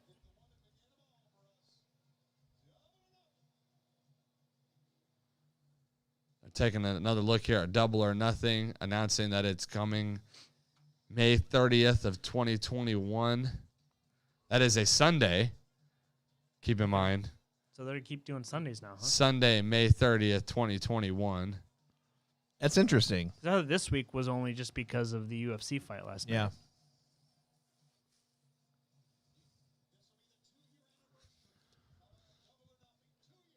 Did you give the people a crow call during the match? Oh, just because they won. I'm rocking my Sting hat. I'm rocking my vintage Sting shirt. Shout out to Sting and Darby Allin for the win. I give you a That might have been your best one yet. That'll be a good match. Oh, I called Yep. it. This Wednesday night, we got Matt Jackson versus, who was it? Ray Phoenix. We got a 6-woman tag team match with Shida, Mizunami, and It is this Wednesday. Thunder Rosa versus Britt Baker, Nyla Rose, and I'm going to... Rebel, not Reba. Whatever they say it. Was it... It I was think Rebel? they always say Rebel. And It's then not going in to be the other parentheses, girl not that Reba. was there No. tonight? So Rebel's Oh, in... Nyla. No, not Nyla, no. Who was Nyla the, Rose was a part of that scrum too, but yeah, they said Rebel, not Nyla Rose. So it's Britt Baker, Maki Ito and Maki Ito, and and Rebel. And then we got the Inner Circle War Strategy, whatever you want to call it, get together. War Council. They also are going to have, for the TNT title, Darby Allin versus Scorpio Sky as the main event that night. So this week's AEW is jam-packed. Got a lot going on. So you don't want to miss that. They are explaining the rules again for the exploding barbed wire death match. The main thing to keep in mind here is that if after 30 minutes goes by, everything detonates. All right. It sounds like a really bad like superhero movie where like, if you don't stop me in 30 minutes, the bomb goes off. Just like a ransom, a ransom demand.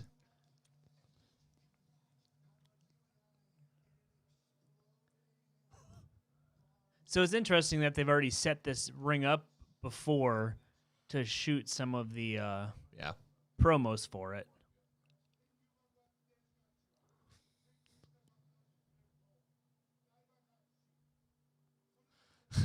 I love that explanation. Once you hit the barbed wire, it will trigger explosions. Well, like, yes, the word exploding barbed wire death match did not tell me that.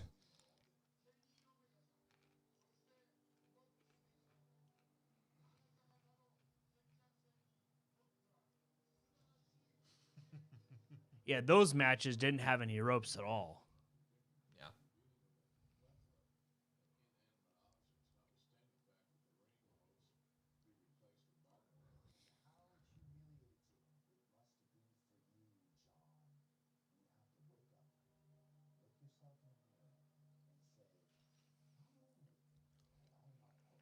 match might make Renee Young go into early labor. Or Renee Paquette, I should say. I hope not. I wouldn't be able to watch it if that was my spouse.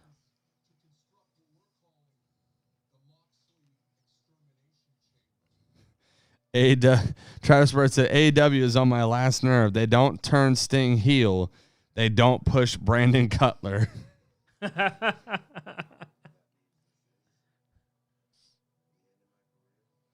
David Tilley says, wouldn't it be funny if it lasted 5 minutes with no explosions? That would actually be a Kenny Omega type thing to do right now. Like, announce this huge match, like attack Moxley beforehand, cheat to win, and like nothing ever come of the actual match. We know that's not happening, but I'm totally expecting explosions. And I'm totally expecting a 30-minute time limit to go off, too. So I know this match ain't ending until at least 10:30.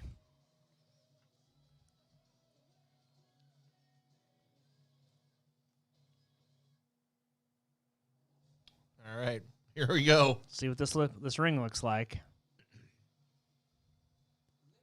That's it? Three of the 4 sides have barbed wire ropes. One side does not. Even he has a hard time saying it. I guess Justin Roberts has to get in and out of the ring safely, so.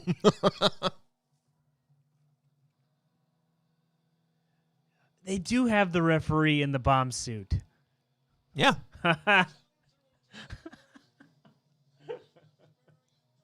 They're really going all FMW on this. Bryce Remsburg. Little Bryce Remsburg in the bomb suit. Should have been Aubrey.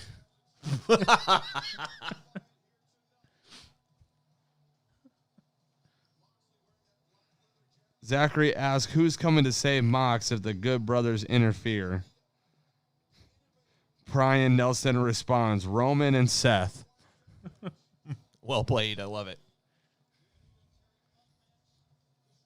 It'll have to be way different names, though. Yeah. Who would save Moxley, like, legitimately, if he had to have someone save him? Christian Cage, just to do it. Put him in the picture. Someone was saying Okada earlier to feud with Kenny. His young lion shooter might come out and shoot at Umino.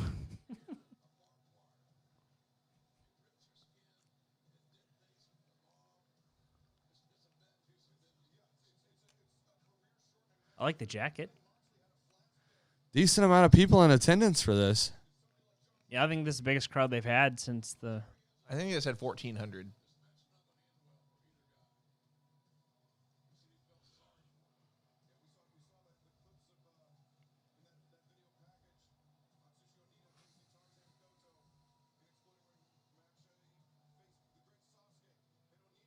Someone said Red Beard for the save.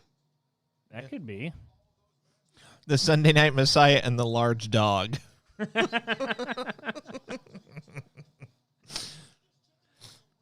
Wow. Colby and Joe. Those are their real names.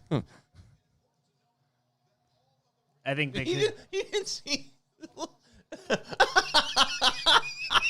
Bryce Remsburg in the bomb suit. I love it. You can see little exploding things at ringside. They look like fireworks. They probably are fireworks. I think they could have done a little bit better with the contraptions outside of the ring, but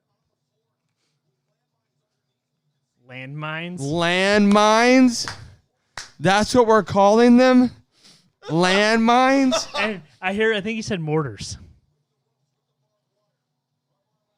Oh, I love it. I'm going to take you one step further here. Christian Cage versus Brian Cage in a casket match. But what about Christian Cage and Brian Cage in a cage match? wait, hold on. I gotta see if I can find this on Twitter. For the rights to the last name Cage.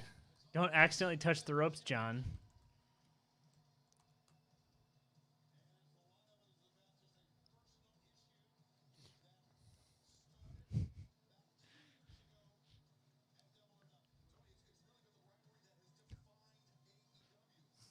Bang. Brian Cage, Christian Cage, Ethan Page, Adam Page. Rest in peace, A&W commentators.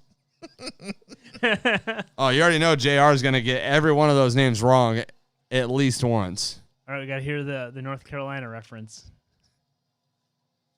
Oh, they didn't do it. No Kenny Omega intro. It's a serious night, okay?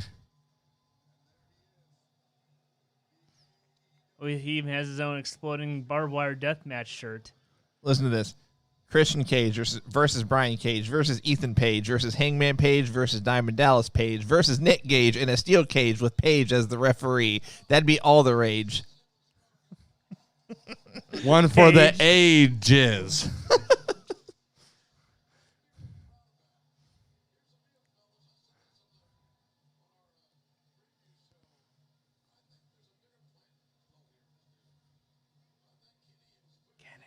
Wow.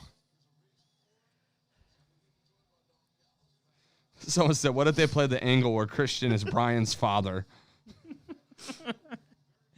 The 3 levels of cages, cage versus cage.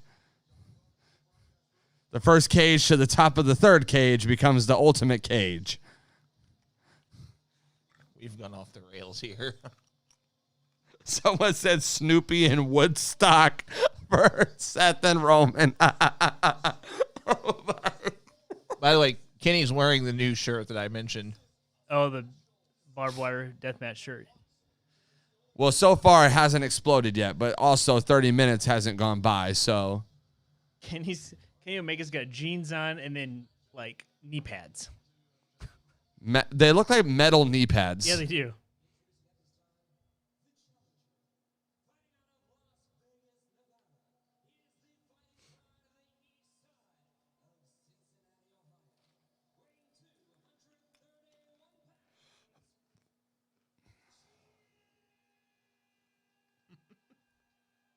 Drink some of that whiskey. You'll need it. Don't touch the ropes on accident. Nothing happens. Yeah, nothing happens.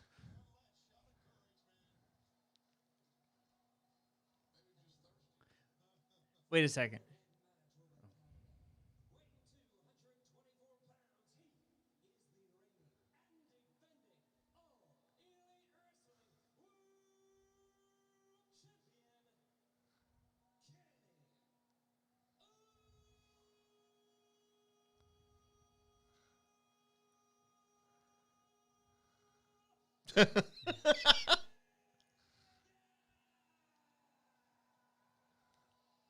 Has it really been 95 days since he beat John Moxley?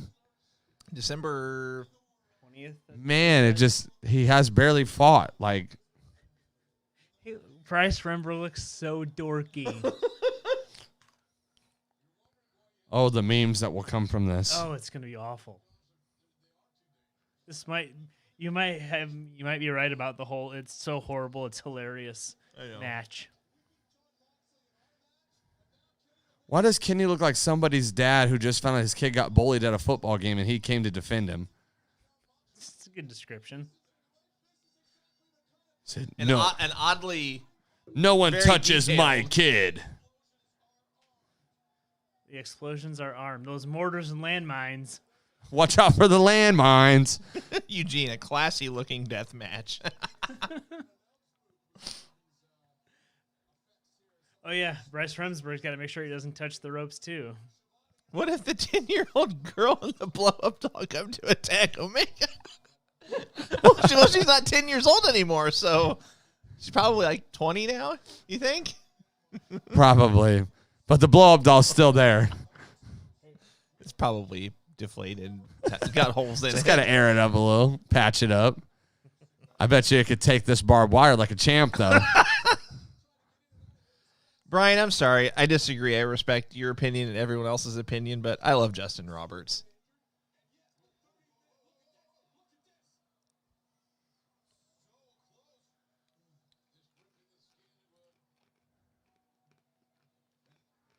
These explosions better be good.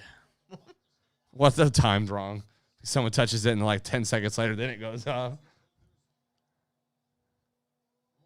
There's a guy with his finger on the trigger. Don't accidentally hit it too soon. But you can't be too late either. So there's ropes wrapped in barbed wire, and then there's a barbed wire surrounding All right, who touches the barbed wire first? Moxley. Yeah, I think so. I only say that because Omega took a lot of the brunt of the weapons during their unsanctioned match. Sorry, I need to talk on the mic. You guys might not be able to hear me. I'm sitting way back here.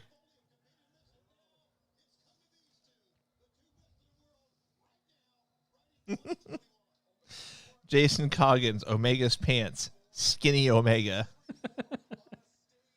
I don't know what he's wearing. His ring attire is awful. He's got like Iron Man type knee pads on. He's got the roach boots on. He probably did that to help with the poking of the barbed wire. We need the timer. Where's the everything explodes timer?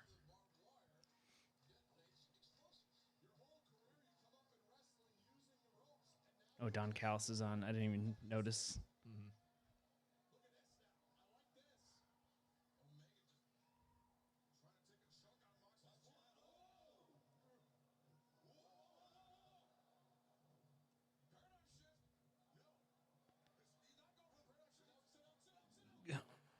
Sit down, sit down, sit down. I can't take Kenny seriously in that ring gear.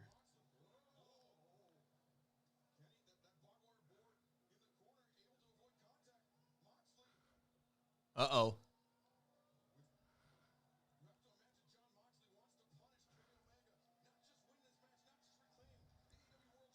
Just put someone through barbed wire already. My I goodness. think everyone just wants to see the explosion, right?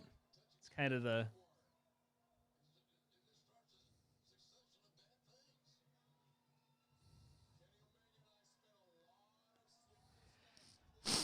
Here's a question. So Kenny Omega was in a workshop hammering metal in the Moxley death whatever, and there's no metal plates or anything around the whole ring. It was his knee pads. It was his knee pads. That's the only metal. Don't thing worry, that they're is. made out of vibranium.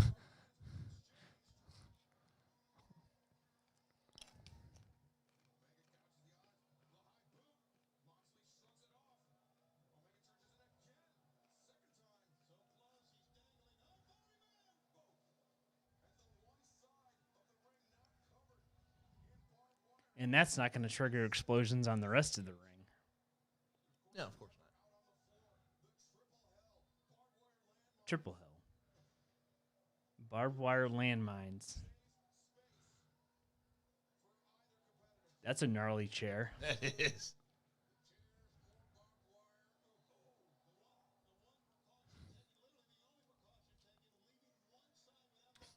Said that trash can looks like it was put together for New Jack.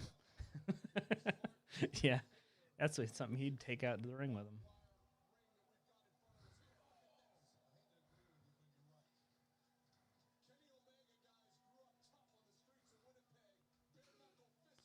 That just doesn't even sound right. Kenny Omega grew up tough on the streets of Winnipeg.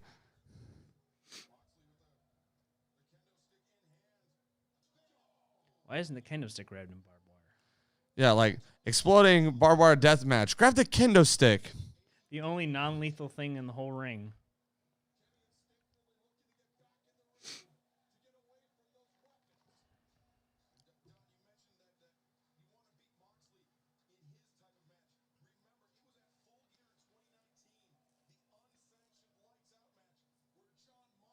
He's got something in his hand.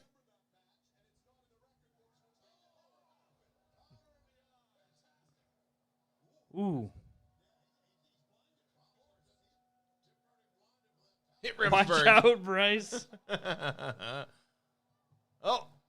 Oh. That wasn't bad. Timing was good. Definitely weak.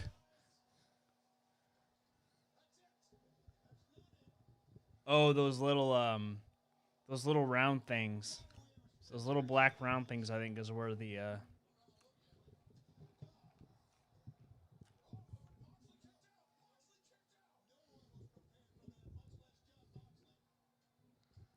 Trying to get my. So after the It's gonna have to be this one. so were you guys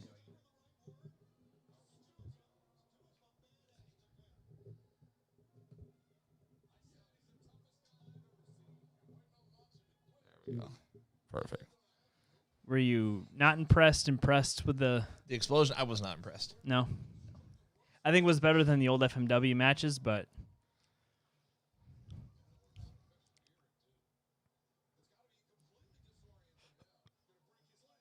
ooh, Oh, that was stiff.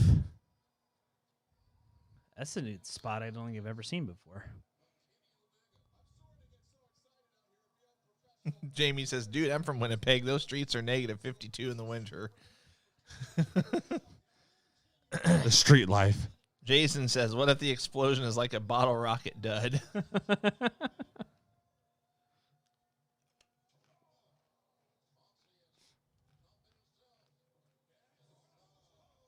That was nice. Ooh, he's opened up. Where? Moxie's forehead's open. How'd that happen? I don't know. It's open pretty good too.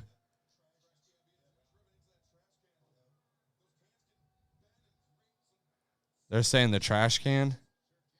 I think he bladed. He Yeah, got definitely bladed, but man, that was. it's like going into his eye.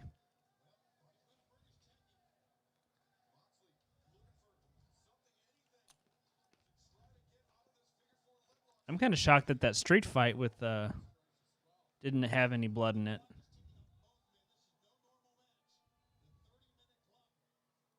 Oh. Hit him in the head with it. Ooh. On the knee pads.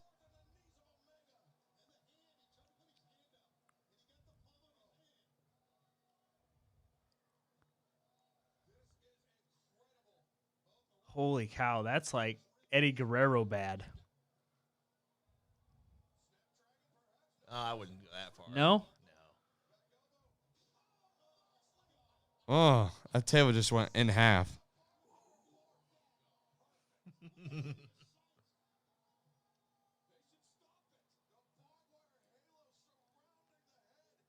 He got folded up into that.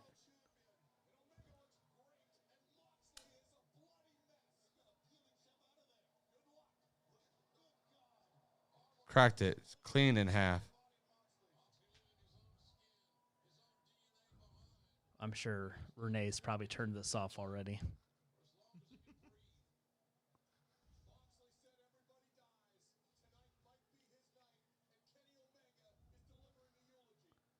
Don't get on the ropes.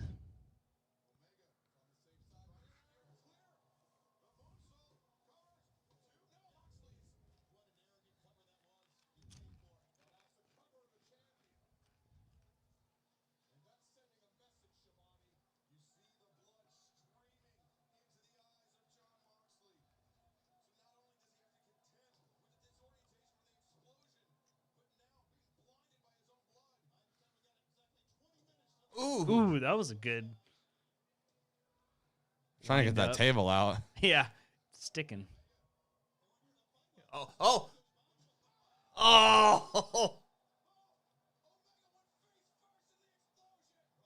Chest first. Oh. Oh, again. They're armed twice.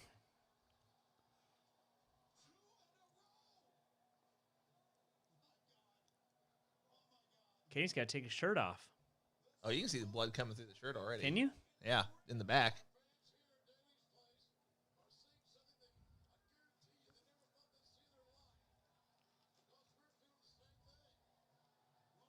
Oh, I'd hate that. I mean, I hate it front or back, but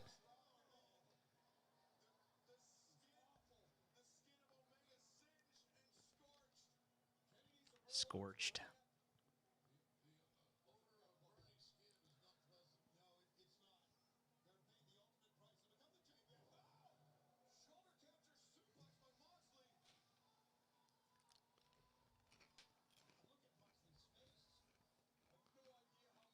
It's mostly dried now. It almost looks fake, though. A lot of the blood looks like McDonald's ketchup on his face. Uh-oh.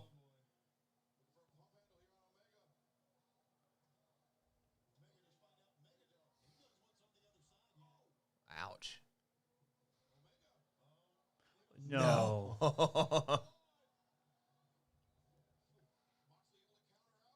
There he goes. Oh, he biffed that.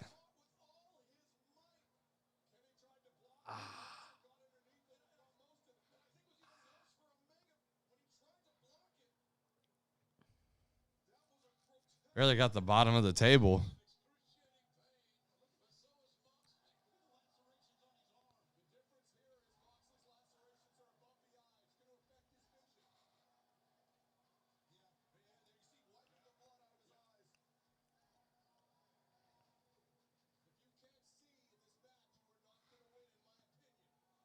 That's a good point.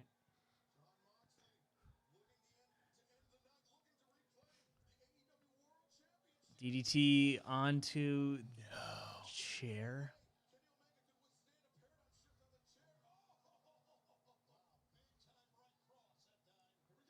One winged No. angel onto it. Ooh. Oh, that could have been the trash can or that bat. The very end of that bat would have hurt. Oh, no. Ow. Bryce is. His face.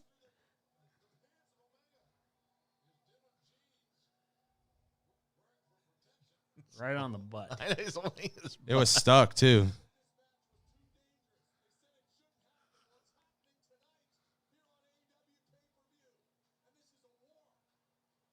He's taking the barbed wire off the chair now.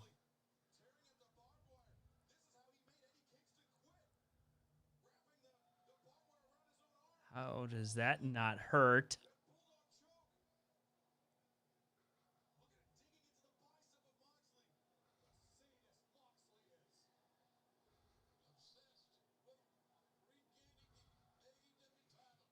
Is he gonna do the classic like scrape across the forehead spot? A lariat or something, maybe?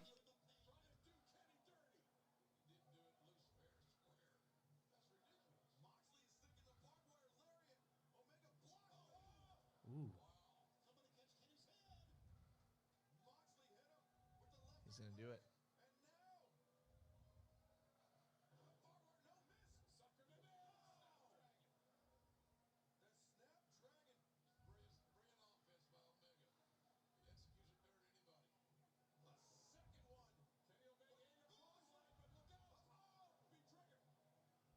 Oh. I don't know how you make that safe. You guys are greedy. I don't have anything else to give away. Or do I? Tune in next time to find out if Alex had something else to give away.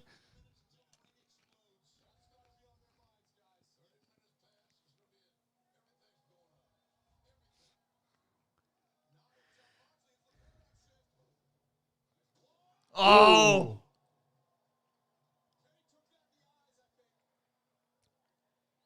Now the explosion was probably the same, but the camera work made it look better. Than That line just came down too.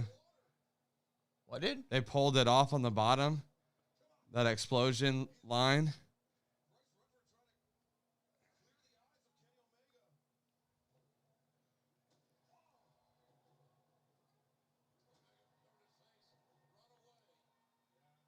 They pulled it afterwards.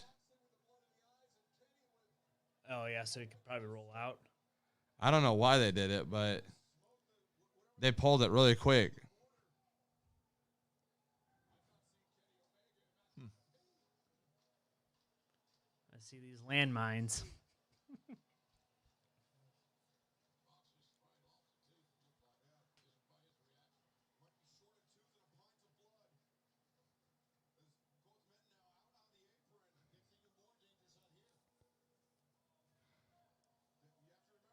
Oh, Mox is going no shirt.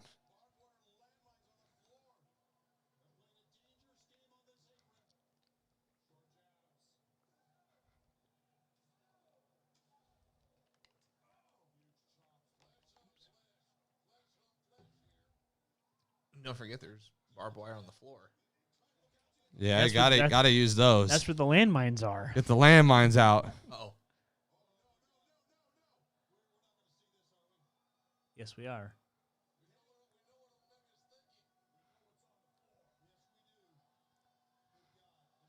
He's judo Chop. chopping him. The Mongolian chops. Rake in the nose.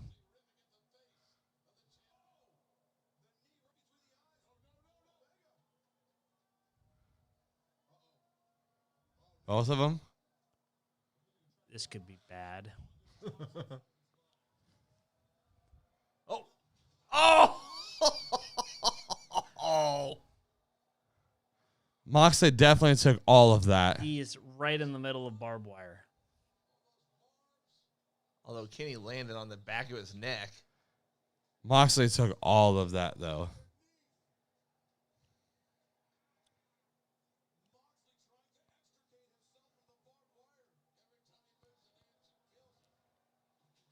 Oh.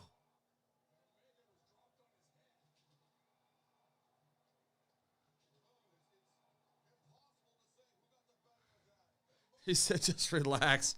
It's okay. What?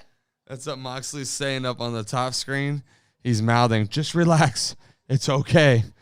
To himself? Yeah. So how does he get out of this jungle of barbed wire? Slowly. Slow.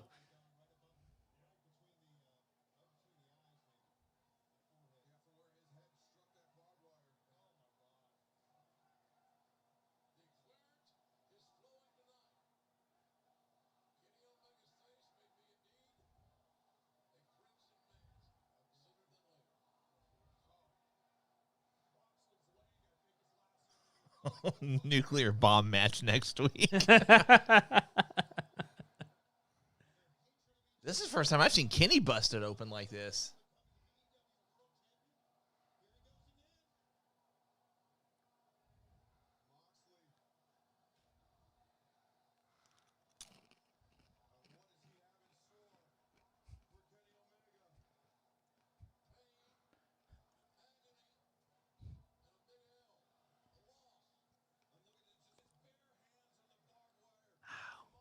What is he trying to do? He's going to punch him in the face with...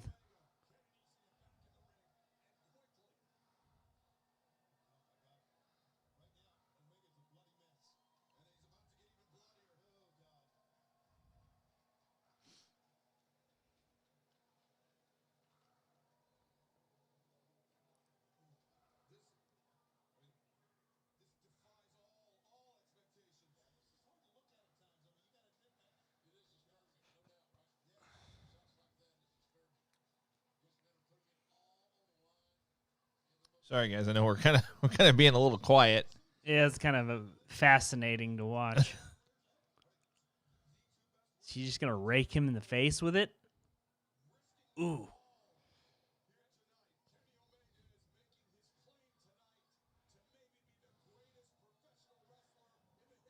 Well, definitely join us this Wednesday because Cole and I are gonna have a lot to say about tonight. We'll recap Revolution this Wednesday morning. It's going to be explosive.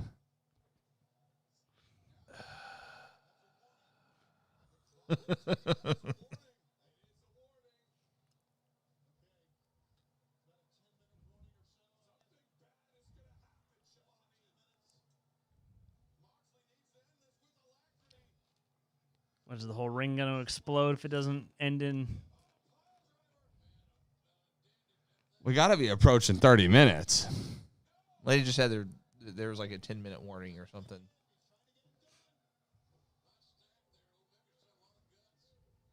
I'm just waiting for the whole building to blow up. Right. Ring collapses, everything blows up and starts on fire. Kane shows up. No, Glenn Jacobs. Oh, yeah. Don't you dare call him Kane. Inferno Mayor.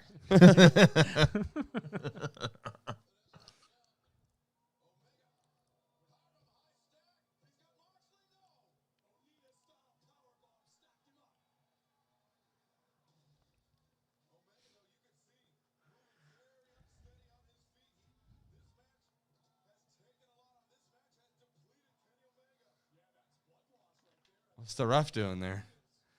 Helping him up.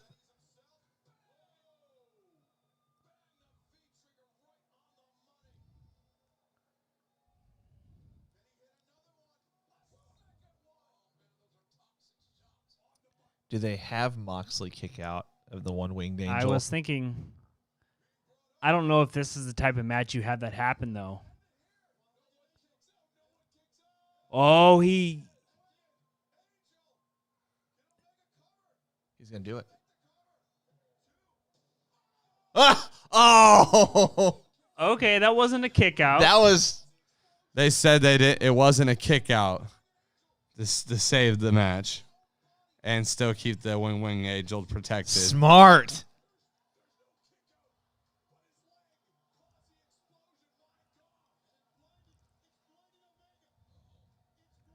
I like that angle.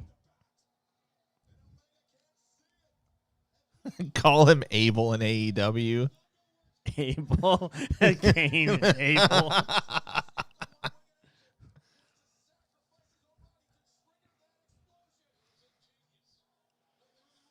He's gotta be like a way different color though, like Blue. I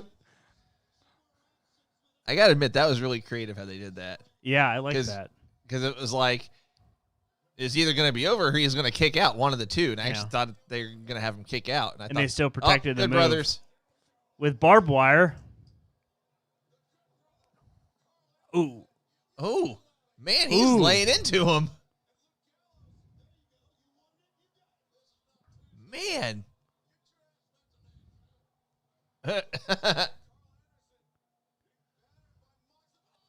Oh, an exploding barbed wire bat.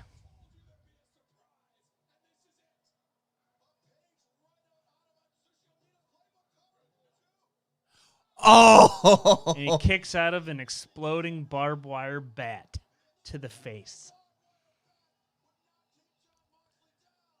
Uh-oh. Oh, he ripped off Bryce Remsburg's bomb suit. Wonder if that's going to be a gimmick. That was a cool shot. That was a cool spot. Isaac Yankum and Britt Baker. Yankum. Because Isaac Yankum was a dentist. That was his old gimmick, right? That's an old gimmick. Uh-oh. Ooh. That was an awful one-winged angel. Nuh-uh. Oh, okay. Wow. So we're not going to get the... So the ring didn't explode? What? Okay, something's got to happen, though.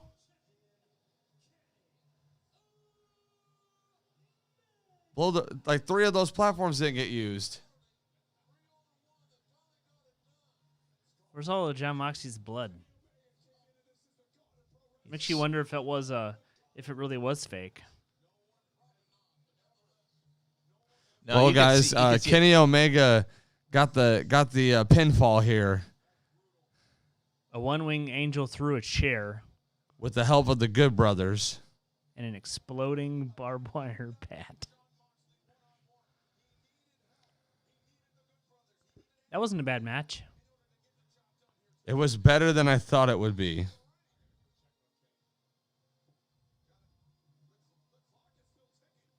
The clock is still ticking. The whole ring is going to explode.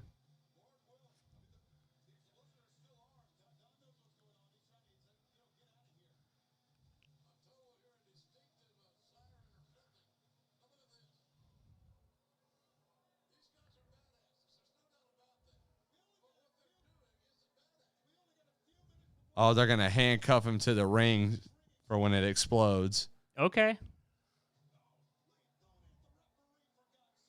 Leave poor Bryce Remsburg alone. And then the whole ring blows up and we go off air. Mark says now they blow up Don Callis. And this is how you write off John Moxley for his paternity leave. You kill him in an exploding ring. You know what the creative meeting like that sounded like? They're like, hey, so how do we write John Moxley off TV? I'm thinking blow him up. I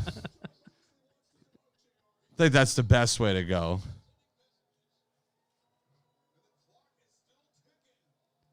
Oh, they got that shirt.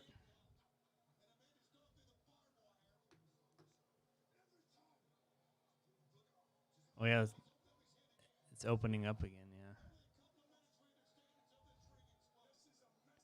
Is someone gonna come out and save him? You think? No, blow him up. They don't even work here.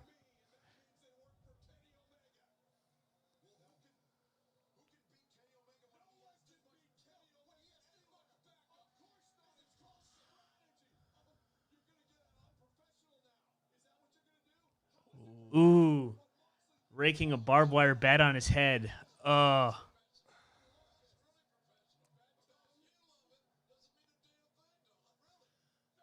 Ooh. Oh.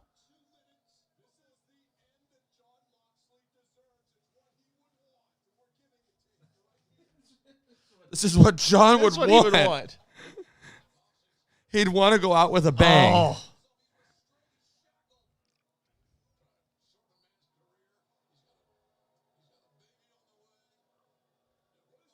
Oh, one of his things broke. Man, Gallows needs to lay off the spray tan. And the ponytails on the beard. Yeah. Oh, he's still hanging.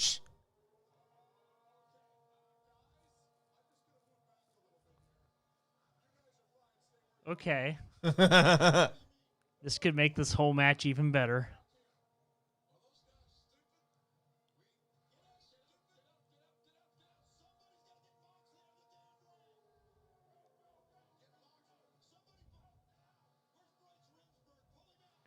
And no ring blows up.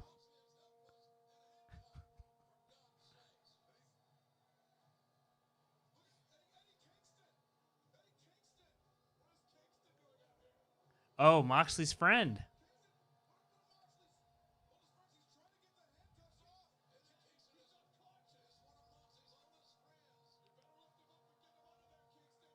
Well, this is kind of a cool. I was not expecting this.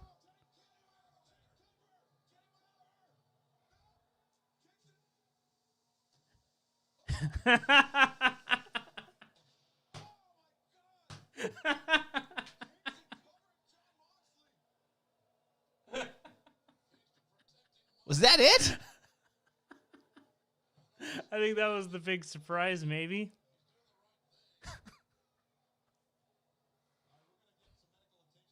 Are you kidding?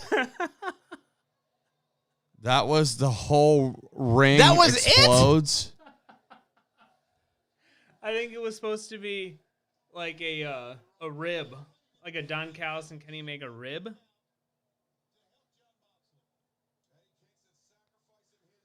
Nothing happened. It was sparklers and smoke.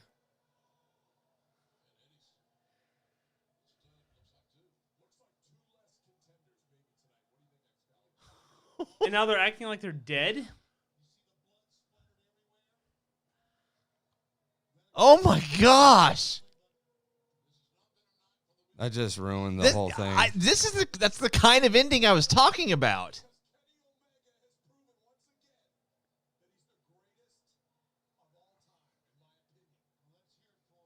Don't go off the air like this, please.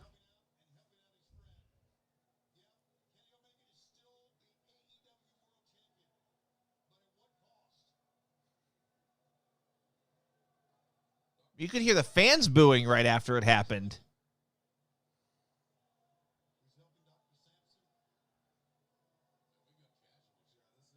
Oh my gosh, this is the dumbest thing ever. This is bad.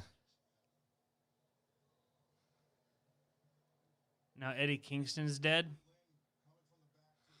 from Sparklers. John Moxley's eyes are open. He was licking his mouth.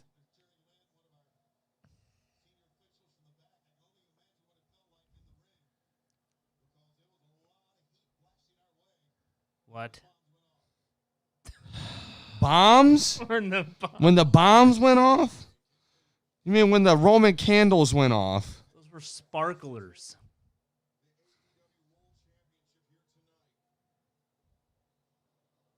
Unfreaking real.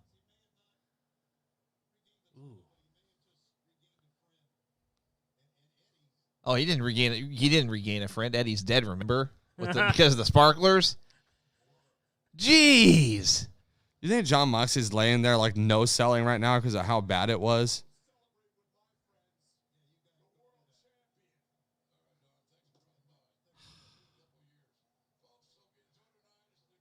Don't tell me that was it. Wow. How do you Unbelievable. end a pay-per-view like that? Jeffrey said, I've seen more violent gender reveals.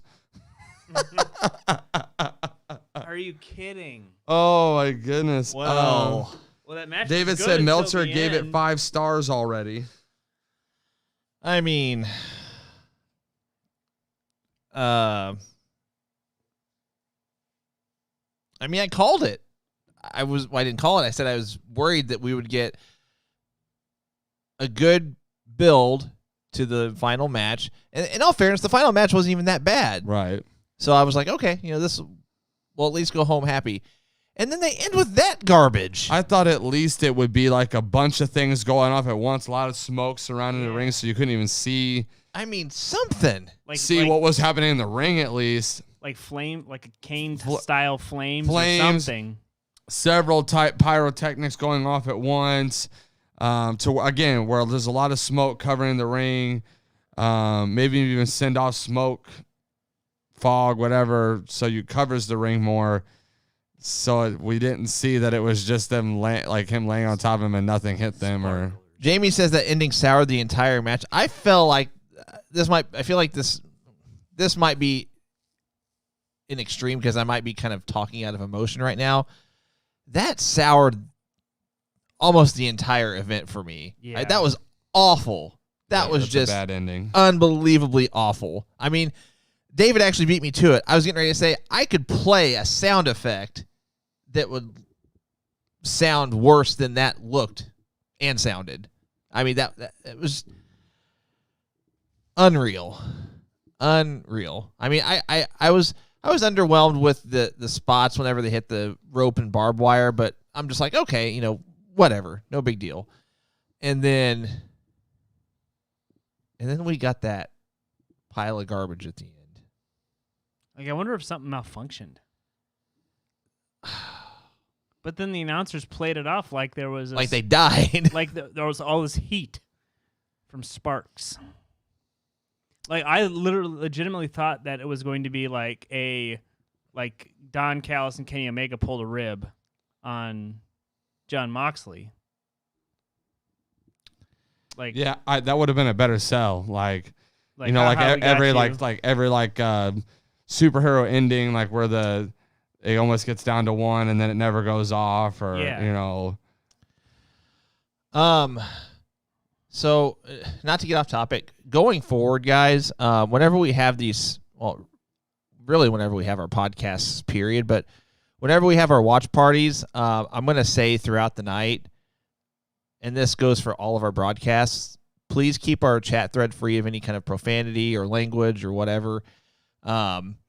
Going forward, we're going to start blocking people after a second offense. So, I've got a list that I've started based on, I use the same macro for our randomizer.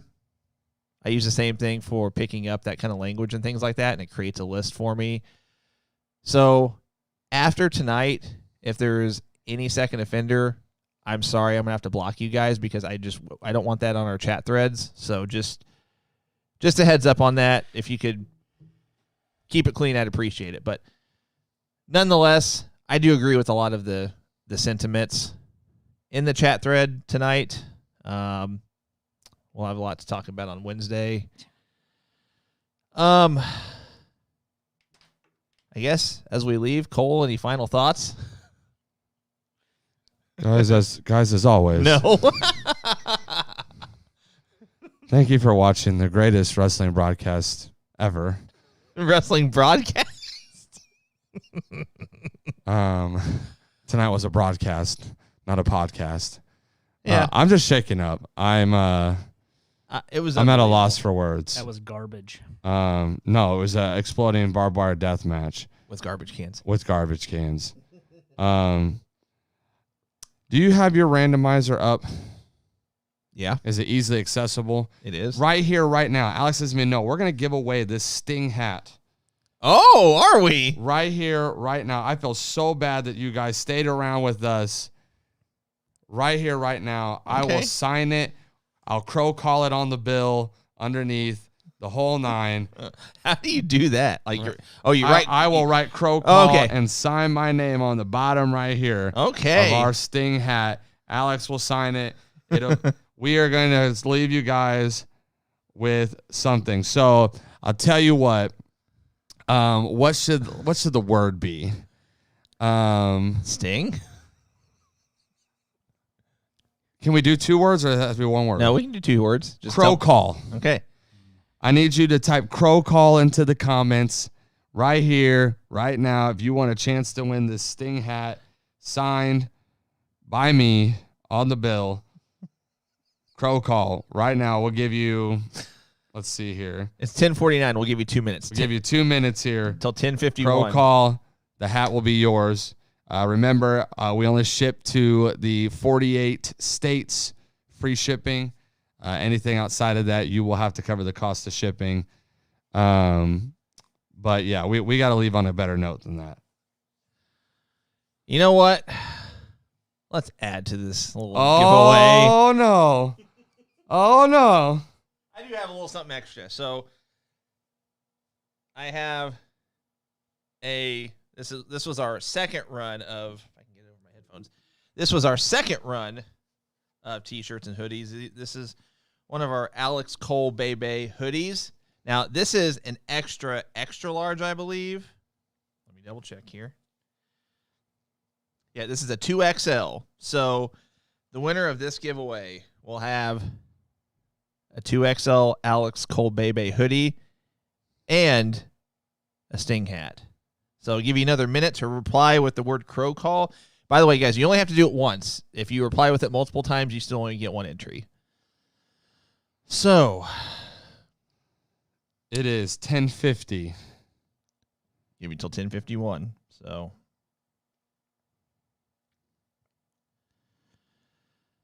oh man, what a night! My goodness. 10:51. All right. I don't have 10:51 yet. Now I do. All right, here we go. Hold on. The 10th pick Okay. will be the winner. 10th click. Here we go. 1, 2, 3, 4, 5, 6, 7, 8, 9. Click number 10 is Stephen O'Freddy. O'Freddy? Stephen Offredi. That's awesome. He actually said the hoodie is his size. I saw it up there. That's great. Steven listens to the show all the time. Congrats to Steven. Thank you guys so much for watching tonight. I will leave you, since we did the Sting hat giveaway, I will leave you with one more. And I will see you Wednesday. Guys, thanks for hanging out with us for the last 4 hours, 4+ hours. When did we start? Started at 6, right? Yep. So it's almost 5 hours. So congrats to all of our winners tonight. My goal is to have multiple giveaways each time we do a watch party. So anytime we have a watch party, we're going to do some giveaways we're going to do giveaways of some kind is what I'm trying to say. Sorry, my mind is still just stunned at the end of that event. So, thanks to Austin for joining us today, which it's his birthday, by the way. Happy birthday. That's going to about do it for us. So, again, we'll see you guys this Wednesday, 10 a.m. Eastern, 9 a.m. Central, live on Facebook. We're back up on YouTube, on Twitter, and we'll see you then. And so, goodbye. Mwah.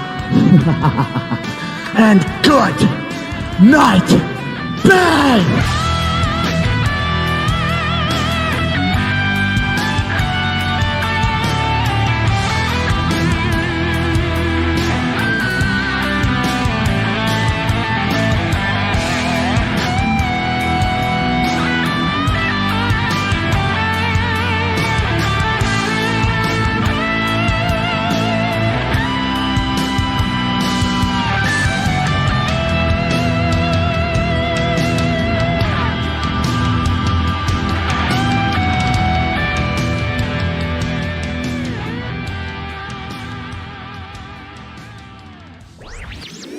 This podcast was a presentation of LightUpMedia.fm.